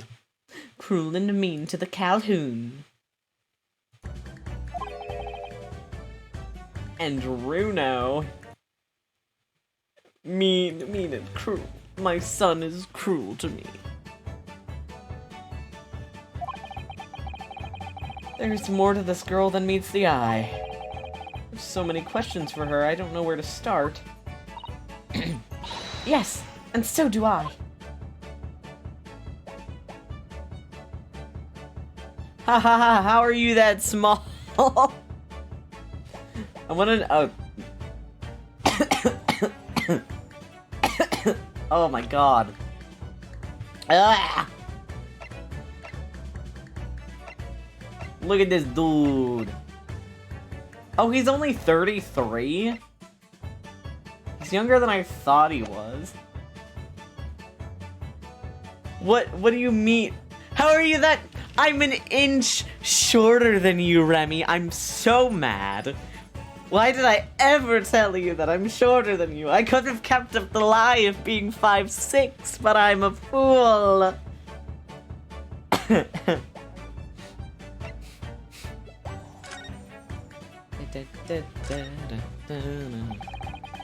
I could if I tried. I could if I never meet up with any other person in person, then I can get away with it. It was you that we ran into yesterday, wasn't it? At the Old Bailey. Yes, that's right. You were ever so helpful. Thank you so much. Oh no, not at all. I'm sorry we couldn't have been more welcoming. So, at the time, we did have a rather large... we did have a rather large gun pointed at us. Ah! Like this? That is improper gun safety. Thinking back now, you left with Miss Lestrade in tow, didn't you? Oh yes, that awkward witness, Gina Lestrade. Oh, Ginny? Yes, she's a professional pickpocket. So we found out. It was very naughty of her to pinch my invention like that. Are you referring to that trial-disrupting gun-like contraption? Exactly. So I followed her, you see, to get it back. Perhaps I should think about fitting a self-destruct mechanism into my inventions. This girl is dangerous. Yeah, she has a giant gun. Anyway, I brought Ginny back here after that, so she could apologize to my trusty technician. Sorry, your technician? Hurley, of course, silly. Hurley? Yes, Herlock. Herlock Sholmes. We live here together. I had no idea the great detective had such an interesting young daughter. Daughter? No, not likely. What? I wouldn't call him Hurley if he was my father, would I? Well then, what is your relationship with Mr. Sholmes? Well, I expect you found out that lodgings of any kind in London are very expensive. So the solution is to share the cost with a partner, a roommate. They're roommates? You're roommates. I hope you don't mind me asking, Iris, but how old are you? 10! At last this year. Well, what of your mother and father? Oh, no. They're not around. Oh, I see. I wonder what the story is there.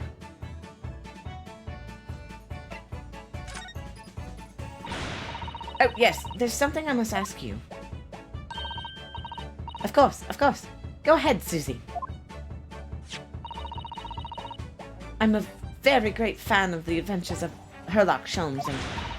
Oh, you have a copy of Rand's magazine! Yes, I've read every issue. It's delivered all the way to Japan on a ship.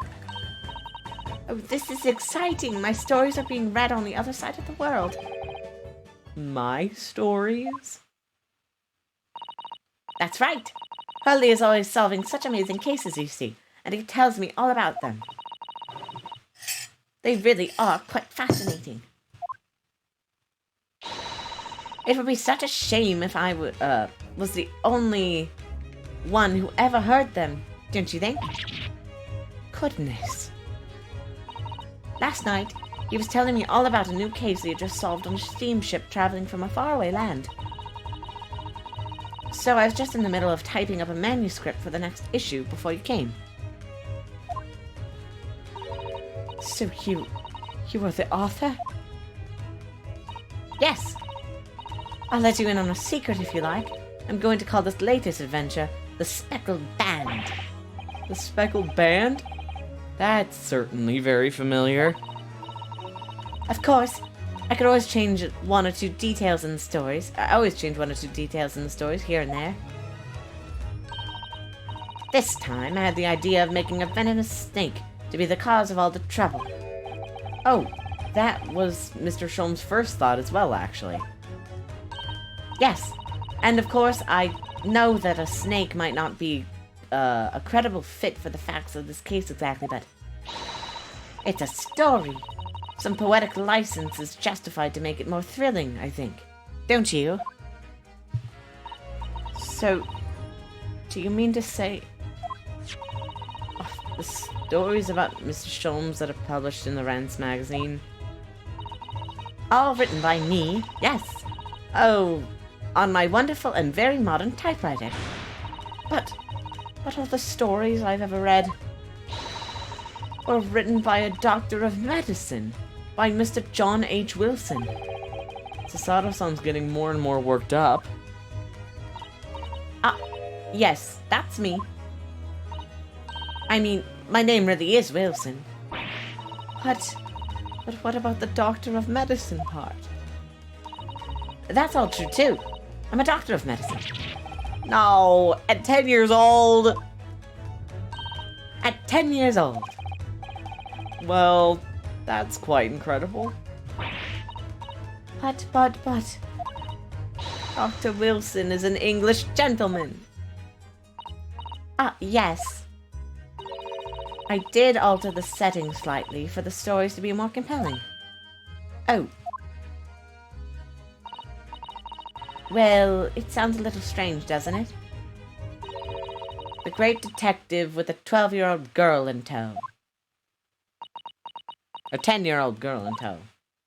I suppose it does, yes. Poor Sasato-san. She looks like her whole world is just falling apart.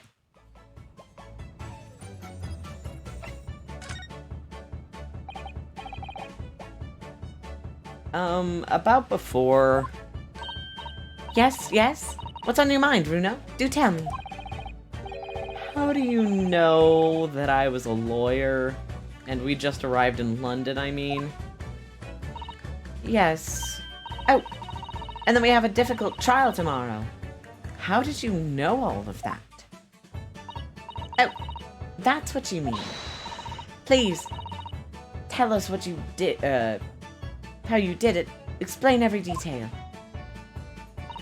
Of course. I'd be delighted, although there's really no mystery. Now, let's begin.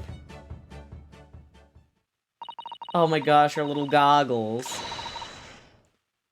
Iris Wilson is proud to present her Logic and Reasoning Spectacular. Oh my god. First of all, I already know that you are a lawyer, Runo. After all, I met you yesterday at the Old Bailey in the defendant's antechamber.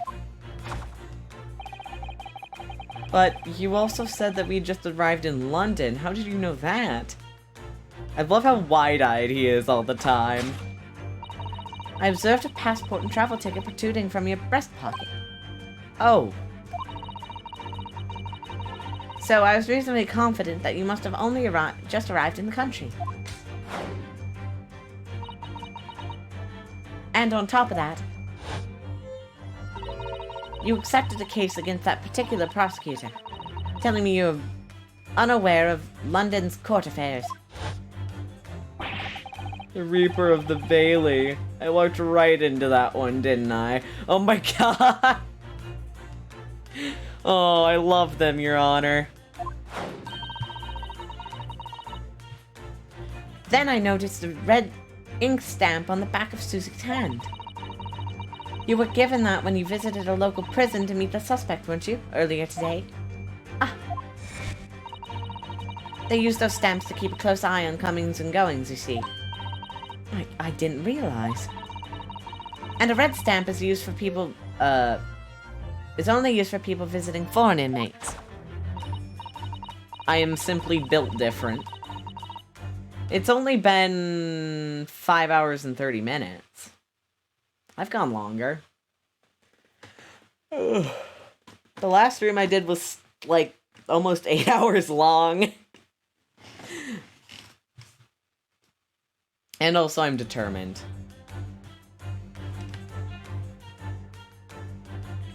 So that told me that even though you had only yesterday concluded the trial of Magnus McGilded, that the two of you already had cause to visit a foreign inmate at a local prison. However, neither of you were wearing a particularly sad expression on your face, so I concluded that the prisoner was unlikely to be a friend or relative. That led me to believe that you must have accepted a new case. I see. How could you have known that the trial was tomorrow? Well, having barely been home for a few hours yesterday, Hurley solved yet another case. It obviously amused him. He told me that he'd caught a Japanese man who was bawling and trembling. A Japanese man? Well... clearly that must have been... Mr. Natsumi. Oh, Runo has a fancy Japanese sword. And I think your outfit is called a kimono, isn't it, Susie?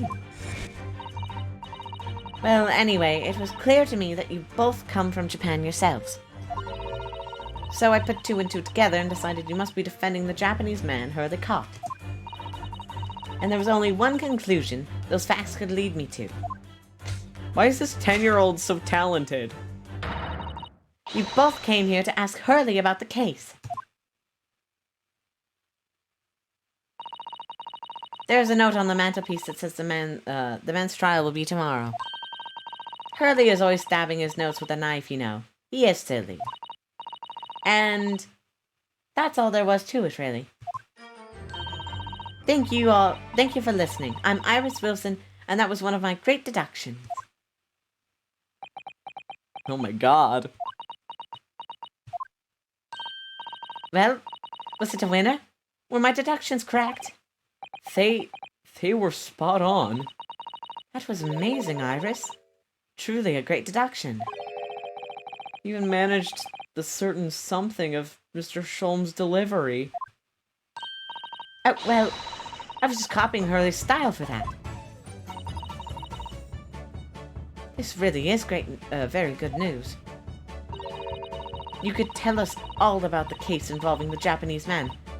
You will, won't you, Iris? Please.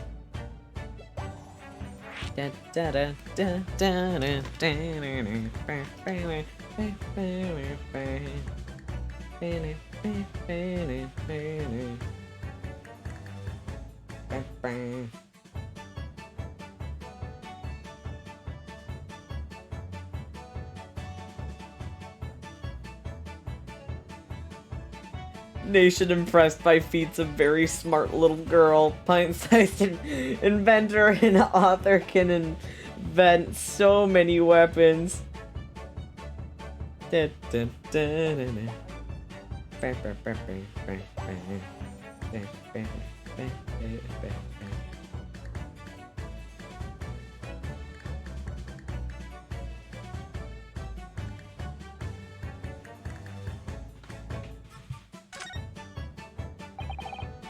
So, yesterday, Mr. Sholmes apprehended a Japanese man.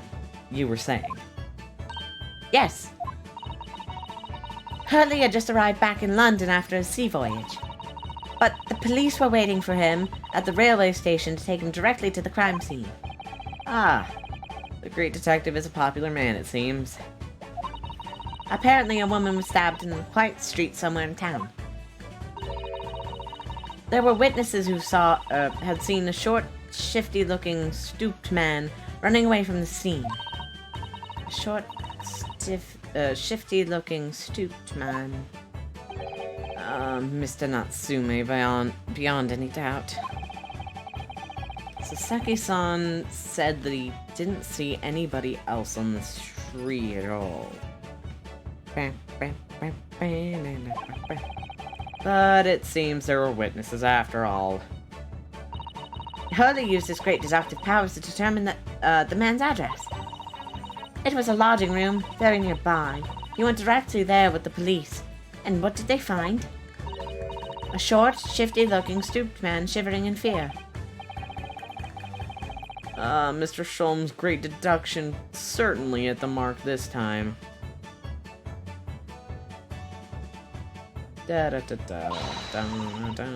Of course it did. He's a great detective. Still, that means the incident occurred only 2 days ago. Surely tomorrow is too soon for the trial, isn't it? Definitely. We have no time to investigate properly. Hurley says that London is rife with crime. Oh. Scotland Yard is doing its best, but they can't stay on top of it apparently. Oh dear. I didn't realize the situation was so dire. That's why they can't afford to spend too much time investigating cases and trying the criminals in court. Staff and money are both short. Crimes are usually pinned on the first suspicious person. That's terrible. I suppose it's the harsh reality of the workings of this, the world's greatest judicial system. I suppose it is, but in that case, as previously mentioned, ACAB, exactly. I don't hold up much hope for Sasaki-san.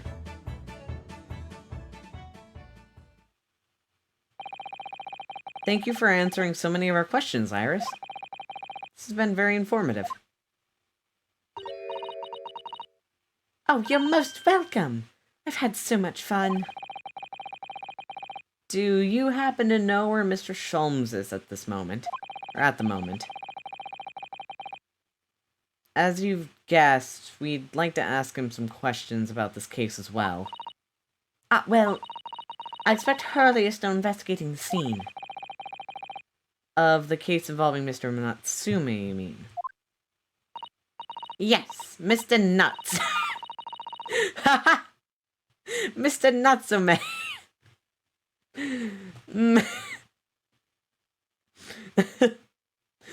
Hurley. Oh no, I accidentally hit.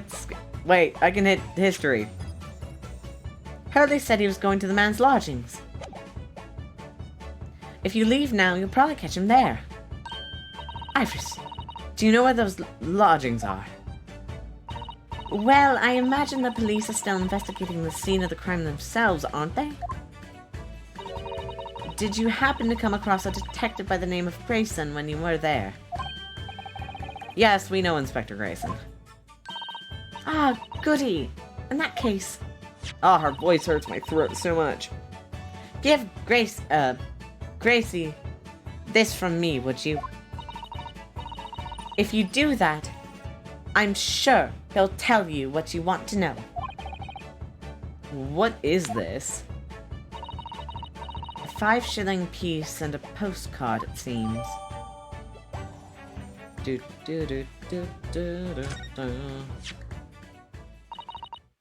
reads, "Tell the gentleman in black whatever he wants to know. I trust that won't be a problem." Gosh! This will make the inspector help us, will it? Well, thank you, Iris. We'll give it a try.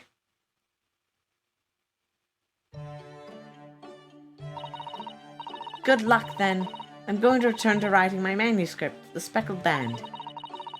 And I'll be making more special blends of tea, so come back again soon.